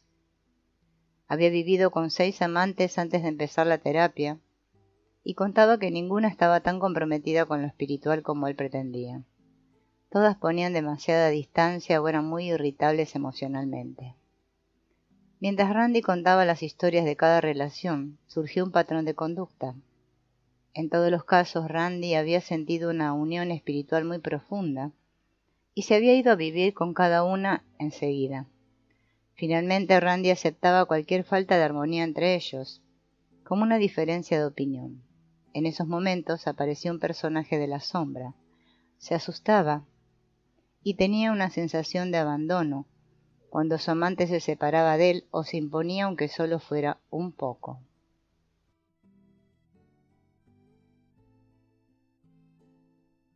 Cualquier movimiento que hiciera ella por su cuenta, como organizar algún programa con amigos sin consultarle, actitud que ella consideraba algo insignificante, era para él una amenaza de catástrofe. El de la sombra de Randy no soportaba el sentimiento de separación. Necesitaba que su amante estuviera presente en todo momento y se angustiaba si ella se ocupaba de su propia realidad. Aunque se consideraba un hombre tranquilo, sensible y emocionable, Randy se aterraba si su amante se ponía demasiado sensible. Se irritaba, se enojaba o se deprimía.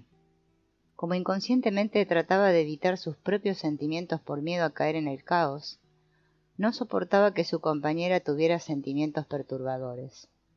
En ese momento analizaba los problemas que presentaba ella para tratar de curarla y restablecer la armonía que él necesitaba con desesperación. Proyectaba la pérdida de control de su madre sobre su pareja, y el deseo de curarla tapaba en él la incapacidad de manejar su propio caos interno, que amenazaba con aparecer cada vez que él se sentía avasallado por las emociones. Actualmente Randy vive con Betsy, una compositora rubia de 29 años, educada por una madre dominante e invasora después de que su padre la abandonara.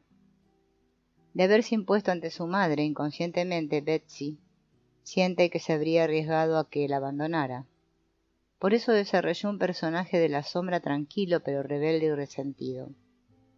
Con Randy recreaba ese modelo. No podía expresar que necesitaba tranquilidad en las mañanas. Entonces sentía que si le decía algo él la abandonaría. Pero en consecuencia creció el resentimiento en ella hasta que tuvo que contarle al terapeuta lo que sentía. Randy se levantaba muy temprano en la mañana. Salía del cuarto en puntas de pie, pero ella se despertaba y percibía los ruidos que él hacía como una intrusión.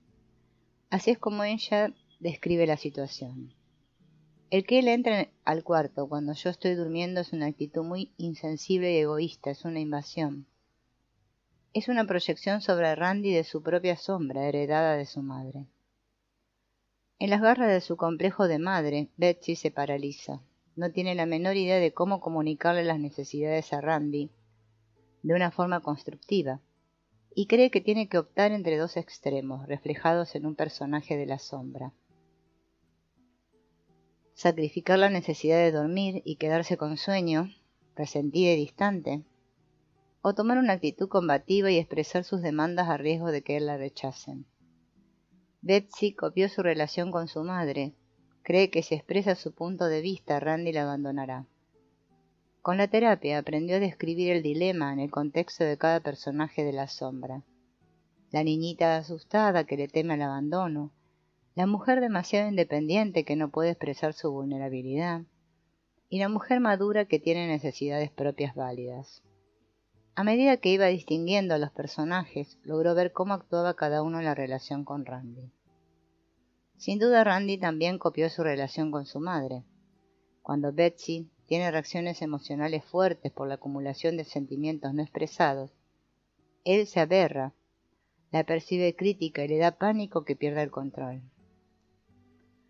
En ese estado de miedo, se distancia de sus propios sentimientos sin darse cuenta y se escuda detrás del intelecto, con el que la analiza y proyecta en ella la causa de los problemas que sufren. Pero aunque él acierte en la descripción, ella se siente atacada, como si él mismo estuviera metiéndosele por la garganta. Entonces lo rechaza para defenderse de los ataques. Y así es como el objetivo que tienen en común, comunicarse en un esfuerzo por sentirse seguros y amados, se pierde por completo. Los complejos parentales de los dos luchan entre ellos, alimentándose cada uno de los temores y las ansiedades del otro en una espiral infinita que desciende hasta que lo único que les queda por hacer es asumir la responsabilidad por sus propios sentimientos, relacionarse con sus propias proyecciones y salir del pasado para volver al presente. El ideal es que Betsy identifique las señales que indican que está atrapada en un complejo, se siente paralizada, como muerta. Pierde el sentido del humor y la risa, no es capaz de jugar. Entonces puede aprender a decir: me siento invadida y eso me pone furiosa, pero no lo expreso porque me da miedo que me juzgues y me rechaces. En cuanto a Randy, también debería identificar los indicios que señalan que está atrapado, se siente irritable y ansioso y se vuelve crítico. Entonces aprendería a decir: me siento desconectado y siento que me atacas. A su vez ella podría contestarle: y yo siento que me desborda la responsabilidad cuando tú te sientes desconectado. No soy tu mamá y no puedo hacerme cargo de todas tus necesidades. Yo tengo mis propias necesidades. Al poder ver su propio sentimiento de desconexión, sin desmoronarse, Randy lograría respetar más los límites de Betsy, y a su vez, si empieza a ver el personaje de la víctima silenciosa y separarse de él, ella va a sentirse mejor respecto de ella misma y a estar menos enojada con él, y quizá un día sienta la seguridad que se necesita para profundizar la intimidad. También, quienes viven un patrón de relaciones a larga distancia o buscan un amante inalcanzable como una persona casada, conviertan quizá a su pareja en su padre o su madre. Peter, empresario de sistemas, dice acordarse de haber sentido que no lo deseaban incluso desde que estaba en el vientre de su madre. Tiene recuerdos vagos de haberla buscado y sentirse rechazado de niño, antes y después de nacer. Cuando empezó la terapia, contó que estaba enamorado de una francesa que había conocido en París. El anhelo que sentía él por ella a la larga distancia despertó en él una gran pasión. Creía que era la mujer ideal para él. El único problema era que no estaba. Cuando descubrió la conexión entre su utopía y la necesidad que tenía de que su madre le prestara atención, estuvo en condiciones de terminar esa relación fantasiosa y prepararse para conocer a una mujer que estuviera a su alcance.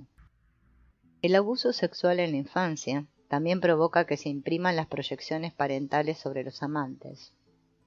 Camille, una estudiante universitaria afroamericana a quien el padre abusó durante 10 años, explica que solo está segura en triángulos amorosos. Me atraen los hombres que ya tienen una relación por otro lado porque me desean pero no tanto. No necesitan tanto y por eso no hay tanto riesgo. Además siento la emoción de la competencia, los celos y el miedo que sentía con mis padres cuando era chica. No me interesa la monogamia ni aspiro a una intimidad duradera con una persona.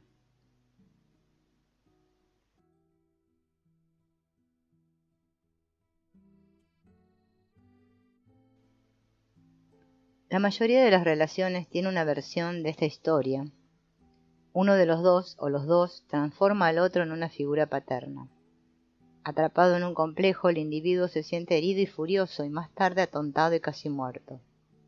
En consecuencia, se juega un proceso repetitivo y mecánico en el que cada uno cree que el otro es el del problema y culpa permanentemente los estados de ánimo o las conductas del otro.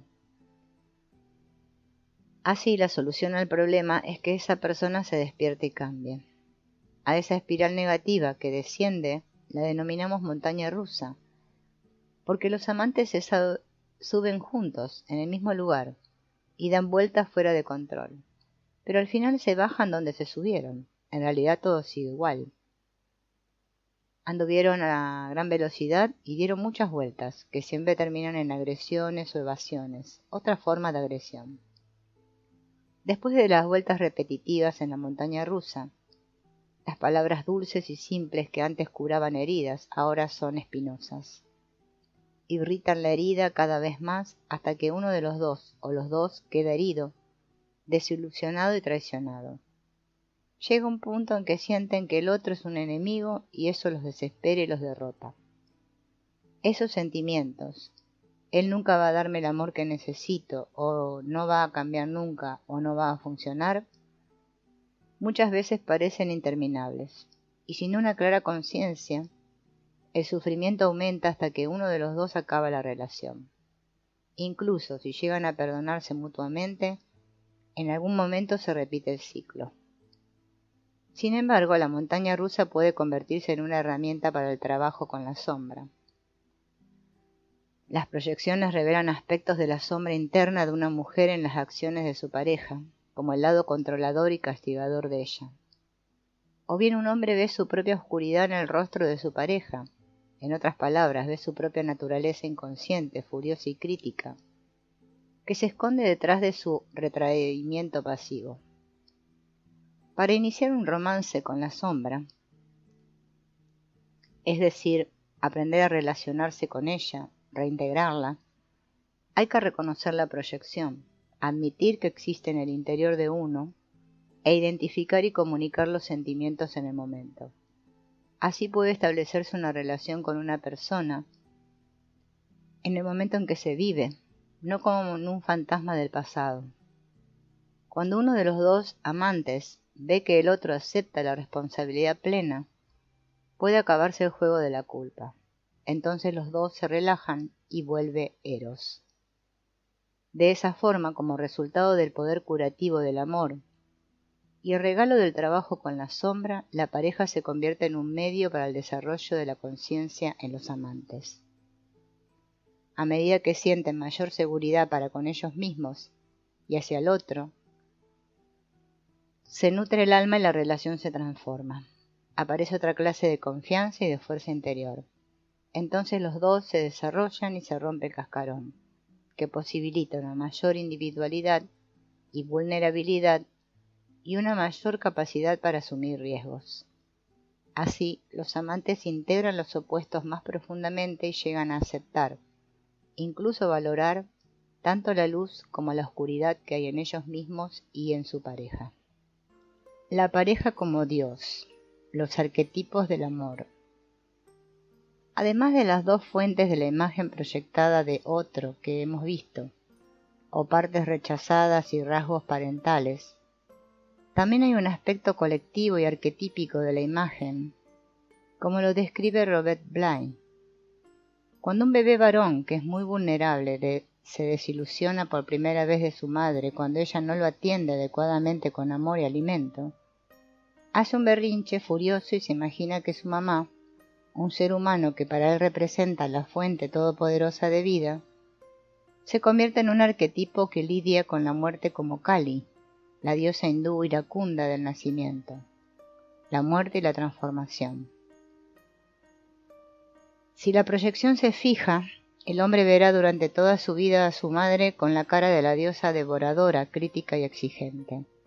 Entonces, para sobrevivir, se pone la cara de una especie de protector sumiso, para evitar la furia amenazadora de ellas. Más tarde, cuando el hombre se enamora, le transfiere la proyección a su compañera, como un legado de familia, y ella sin saberlo se pone la máscara de Kali. Así es como en su matrimonio una mujer se da cuenta de que se ha vuelto más agresiva, ambiciosa u hostil de lo que era. A la vez el hombre se vuelve más amable, lo que enfurece más a su mujer. Ella lleva toda la energía de Kali, mientras él adquiere cada vez más calma y le dice que ella necesitaría una terapia. En la mujer se da el mismo proceso. Cuando es chica, inconscientemente toma diversas imágenes de masculinidad y proyecta un tirano autoritario en su padre, un ser humano, y termina viendo en él la cara de un guerrero asesino o un dios oscuro y dominante. Cuando es adulta y se compromete en una relación con un hombre, él asume la proyección del padre de ella y se vuelve un hombre más controlador, rígido y de características soberanas. Ella, por su parte, sobrevive a someterse, incapaz de controlar al personaje tirano que hay en su interior. A diferencia de la sombra personal, que puede considerarse de origen parental únicamente, las imágenes arquetípicas son más complejas e inefables, derivadas de una confluencia de factores. El modelo femenino, corporizado en la propia madre, contiene imágenes de mujeres de los cuentos de hadas, las historias religiosas, las películas y la publicidad de la televisión y otras fuentes culturales que absorbimos en la infancia. El modelo masculino, corporizado por el propio padre, contiene las imágenes de hombres que encontramos en las mismas fuentes.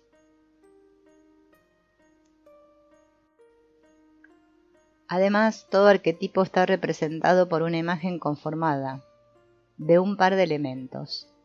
Tiene dos lados, el iluminado y oscuro, como Cristo y Satanás, o los aspectos de misericordia e ira de Yahvé, los persas Ahura Mazda y Ahriman, y los egipcios Osiris y Set. La deidad femenina también tiene dos lados, la Durga hindú, madre omnipotente que combate a los demonios y brilla en el esplendor de 1000 soles, es el lado opuesto a Kali, la diosa negra, que usa un collar hecho de calaveras y empuña armas en las muchas manos que tiene. La egipcia Bast, diosa de la alegría, es hermana de Sekhmet, diosa de la retribución divina, que tiene cabeza de león y cuerpo de mujer. Y en la tradición judeocristiana, Eva, la segunda mujer de Adán, llegó al poder recién después de que Lilith, la primera esposa, lo desobedecieron al negarse a estar debajo de él, y por eso se le echara al reino de los perros salvajes y los búhos que chillan. En una discusión sobre el tema de la psicología masculina, el escritor Robert Johnson, seguidor de Jung, señaló que es difícil pero necesario que el hombre distinga los diversos aspectos de la proyección femenina: la madre, el arquetipo de la madre, el complejo de madre, la diosa, la esposa, el ideal romántico, la hermana, la hija y la amiga. Si una proyección contamina mal una relación, como el complejo de madre o la proyección de diosa sobre la esposa, podría ocasionar una destrucción emocional. También para la mujer es difícil distinguir los diversos aspectos de la proyección masculina.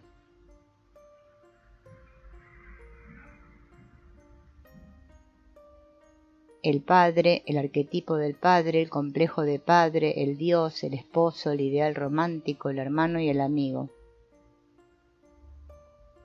Marcia había sufrido abuso sexual de niña y en la adolescencia la habían violado, por lo que se le había escondido la pasión por completo, y también la furia contra los hombres. Hoy en día, a los 34 años, se enfurece con su novio Guy, cuando trata de tocarla hasta la caricia más inocente. Si se rinde a los avances de él para complacerlo, va acumulando rabia en el interior, que finalmente la desborda y le provoca una sensación de víctima indefensa. Revive el abuso. A su vez, Guy cuenta que ella lo mira con una frialdad indescriptible, como si lo odiara. No entiendo qué hice mal. Me muero de ganas de acostarme con ella, pero no tenemos ningún tipo de relación erótica.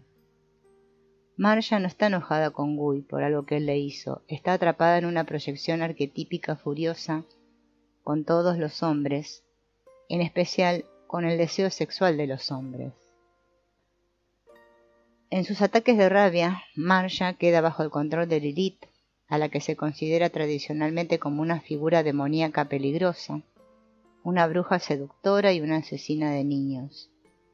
Las mujeres que fueron víctimas de abusos y adoptaron un estado de obediencia pasiva podrían encontrar oro en ese personaje de la sombra. Representa la capacidad de la mujer de decir que no al deseo de igualdad e independencia y sus instintos naturales y salvajes, que vuelven cuando está carada. Igualmente, la proyección arquetípica positiva bendice y maldice a la vez, a través de la resonancia que tiene en el alma, porque pone al individuo en contacto con la esencia espiritual del amado, superando a la persona y lo lleva a un amor más profundo. Al mismo tiempo lo ciega al lado oscuro del otro, que en consecuencia lleva a la proyección de la luz y lo prepara para una caída cuando se deshaga la proyección. A los 30 años Ron, un abogado judío de Nueva York, se enamoró 6 veces en un año de 6 jóvenes rubias, delgadas y atléticas. En cuanto una de sus diosas salía a buscarla, me robó el corazón, la quiero, se decía con un suspiro, como si realmente le diera parte de sí a otro ser humano. Muy pronto había muchas de las diosas de Ron en el centro de Nueva York. Ron seguía buscando esa imagen de mujer hasta que un día la vio, una extraña en la calle, e inmediatamente entendió el significado de proyección. Se dio cuenta de que el sentimiento intenso que experimentaba no tenía nada que ver con la mujer que tenía enfrente. No la conocía ni sabía lo que valía esa mujer. La atracción estaba en su mente. En otras palabras, se enamoraba una y otra vez de un aspecto invisible de él mismo, su alma, como un príncipe que no se siente completo hasta que se une con una princesa. Aunque todavía las admiraba, se rompió el hechizo de las diosas. Ron quedó libre para explorar una forma más auténtica de vínculo con otra clase de mujer. Encontró varias claves en la oscuridad de la sombra. Confesó que siempre se había sentido feo e indigno de amor. Al buscar a la diosa, lo que trataba de hacer era congraciarse con esa herida. A nivel del ego, intentaba estar con una mujer atractiva para que se lo viera atractivo a él. Pero a un nivel más profundo estaba buscando su propia aceptación, que le curaría el alma. La curación llegó cuando Ron se enamoró de una diosa por última vez y al mirarle a los ojos le vio el alma. En un momento la mujer le dijo que ella también veía la belleza de él. Ron le creyó y al recibir ese reflejo de ella, como cuando la bestia recibe el amor de la bella, se rompió la identificación de él con la sensación de ser inaceptable y se estableció una conexión entre él y su alma. Muy pronto conoció a una mujer judía de cabello oscuro con quien vive desde hace 3 años. A veces, las proyecciones arquetípicas al principio nos enfrentan con la relación. Sin embargo, después de un tiempo evocan a la sombra. Al igual que muchos sacerdotes a los que hace poco se pescó en salidas clandestinas en busca de sexo, quienes portan la proyección idealizada sufren bajo el peso que les significa. Cuando Ron se casó con una de sus mujeres ideales, la hizo sentir idolatrada en lugar de amada, alejada en lugar de cercana, hasta que ella tuvo un romance con un amigo, y Ron tuvo que abrir los ojos. Le dijo al terapeuta: estuve casado con Lynn durante 3 años. pero no sé lo que ella sentía respecto de nada ni lo que pensaba. Lo único que conozco de ella es su aspecto físico. Cuando me di cuenta de eso supe que necesitaba ayuda.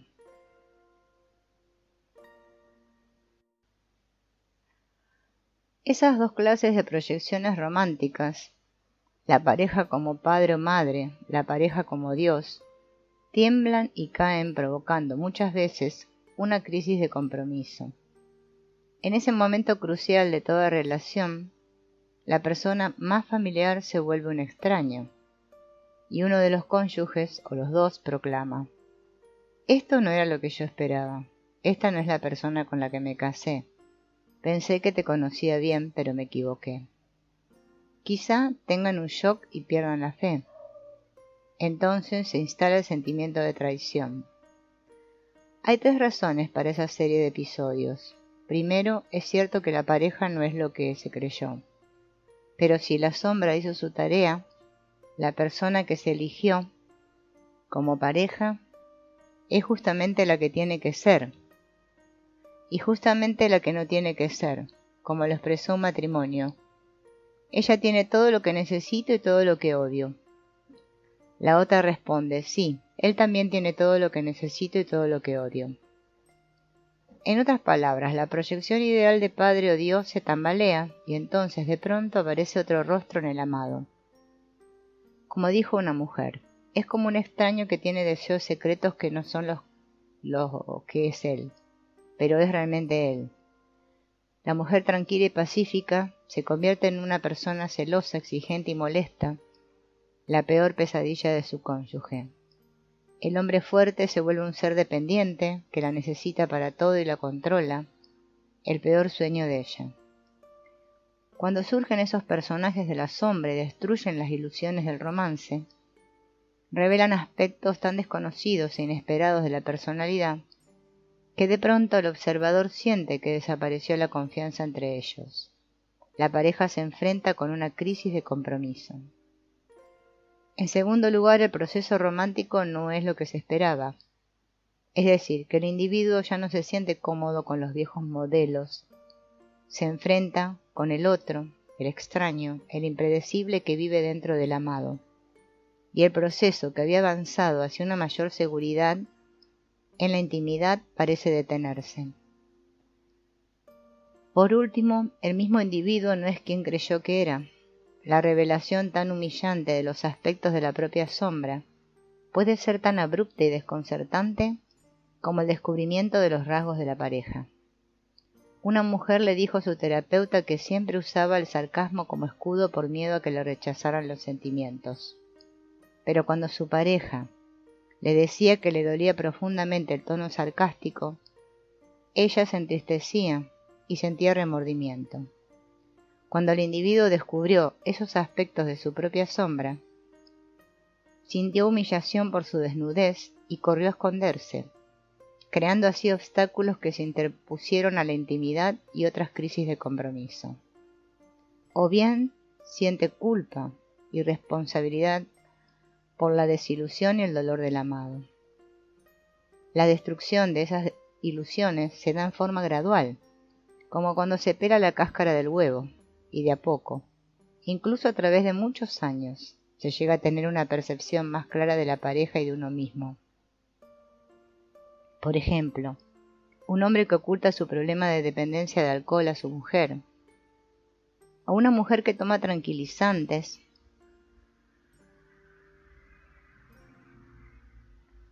o antidepresivos para controlar los estados de ánimo. Cuando el otro ve algunas características de esas conductas en su compañero, después de muchos años de ocultamiento se enfurece y se siente traicionado.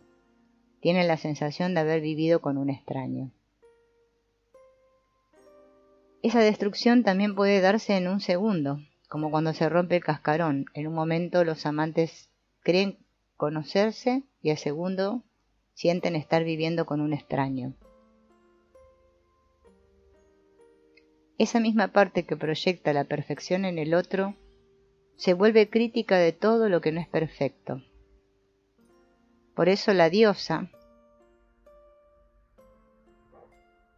se convierte en la bruja o el rey toma el látigo del tirano, o el héroe se vuelve común y se disuelve con la insustancialidad como la imagen de un sueño.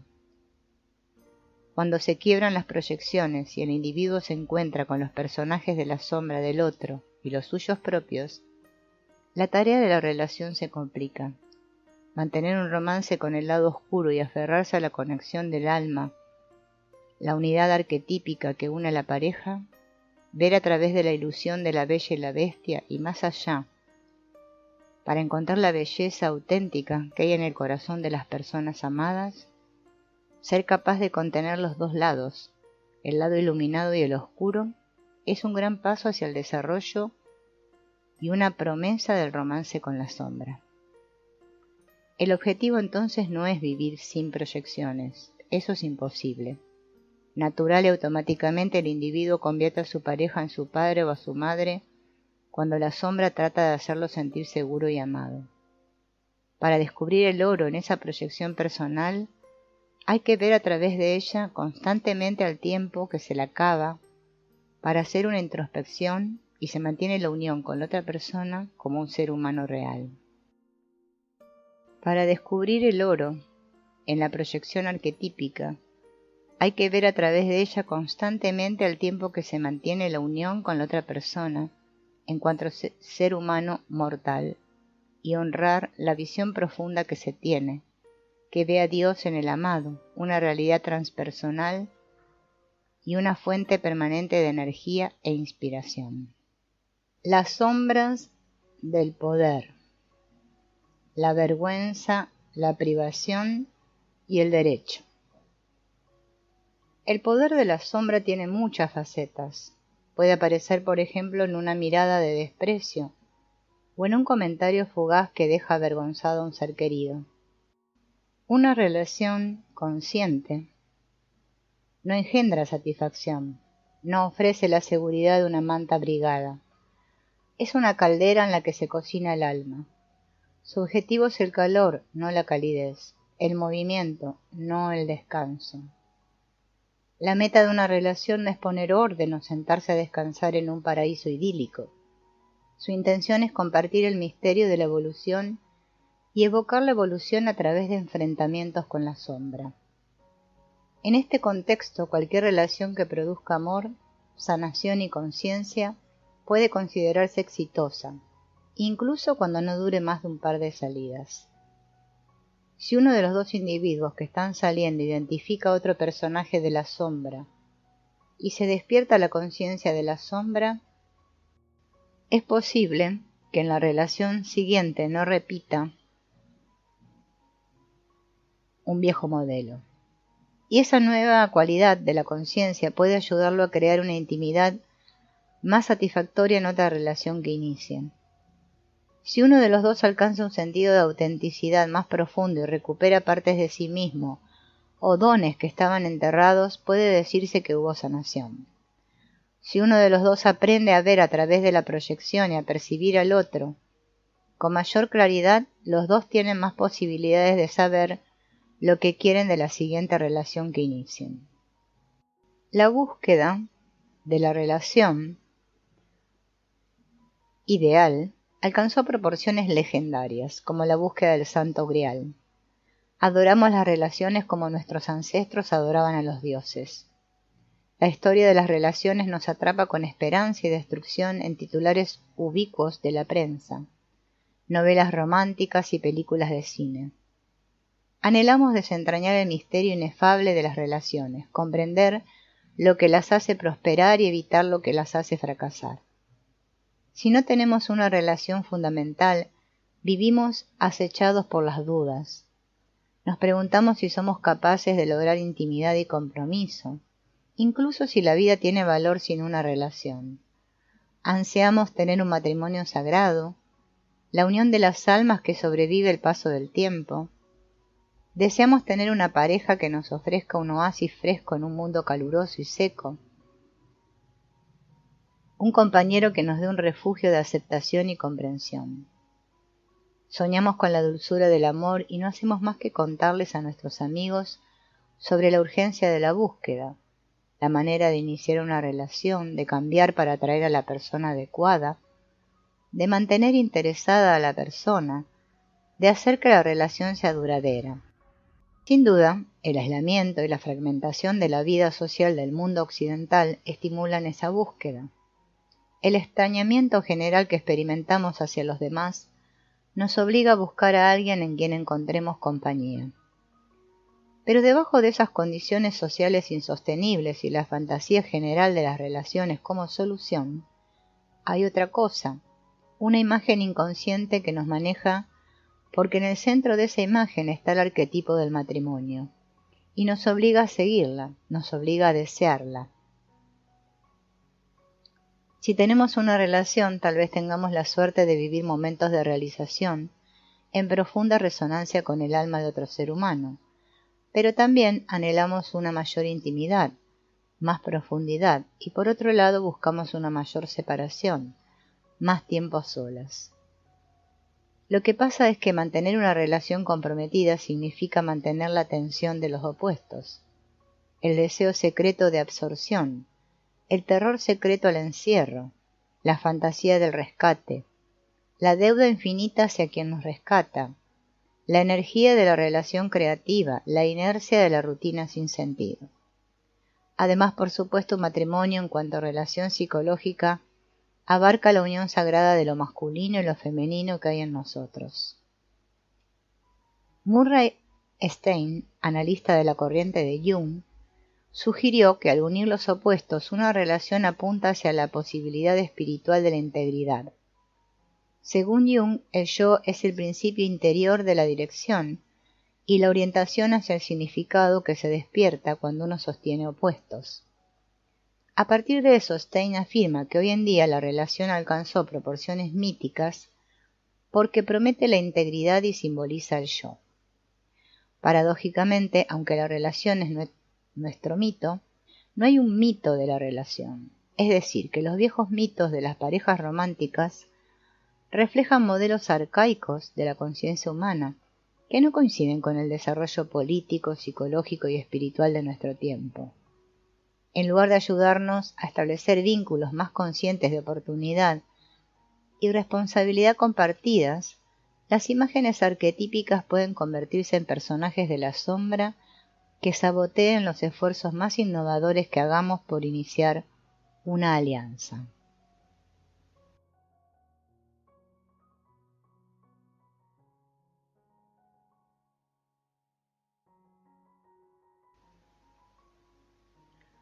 Por ejemplo, los griegos no tienen historias de dos individuos que contribuyan mutuamente a incrementar el bienestar y la creatividad de una familia y que tengan las habilidades para resolver conflictos y profundizar la intimidad que comparten.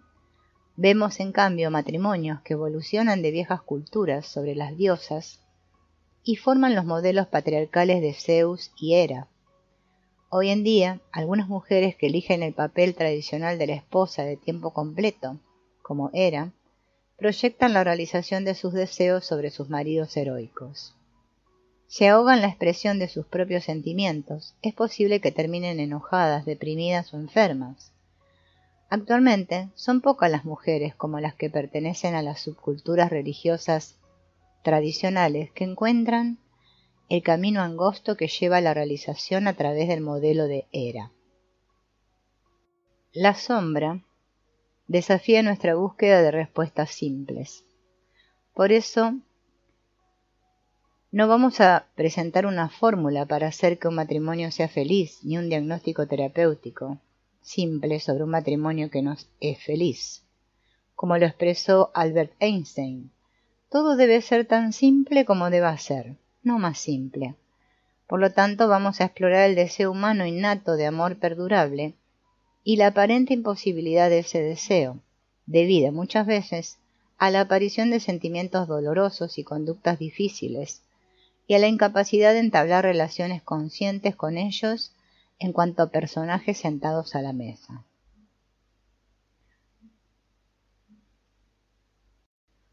Durante el periodo de las citas y el romance, dos individuos se conocen y se produce una reacción química entre ellos, en la que se superponen las partes que le falta a cada uno, y se arma una pelea de sombras entre los personajes internos de los dos.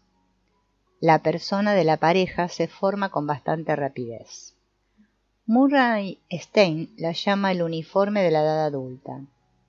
La pareja se presenta a los demás como conformada por dos individuos independientes y poco convencionales que tienen intereses y grupos de amigos distintos, o como un frente unido con un estilo de vida tradicional y valores compartidos. Se muestran distantes uno del otro o bien están siempre juntos. Pueden parecer relajados y abiertos o extremadamente cerrados y exclusivos. Sea cual fuere la persona, la sombra de la pareja sigue oculta. La compatibilidad aparente podría tapar valores en conflicto y hasta violencia doméstica. Muchas veces el estilo de vida lujoso que lleva una familia esconde una muy mala situación económica. O bien, las doctrinas religiosas puritanas solapan sombras divididas que se manifiestan en perversiones sexuales y amoríos. A un nivel más sutil, tal vez los individuos que forman la pareja aceptan, implícitamente, que no pueden ser vulnerables ni pueden enojarse ni deprimirse el uno con el otro, y así sacrifican la autenticidad por mantener el statu quo. Para la mayoría, ese es el frente o campo personal en el que se desarrollan las relaciones. Pero en un plano interno, hay un campo transpersonal que contribuye a acercar a dos personas y forjarles el destino. Desde esta perspectiva, la relación supera a los individuos, trasciende los egos y las sombras de los dos y actúa tal vez como un pegamento invisible que los mantiene unidos. Es lo que llamamos el alma de la relación o el tercer cuerpo. A medida que la pareja deja atrás la pelea de la sombra con el otro y se acerca al baile de la sombra con el amado, se profundiza la autenticidad entre los amantes y entonces ellos empiezan a percibir un sentido de seguridad y comodidad más palpable. Hay quienes se imaginan ese sentido como un almohadón muy grande y mullido en el que pueden descansar, o un recipiente dúctil dentro del que crece la relación. Muchas parejas que toman conciencia de la presencia de un tercer cuerpo, otra entidad distinta que es más grande que los dos individuos por separado.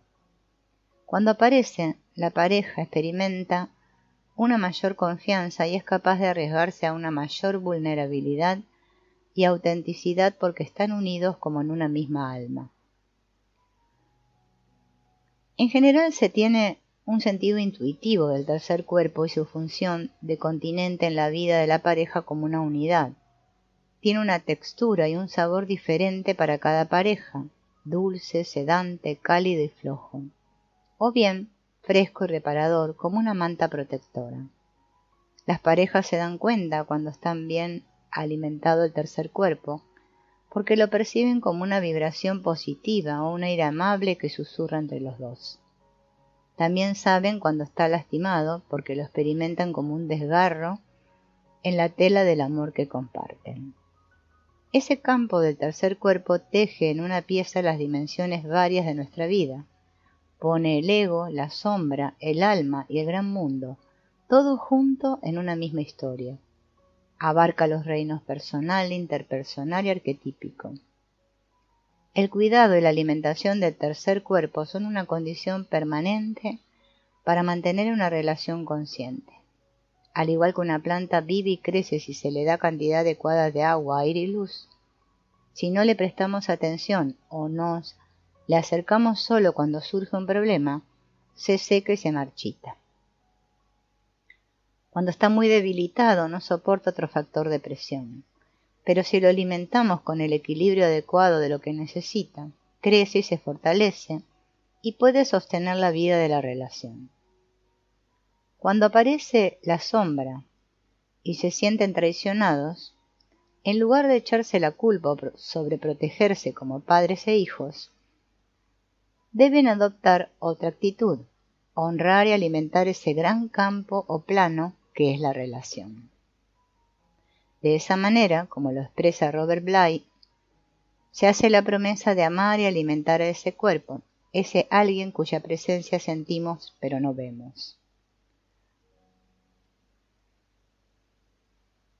Generalmente, estas etapas del desarrollo de la relación, desde el vínculo en las citas a través de la proyección romántica, hasta el encuentro auténtico de las almas y el surgimiento del tercer cuerpo, pasan desapercibidas.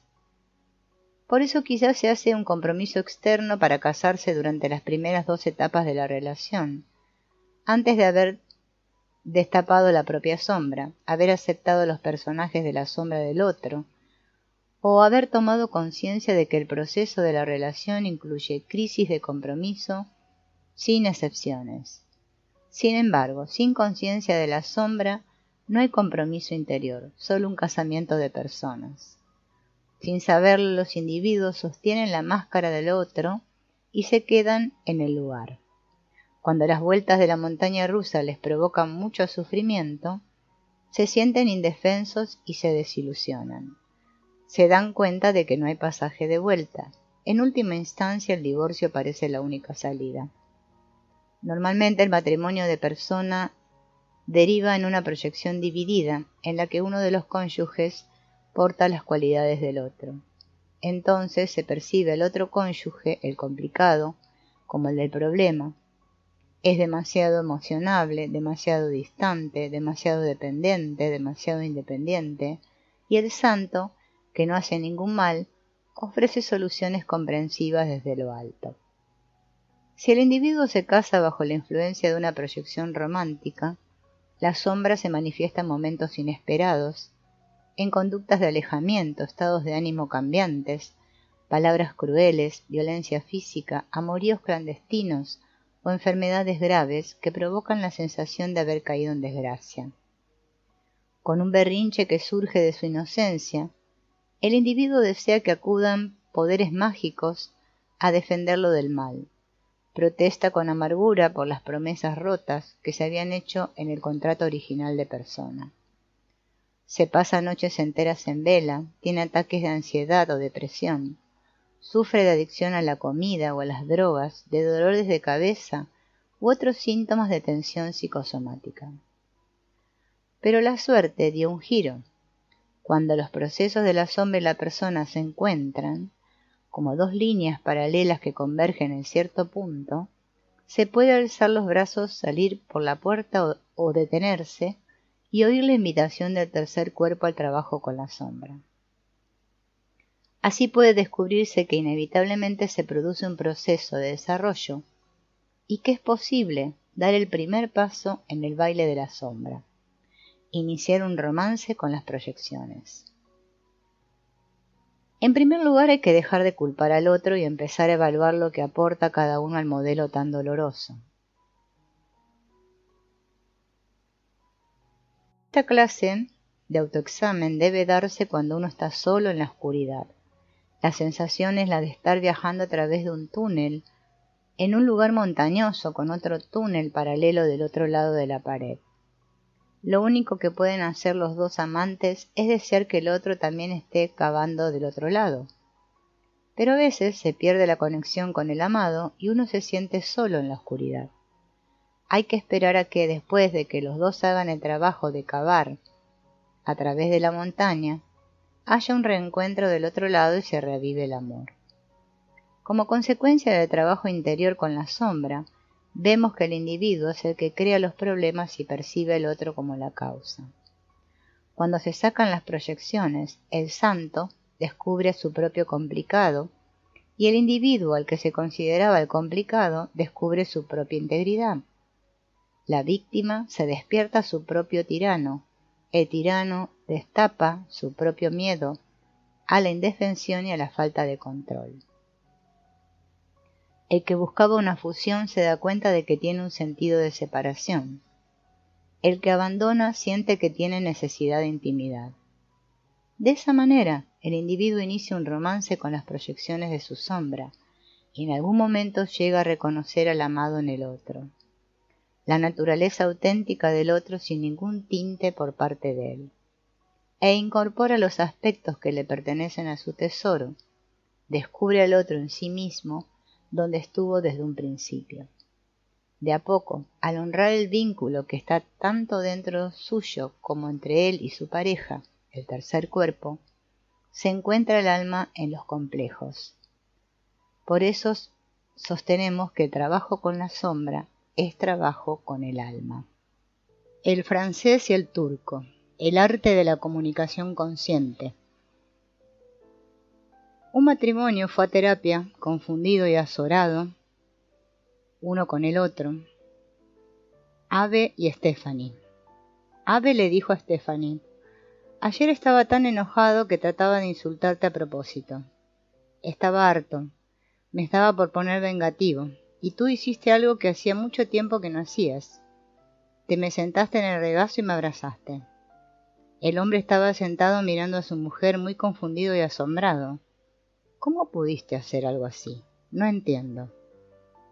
Stephanie le contestó: estabas diciéndome tu verdad, algo que sentías realmente en ese momento, y en ese momento simplemente te amé. Me acerqué porque te amé por tu honestidad, aunque estuvieras enojado.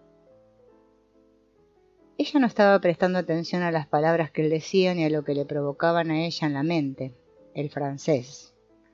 Estaba percibiendo el trasfondo emocional invisible del lenguaje, la autenticidad de las palabras que él emitía y lo que le provocaban al corazón y al cuerpo de ella, el turco. Muchas veces, las vueltas alocadas de la montaña rusa empiezan cuando los cónyuges quieren hablar en francés y no se dan cuenta de que en realidad están hablando en turco. El cuerpo habla en turco con gestos sutiles, una mueca de la boca, un movimiento de los hombros, un guiño de ojos y síntomas como dolores de cabeza. La voz se expresa en turco, con la entonación de las frases que comunican sarcasmo, condescendencia o descreimiento. Hasta los estados de ánimo se expresan en turco. La depresión manda un mensaje de enojo y el que lo recibe siente que como si se le asfixiara el espíritu de vida. De hecho, el turco es el idioma de la sombra, tiene significados ocultos e impacto corporal. Las palabras dulces dichas en turco pueden parecer autoritarias, las palabras amables pueden expresar condena, las palabras inteligentes insatisfacción. Por otro lado, un gesto corporal esbozado en turco puede llevar confianza, un silencio puede sentirse como una invitación cálida. Honestamente, por más difícil que sea oírlo, puede recibirse como un mensaje de amor. El turco no es el contenido de lo que se dice, sino la forma en que se lo dice. Por eso, esa segunda lengua de comunicación está llena de matices muy sutiles. Cuando se enfrenta con el dolor constante de un tema que todavía no está resuelto, a veces, uno de los cónyuges, ella por ejemplo, entra en el túnel para hacer un trabajo interior. Pero si por un segundo culpa a su marido o lo presiona mínimamente para que reaccione de cierta manera, la comunicación llega con la fuerza de una pelota de béisbol. En el momento del impacto, el catcher tiene una reacción visceral. Recibió un cachetazo en la cara, un golpe en el estómago. Tiene el corazón atravesado, está atrapado en una red. Hay un segundo de vulnerabilidad que pasa desapercibido. Después, en venganza, le devuelve el golpe al pitcher, lo insulta, lo trata con autoritarismo, lo evita, llega tarde. Entonces vuelve a empezar el ciclo negativo. Cuando el pase de béisbol establece el modelo que aumenta la alienación y lleva a la pareja al ring de boxeo con la sombra, no es importante descubrir quién lo había empezado. Nosotros creemos que la división de 50-50 nos lleva a una relación próspera. Para una buena relación, los dos tienen que aceptar el 100% de la responsabilidad por la creación y repetición de esos círculos negativos. Un hombre podría hacer un comentario degradante muy temprano en la mañana porque en el cuerpo todavía guarda sentimientos derivados de alguna pelea con su mujer el día anterior o incluso de alguna discusión agria la semana anterior. El tercer cuerpo recibe los golpes dolorosos y los dos cónyuges sienten la tensión cuando ven amenazada la relación. Es decir, que el turco vive en el campo, donde los temas que no se han resuelto quedan latentes como leña seca lista para arder ante el comentario más inocente. Cuando el alma de la relación es fuerte, los cónyuges sienten la libertad de expresarse y ser espontáneos y divertidos. Si el tercer cuerpo está bien asentado, cuando uno de los cónyuges tiene actitudes evasivas, críticas o sarcásticas, el otro no se siente traicionado ni amenazado. Incluso cuando está herido, sabrá que pueden resolver los problemas juntos, aunque estén muy dolidos. Pero cuando el alma es frágil, los amantes tienen dudas, avanzan con cautela y se sienten inseguros. Entonces el turco se oye alto e intimidatorio, y la pelea con la sombra pasa de un round al siguiente, sin dejar más que dolor a su paso. Muchas veces el cónyuge complicado siente el impacto del turco con más fuerza y mayor claridad que el otro. Tiene que verbalizar los temas de la sombra para sentirse auténtico.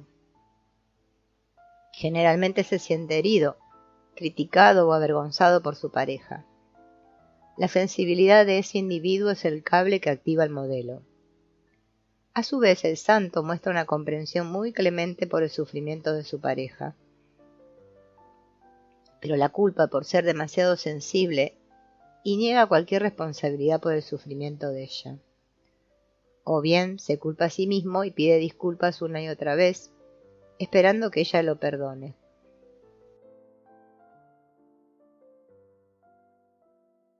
Las siguientes son algunas sugerencias más desarrolladas en una guía para el trabajo con la sombra, para dejar de pelear con la sombra y empezar a bailar con ella. Recuerda que nadie tiene toda la razón y está totalmente equivocado. Los dos tienen experiencias y puntos de vista propios y tienen derecho a que el otro lo escuche y lo comprenda. Cuando te das cuenta de que está por surgir un conflicto, mantén el control con los ejercicios de respiración. Al centrarte, podrías empezar a oír la voz del yo, con mayúscula, que te expresa los sentimientos, necesidades y valores auténticos dentro de ti mismo. Si te sintonizas con esa voz, el personaje de la sombra dará un paso atrás y tú retomarás el control de tu vida y lograrás comunicarte sin culpa. Identifica las primeras señales que marcan el comienzo de un conflicto, las sensaciones físicas y las manifestaciones emocionales que acompañan al personaje de la sombra y activan su participación en la pelea con la sombra. Hazte una imagen de ese personaje, escucha las palabras y frases repetitivas que emite. Si el conflicto aumenta y escuchas la campana que marca el inicio del round siguiente, pide un tiempo de descanso. Recuerda que nunca pasa nada positivo durante el conflicto, siempre termina con un ataque doloroso o una evasión. Por eso, tómate un segundo para cerrar los ojos y tomar aire. O dile a tu pareja que el conflicto está llegando demasiado lejos, que necesitas tiempo para tranquilizarte y que te gustaría seguir la conversación en algún otro momento y lugar concertados. Dile bien claro a tu pareja que no la estás abandonando, solo quieres evitar el dolor que los dos han creado.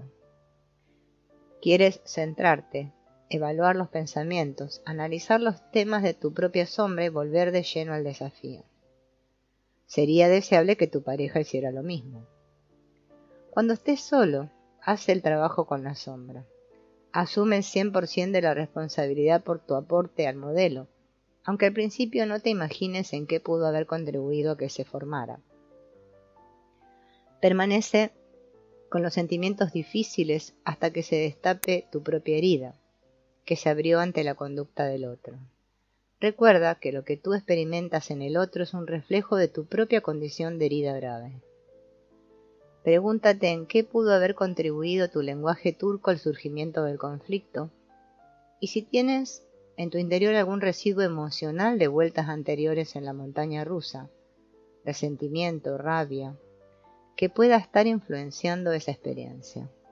Explóralo con creatividad, a través de la escritura, para exponer a cualquier personaje secreto que esté saboteándote. Identifica lo que no soportas de la conducta de tu pareja y acepta que ese es el personaje de la sombra que apareció. Haz memoria sobre algún momento del pasado en que te hubieran acusado a ti de tener una conducta similar o en el que hayas experimentado ese personaje en tu interior. En otras palabras, inicia un romance con tus proyecciones. Identifica los modelos históricos o los pecados familiares que provocaron la creación de ese personaje o estilo de defensa o ataque. Pregúntate qué miembro de tu familia de origen actuaba así. Vuelve a encontrarte con tu pareja el día y la hora acordados y crea una atmósfera de colaboración en un intento por comprender la experiencia del otro. Escúchalo sin defenderte ni culparlo. Trata de no interpretar la conducta de tu pareja ni describir el aporte que él o ella hacen al conflicto. No intentes llegar a una conclusión en francés en ese momento. Trata en cambio de centrarte en ti mismo. Dile a tu pareja cuál fue su propia contribución y explícale que los sentimientos que tú tenías sin saberlo se manifestaron en turco. Por último, explora las distintas formas en que podrías reaccionar la próxima vez. Finalmente, honra al tercer cuerpo, el alma de la relación, que trasciende los temas de tu sombra personal. Tu pareja es tu mejor espejo. Al comunicar la experiencia claramente y sin culpas, por ejemplo, hablando en primera persona, puedes conseguir un reflejo de la forma en que actúa la sombra. Cuando la pareja dice que se siente atacada, hay varias opciones de conductas. Tú puedes creer que ella o él está equivocado o que miente y rechazar lo que dice. También puedes culparte por haberlo o haberla lastimado y ser tan insensible.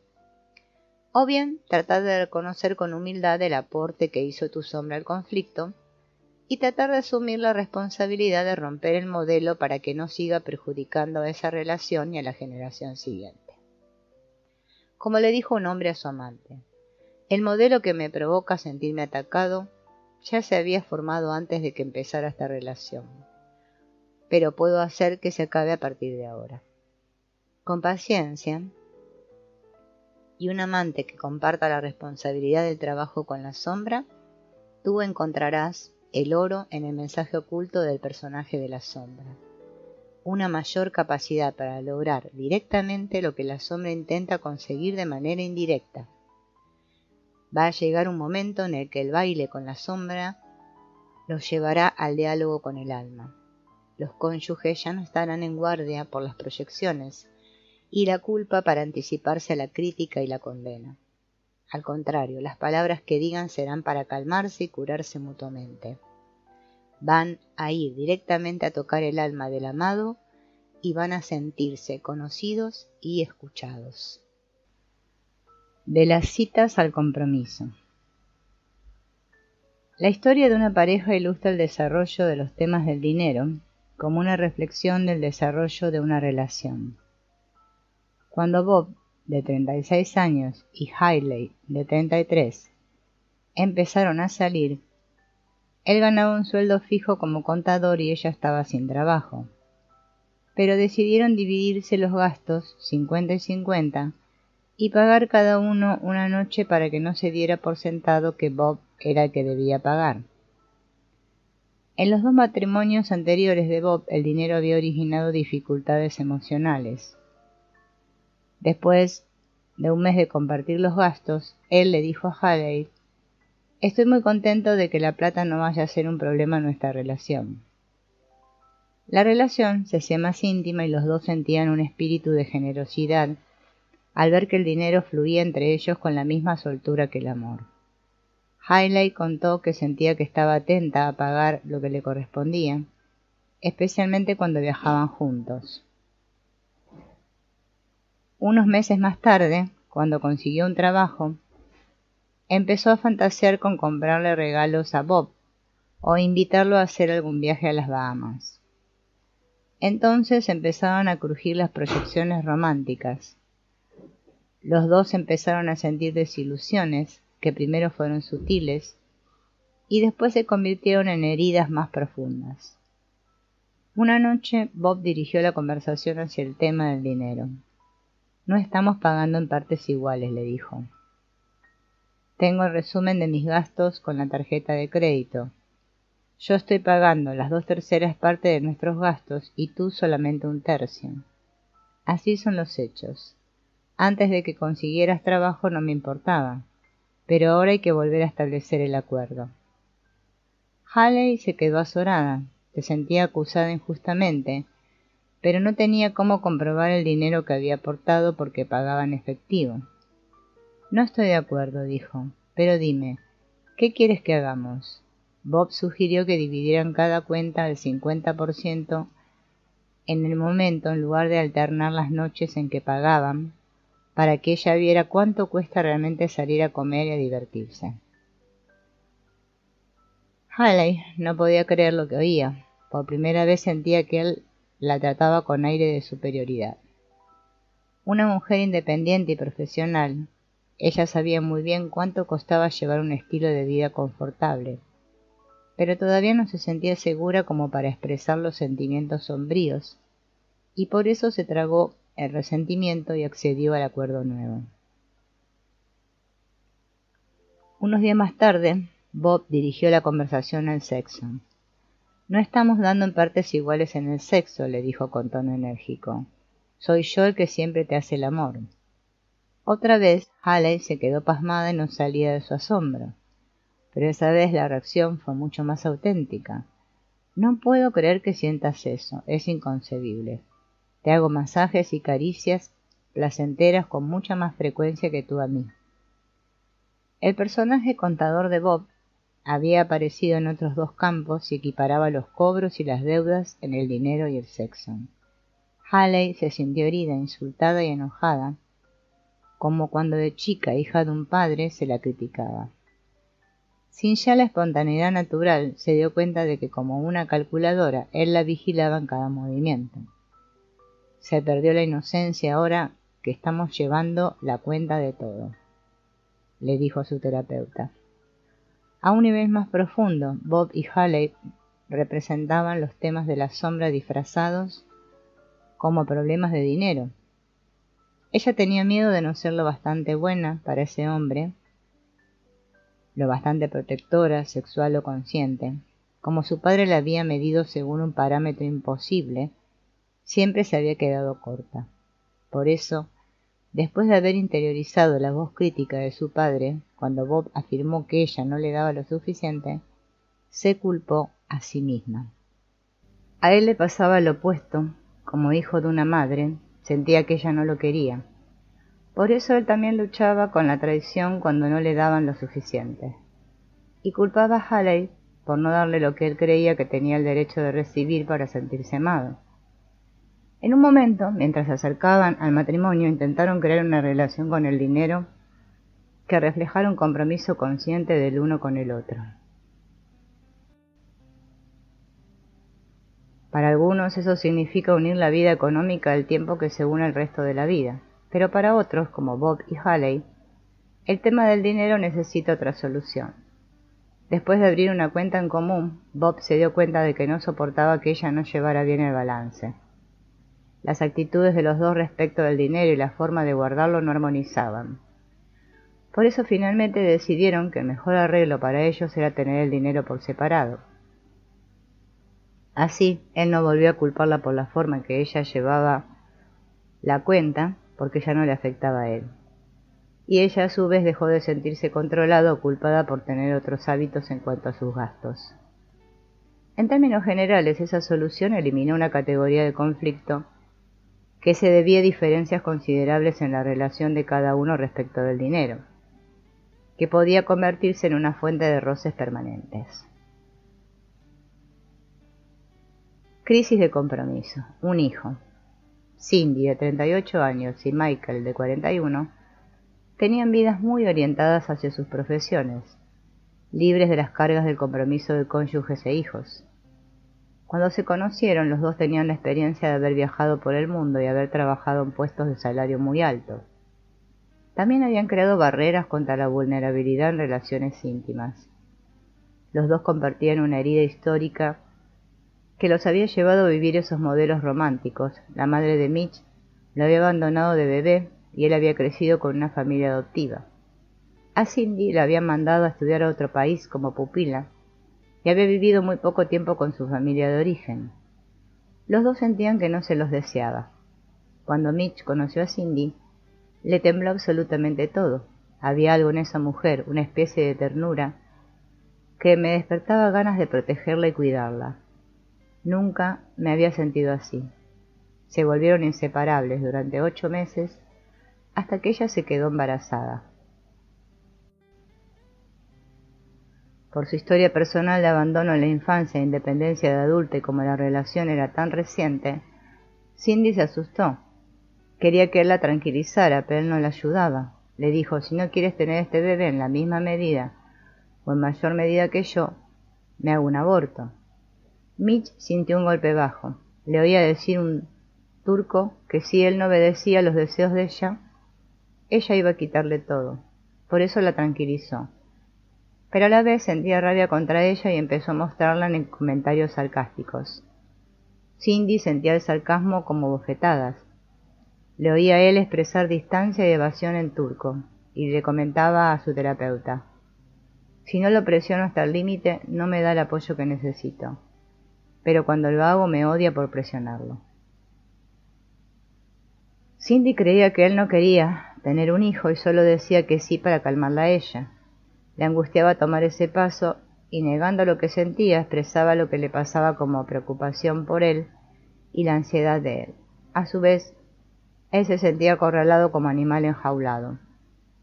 No quería arriesgarse a perder la relación que tenía con ella y al mismo tiempo se sentía limitado y completamente inmaduro para ser padre.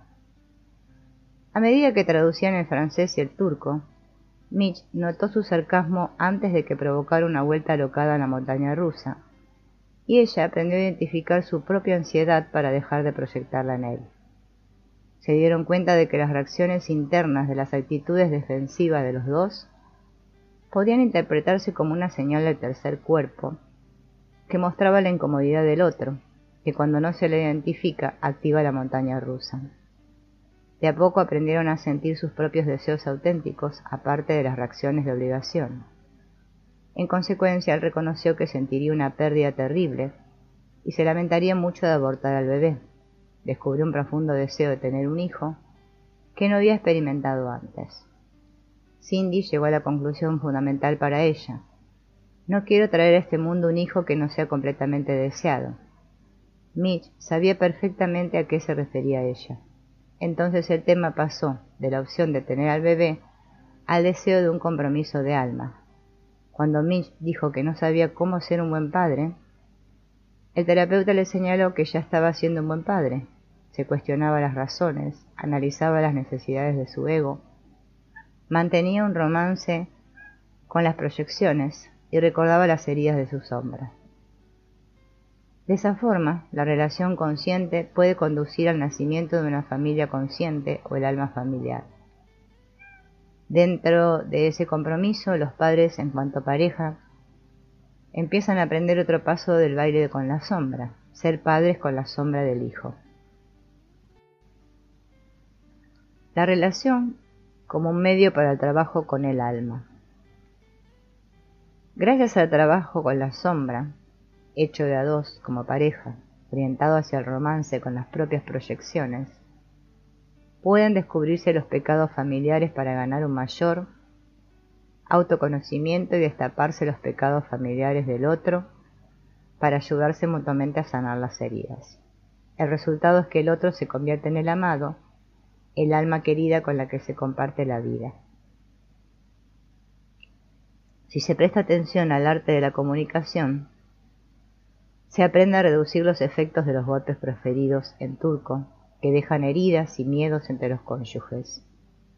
Y utilizando el noviazgo como una etapa de exploración de las diferencias y traslados de las lealtades hasta la propia alma, puede avanzarse hasta el matrimonio de la sombra, la promesa de atender las necesidades más profundas del otro.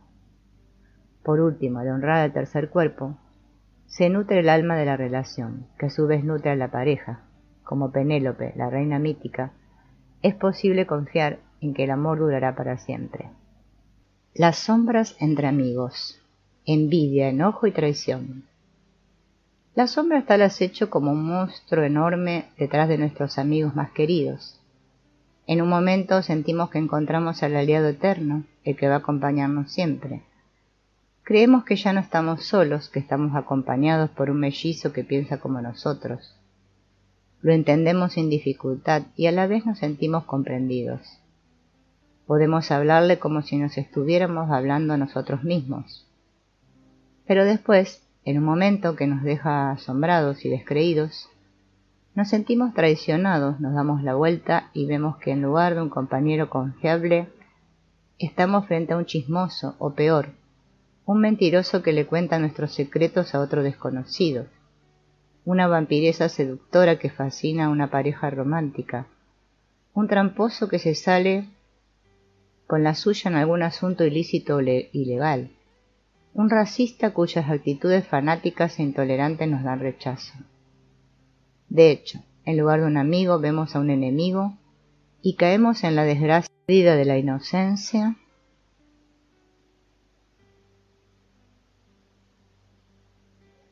y el amor. La cálida apertura de la amistad se contrae y se vuelve algo frío, que nos deja una sensación de desilusión, rabia, resentimiento y hasta traición. Iniciamos una vuelta alocada a la montaña rusa y nos volvemos críticos. Hacemos comentarios hirientes sin saber si vamos a seguir teniendo un amigo cuando se acabe todo. En esos momentos llegamos a ver que la imagen fantasiosa que tenemos del amigo, como la de la familia o el amado, nos obliga a desear al amigo ideal, el amigo arquetípico. Nos imaginamos el fin de la soledad, una comunión de almas, un destino en común. Nos acordamos de los rituales arcaicos de los pactos de sangre por los que los dos amigos se cortan y derraman sangre en una copa de líquido y se toman la copa con la sangre del otro. Después de haber establecido una unión sagrada con el amigo, la traición se vuelve más potente. El traidor tiene la sangre de aquel a quien traicionó. Esa imagen arquetípica del amigo fiel tiene diversos significados de alma y sombra. Eros, dios de la afinidad, vive en ese ámbito, atrae a los amigos, despierta empatía, admiración y hasta adoración, a veces agrega un poco de deseo sexual a la mezcla. El miedo, al Eros sexualizado entre amigos, obstaculiza la intimidad entre varones heterosexuales. Todos llevan la herida colectiva del odio a la homosexualidad en las amistades individuales. Normalmente a las mujeres heterosexuales se les permite un mayor intercambio de ternura física y emocional, de besos y llanto. Sin embargo, también sufren el peso de la sombra sexual en la demostración del afecto de unas hacia otras. Por lo general, entonces, y en contraposición a lo que pasa en una pareja, no hay sexo entre dos amigos, aunque el vínculo pueda despertar ciertos sentimientos eróticos a los que se teme. A diferencia de un padre, un amigo no es alguien que nos cuida, aunque el vínculo despierta a veces sensaciones incómodas de maternidad, dependencia y abandono. A diferencia de un hermano o hermana, con un amigo no se establece una relación de rivalidad, aunque el vínculo podría despertar sentimientos sombríos de competencia, envidia y celos. Un amigo, en cambio, nos ofrece un lugar donde nos sentimos especiales. Un amigo deja que se vea nuestra particularidad auténtica. Para muchos está prohibido sentirse especial porque eso conduce a la arrogancia o hubris, el pecado del orgullo. Sentirse especial es peligroso porque significa sobresalir, separarse de los demás, ser objeto de envidia u odio. Pero solo cuando esa particularidad está ligada al ego, que parece hubris o egocentrismo ante los demás, y nos incomoda a nosotros mismos, es una particularidad no auténtica. Por otro lado, un amigo honra la particularidad única de cada individuo a nivel del alma porque ve la infinidad en esa singularidad. vamos a explorar la amistad basada en la afinidad y la amistad basada en la alteridad. Toda amistad en algún momento ofrece una oportunidad para el trabajo con la sombra, una oportunidad para ampliar la aceptación de uno mismo y ahondar la capacidad de perdón. Para los griegos, la amistad o filia significaba amor del alma. Para Platón, la amistad como una forma de eros abarcaba el deseo de perfección. Para Aristóteles, la capacidad del individuo de entablar amistad era una medida de la calidad del alma. Si uno no se amaba a uno mismo, no podía amar a un amigo. Si no atesoraba los dones propios ni cumplía con la obligación de tenerlos, no podía atesorar los dones de un amigo. Para la mayoría, la amistad implica lealtad, una fidelidad al vínculo que trasciende las circunstancias, incluso las que amenazan la vida. Incluso inconscientemente, que un verdadero amigo, al igual que un alter ego, podría tomar nuestro sufrimiento sacrificando quizá la propia vida por nosotros. Eso es lo que nos gustaría creer. Esa promesa eterna está ilustrada en el relato de la guerra de Troya, en el que Patroclo, amigo queridísimo del héroe griego Aquiles, se pone la armadura de éste para pelear en su lugar. Cuando Patroclo muere asesinado, Aquiles sufre tanto dolor que mata al asesino de su amigo, incluso a sabiendas de que ese acto le costaría la muerte. Más tarde se colocan los huesos de los dos en la misma jarra de oro. Tal vez hoy en día esa clase de lealtad aparezca a veces entre niños que todavía son confiados e inocentes. Un chico de 7 años que se acaba de caer de cabeza de un árbol y había sufrido una conmoción, le dijo a su padre que le alegraba haberse caído él en lugar de su amigo. No podría soportar ver sufrir así a mi amigo, afirmó. Actualmente son pocos los que gozan de esa clase de amistad en la que se ofrecen para sufrir la suerte del otro o hablar desde la particularidad. Para la mayoría la palabra amigo se ha degenerado y ahora no es más que compinche, conocido, compañero, vecino. Ha reducido la fantasía sobre ese vínculo potencial. En consecuencia, la reciprocidad profunda de la amistad de alma se perdió completamente. En consecuencia, un amigo espera más de la relación que el otro, más tiempo, más conversaciones, mayor profundidad. El que espera mayor intimidad quizás se sienta privado y desilusionado cuando el otro no reacciona como él espera. El que busca una mayor distancia y espacio tal vez se sienta invadido y hasta devorado por el amigo que tiene hambre de amor. En las amistades de muchos años, esos límites varían con las circunstancias, como un embarazo en una mujer. Entonces los complejos parentales pasan al frente y provocan una pelea de la sombra. Mark Twain dijo una vez: la pasión sagrada de la amistad es una naturaleza tan dulce y estable y fiel y duradera que perdura a través de toda una vida, si no se le pide que preste dinero. Sin duda, pedir dinero prestado implica evocar sentimientos sombríos de vergüenza, dependencia y obligación. Prestar dinero es evocar oscuros sentimientos de superioridad y derecho. Tal vez el peso que tiene el dinero en la amistad explica por qué hay tantos amigos que controlan con mucho cuidado el aspecto económico de la relación. Comparten gastos equitativamente o se intercambian cosas de valor similar para equiparar las cuentas. Si no se toca el tema del dinero de manera consciente, enseguida se convierte en un tema de la sombra.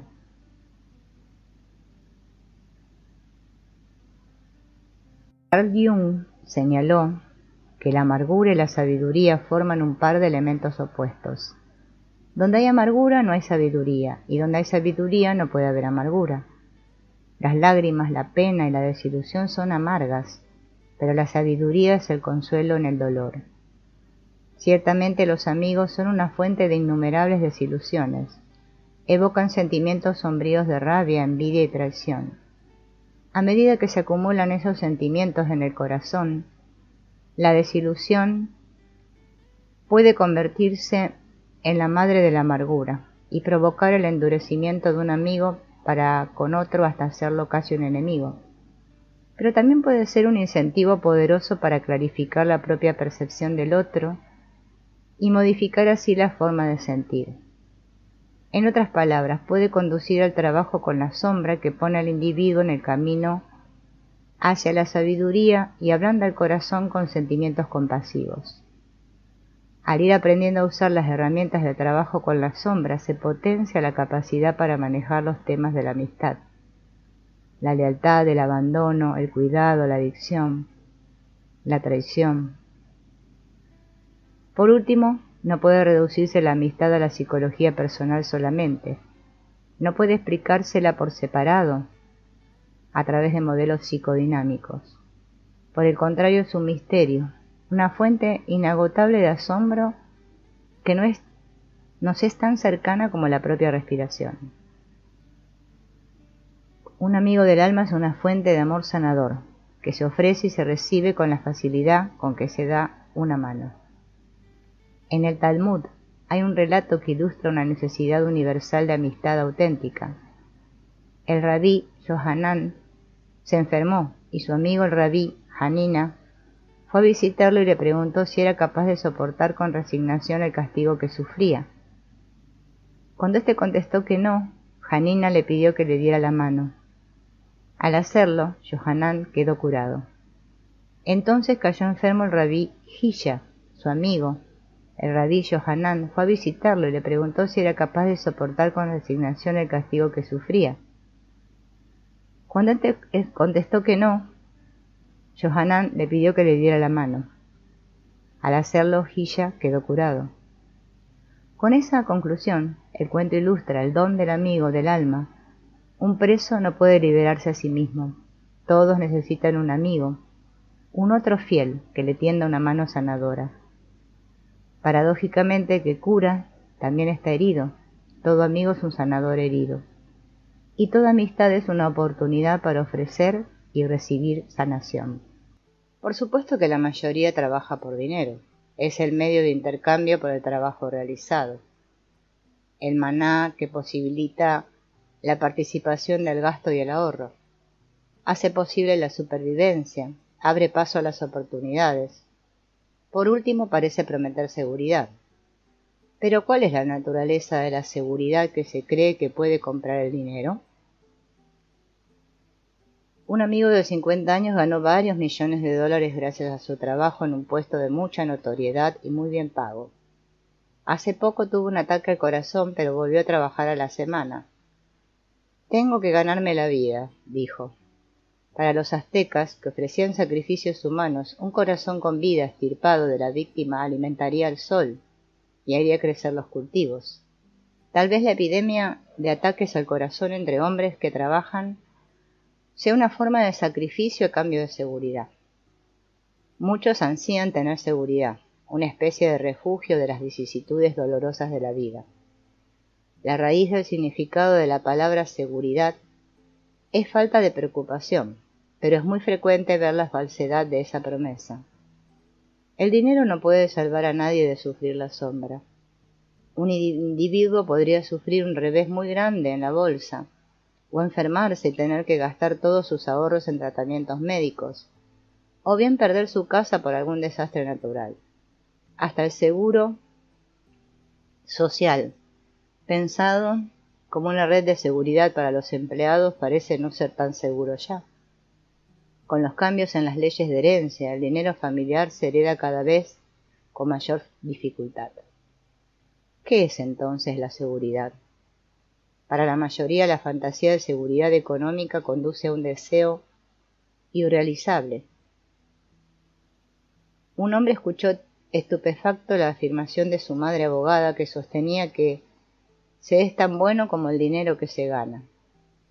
Fortalecido por el apoyo que recibe en los lugares de trabajo, ese mensaje lo mantiene en un pánico permanente al no contar él con un sentido de valor propio ni una relación auténtica con el yo. Si pierde su trabajo ya no vale nada. Una vez tuvo el siguiente sueño. Estoy sentado dentro de una cueva oscura, con un aspecto inmundo y mugriento. Tengo algunas piedritas de valor vital en la mano. Son lo único que tiene algún valor. El ansia de dinero que tiene ese hombre oculta una ansia de identidad.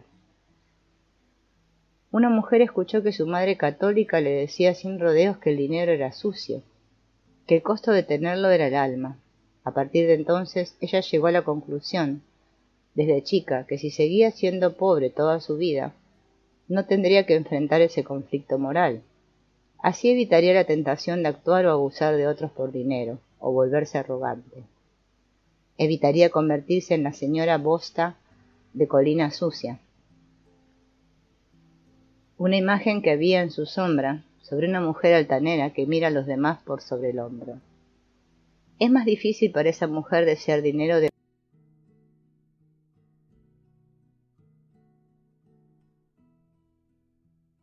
operar su negocio. Empezó a terapia para tratar de entender por qué no se deja ganar más dinero. Si el dinero se convierte en un fin en lugar de ser un medio, si en esencia se convierte en el grial que se persigue, hay que escuchar la pregunta que yace en el centro del mito del grial. ¿A quién le sirve el grial? ¿Cuál es el personaje de la mesa que anhela cada vez más dinero? ¿Qué miembros de su familia se benefician y quiénes pierden con la actitud que usted tiene del dinero como centro de su vida? Aunque no hay duda de que es necesario preocuparse por la estabilidad económica, también hay que escuchar la voz del yo, el grial interior. Si se le obedece, conduce a un trabajo con alma.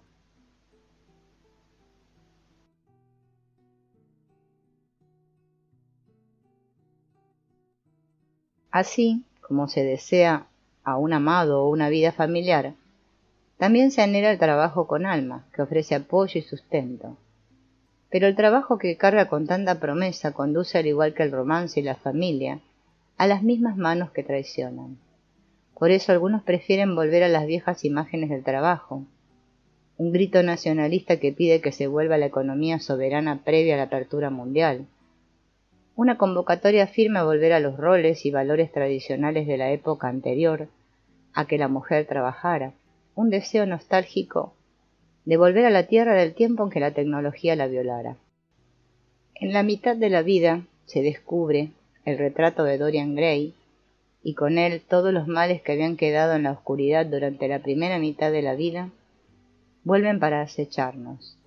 Los sentimientos prohibidos de desprotección y rabia, los miedos secretos de la falta de atractivo y del rechazo, las fantasías de deseo sexual veladas, ilusiones privadas de potencia creativa, preguntas sin respuesta de significado y propósito.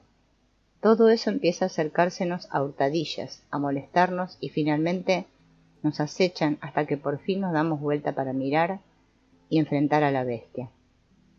Al igual que el rostro de Dorian, el nuestro está lleno de arrugas que revelan el paso del tiempo, tienen grandes ojeras por el peso de la gravedad, está lastimado por el dolor de la traición. Como el rostro de Dorian, el nuestro cuenta algo. Hicimos un pacto para sobrevivir y pagamos con la moneda del alma. En la mitad de la vida ya no funciona el cuento. Hay un nuevo relato que necesita que se lo viva, el descenso y la resurrección del alma en la segunda mitad de la vida. Jung escribió: nuestra personalidad se desarrolla en el transcurso de nuestra vida a partir de un germen que es difícil o imposible de reconocer, y son solo nuestros actos los que revelan lo que somos.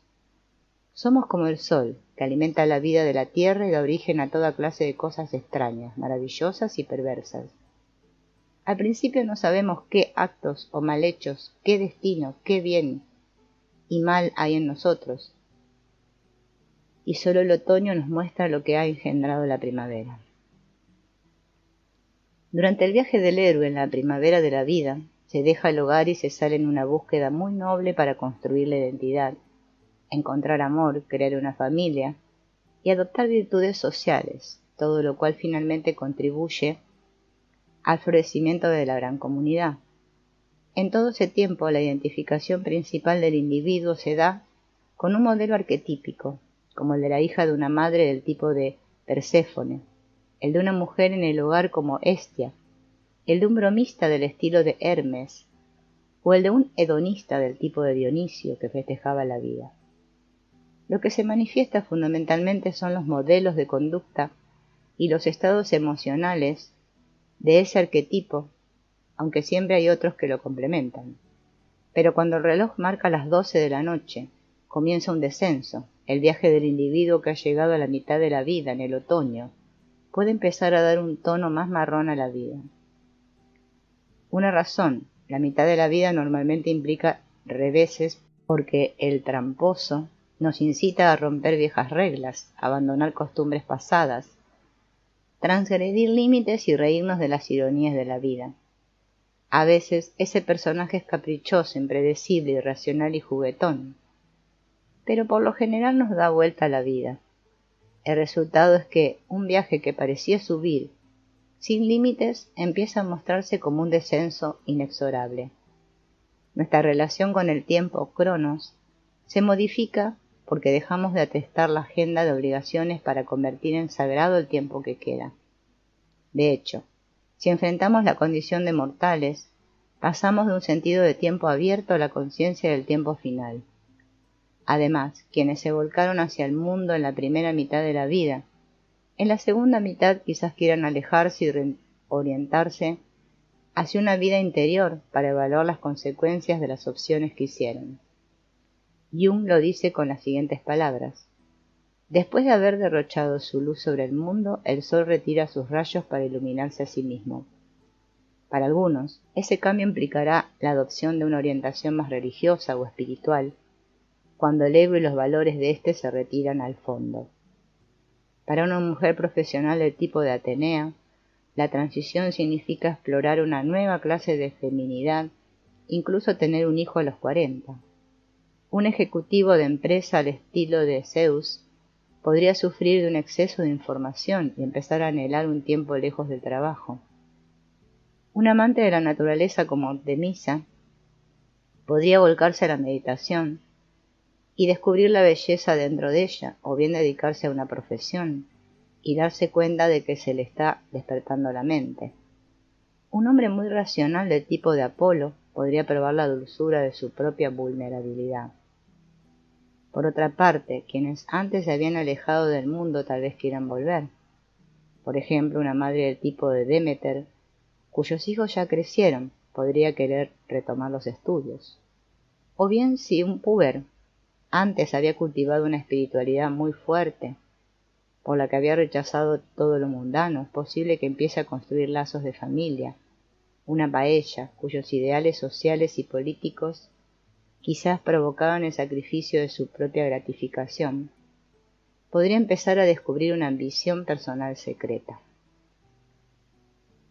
La crisis de la mitad de la vida se convierte en el llamado del yo, que insta al individuo a encontrarse con la vida que no vivió, a resucitar los dioses perdidos que yacían dormidos en la sombra.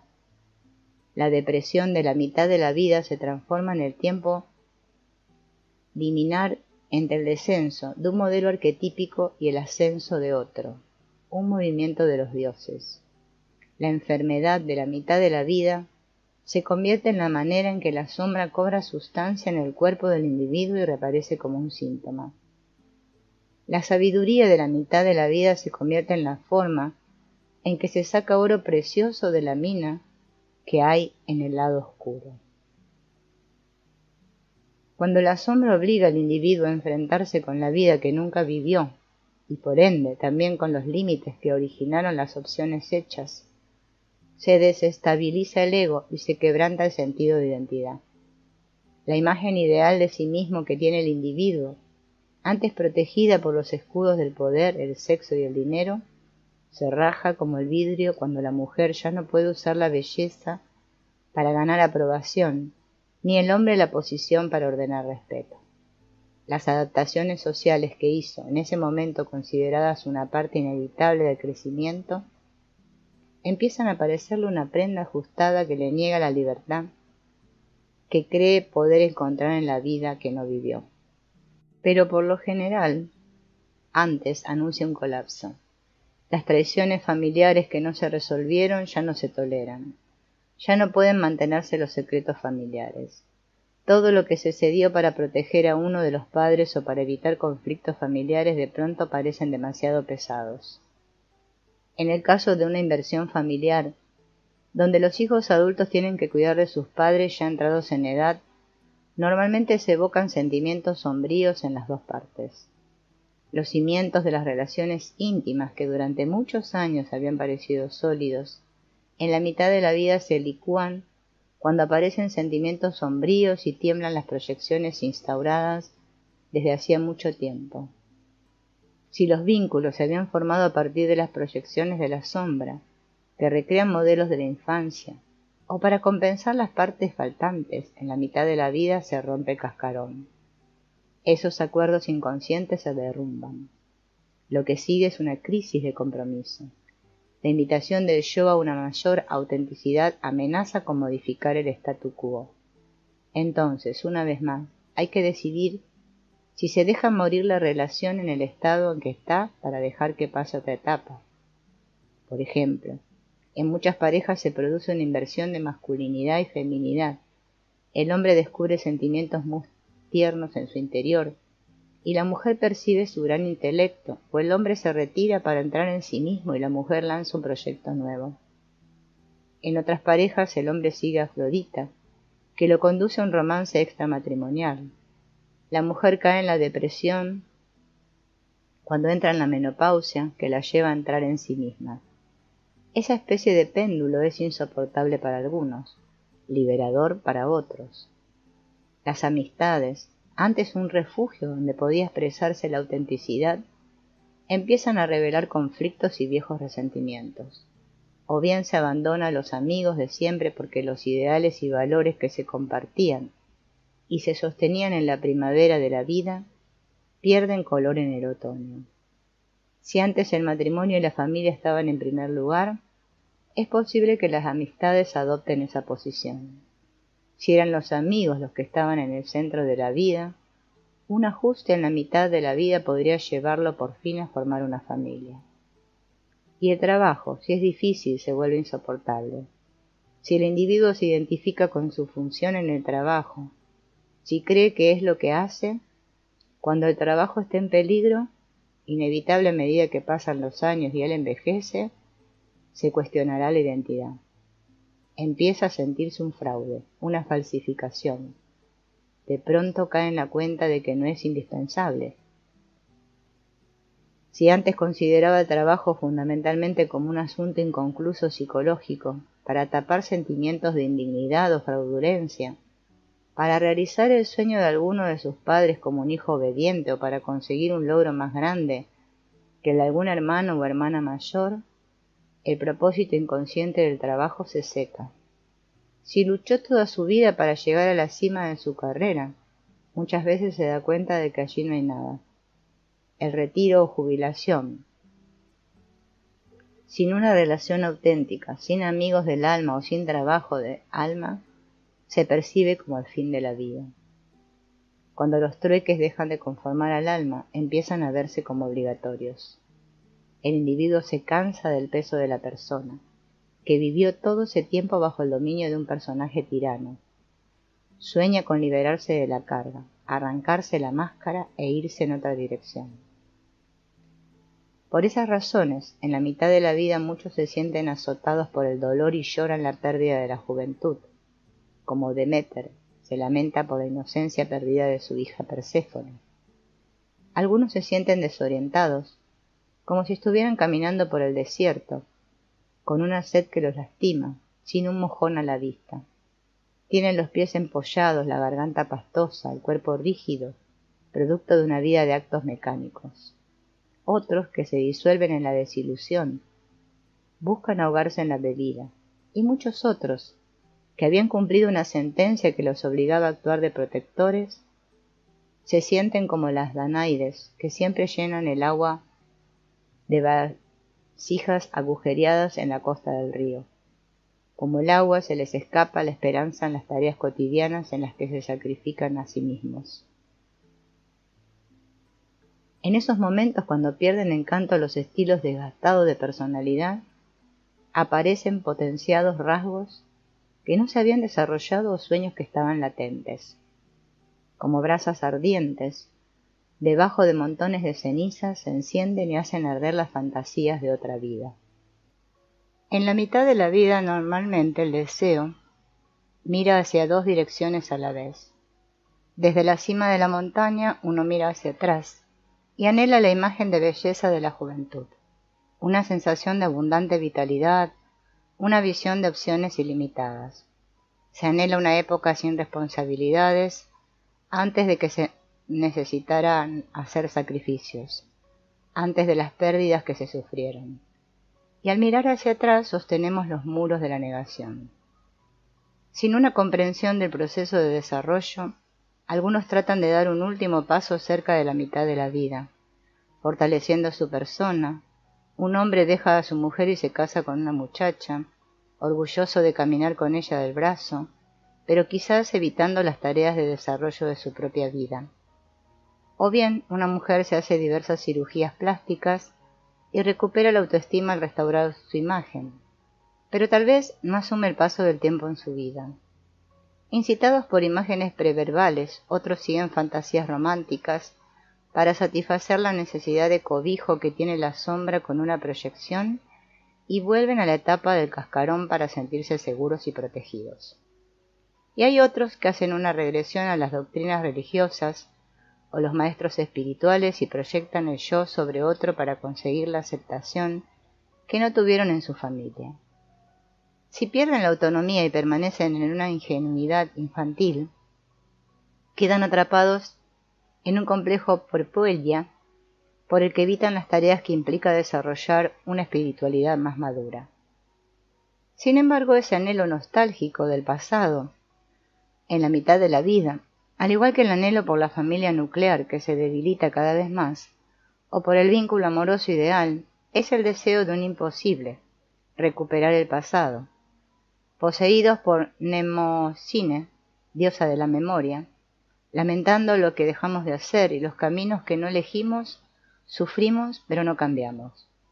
Porque la nostalgia de aflicción no auténtica no puede liberarnos del pasado ni prepararnos para el futuro. En cambio, nos mantiene bajo su dominio suspendidos entre los mundos, como el alma que quiere atravesar el bardo tibetano, pero en su camino a la libertad queda sujeta por sus ataduras. Solamente la aflicción auténtica nos lleva hasta el otro lado, solo ella nos permite renacer. A través de la aflicción auténtica procesamos el pasado y lo digerimos, y así asimilamos una mayor parte de lo que somos en cuanto al resultado de las experiencias vividas. Por otro lado, la aflicción no auténtica nos hace negar o idealizar el pasado y en consecuencia echar a la sombra un aspecto de lo que somos. Gracias a la aflicción auténtica cargamos en forma consciente con las pérdidas que nos brindan sustancia y fuerza. En cambio, con la aflicción no auténtica negamos y enterramos esas pérdidas y las llevamos inconscientemente. Entonces apenas si sentimos el peso. A través de la aflicción auténtica, separamos las opiniones extremistas, blancas o negras, y los ideales altos e ingenuos de las convicciones más maduras que acabamos de descubrir, y que contienen impulsos contradictorios y deseos paradójicos.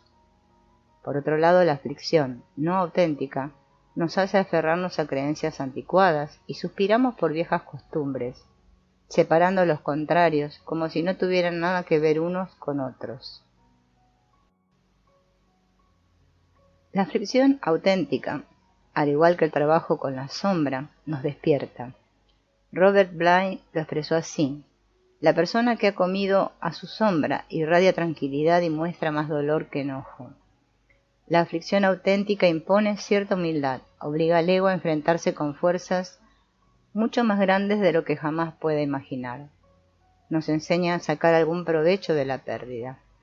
Es entonces gracias a ella que la herida profana se vuelve sagrada y que podemos salir del capullo a una vida enteramente nueva. Después de atravesar por la herida, como por una puerta, quedamos transformados. Todavía sentados en la cima de la montaña en la mitad de la vida, reconocemos que en cierta forma ya llegamos, si encontramos al amado. Se terminó la búsqueda de amor. Si tenemos hijos, están bien cuidados. Si descubrimos el trabajo con alma, también ese deseo está satisfecho. Pero muy en el fondo del alma todavía hay otro anhelo, un deseo de algo más, seguridad y paz. Anhelamos liberarnos de las tareas cotidianas de responsabilidad, del tiempo cronos. Deseamos tener nietos, ver que sigue la línea familiar hacia el futuro, jugar con los niños sin la responsabilidad de educarlos. Ansiamos reconciliarnos con quienes hemos traicionado y con quienes nos han hecho mal.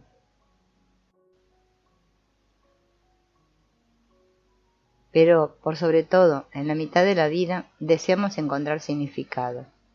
La depresión, en la mitad de la vida, es un episodio arquetípico, un encuentro con lo demoníaco, es una vuelta simbólica hacia la segunda mitad de la vida, un giro irreversible.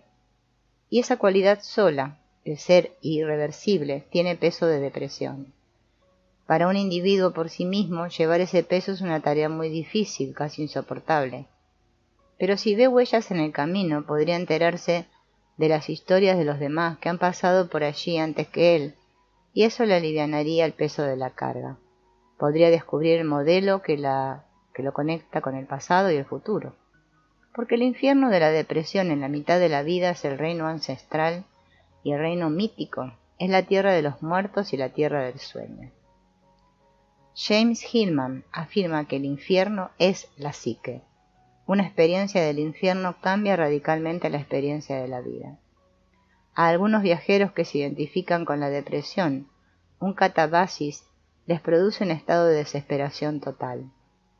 Jung, que consideraba el descenso como una etapa del proceso de individuación, señaló que la fobia y la resistencia que experimenta todo ser humano natural cuando sondea demasiado profundamente en sí mismo es, en última instancia, el miedo al viaje al Hades.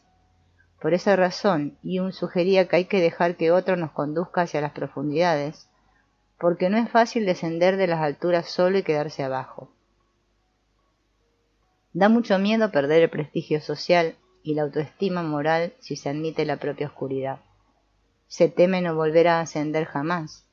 Sin embargo, dijo, abajo significa la roca de la realidad, que a pesar de todas las decepciones a uno mismo, está allí presente.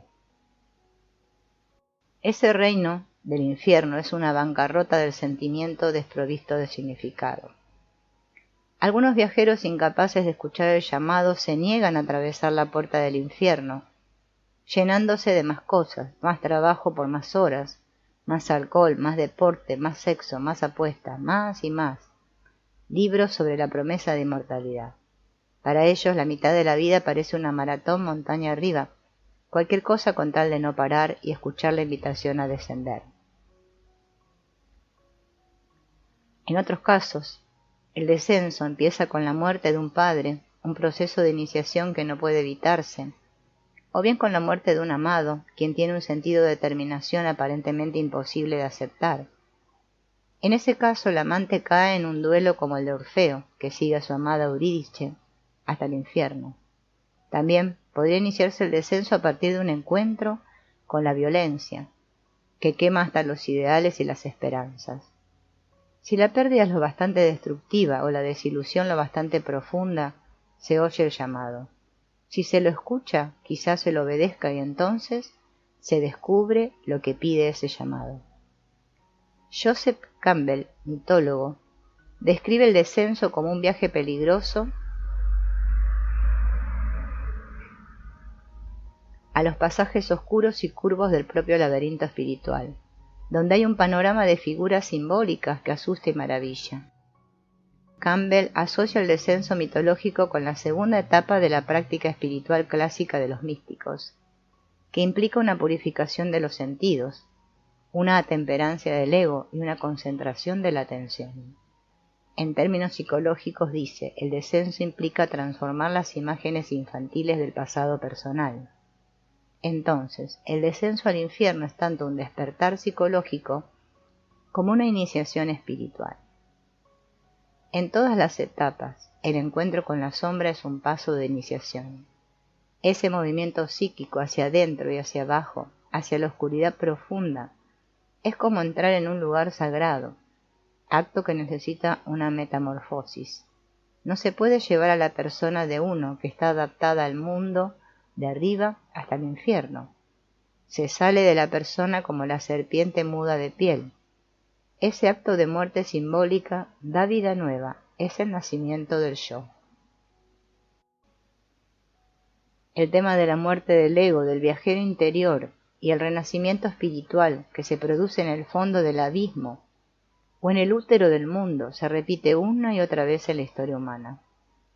En las culturas tradicionales el chamán vive un rito de pasaje en el que desciende y vuelve con regalos. En la mitología, Perséfone, la doncella griega, sufre el rapto de Hades, señor del infierno, pero vuelve en ciertas estaciones al reino de arriba y trae con ella la primavera. Osiris, dios egipcio, muere asesinado, se lo desmembró y se esparcen sus miembros por el océano, pero él vuelve de la muerte. A Cristo se lo cuelga de una cruz y se lo deja morir, pero él resucita. Así, todo hombre y mujer que hace ese descenso aterrador y sufre los sacrificios requeridos, entra en un acto que renueva la vida.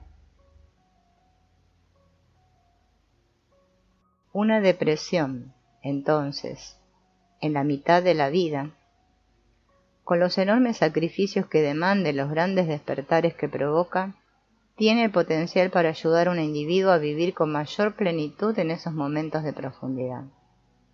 Le muestra que estaba viviendo con un ojo solo abierto, el ojo de la luz.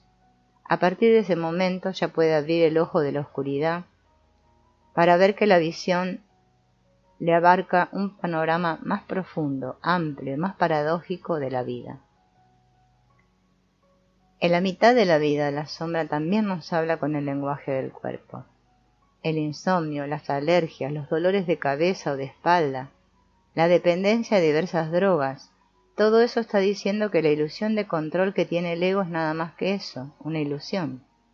La transpiración, los cambios de estado de ánimo, la impotencia sexual, la pérdida de cabello, la pérdida de la memoria, la disminución de la audición, todas esas aflicciones empiezan a parecerse a las desgracias de Job, al que se le van quitando los vínculos uno por uno.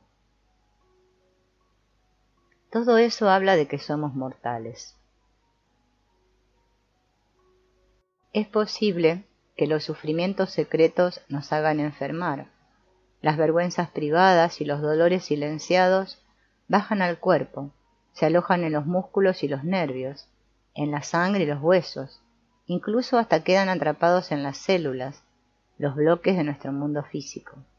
Allí descansan en un silencio mortal, confinados a la oscuridad y salen después de muchos años, en forma de un cáncer pernicioso, una arteria bloqueada, un ataque de ansiedad, un dolor crónico. En los síntomas la sombra cobra sustancia.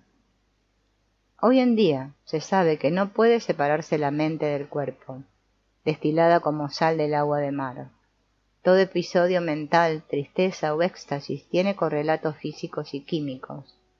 Todo episodio corporal tiene un correspondiente estado de conciencia en la mente.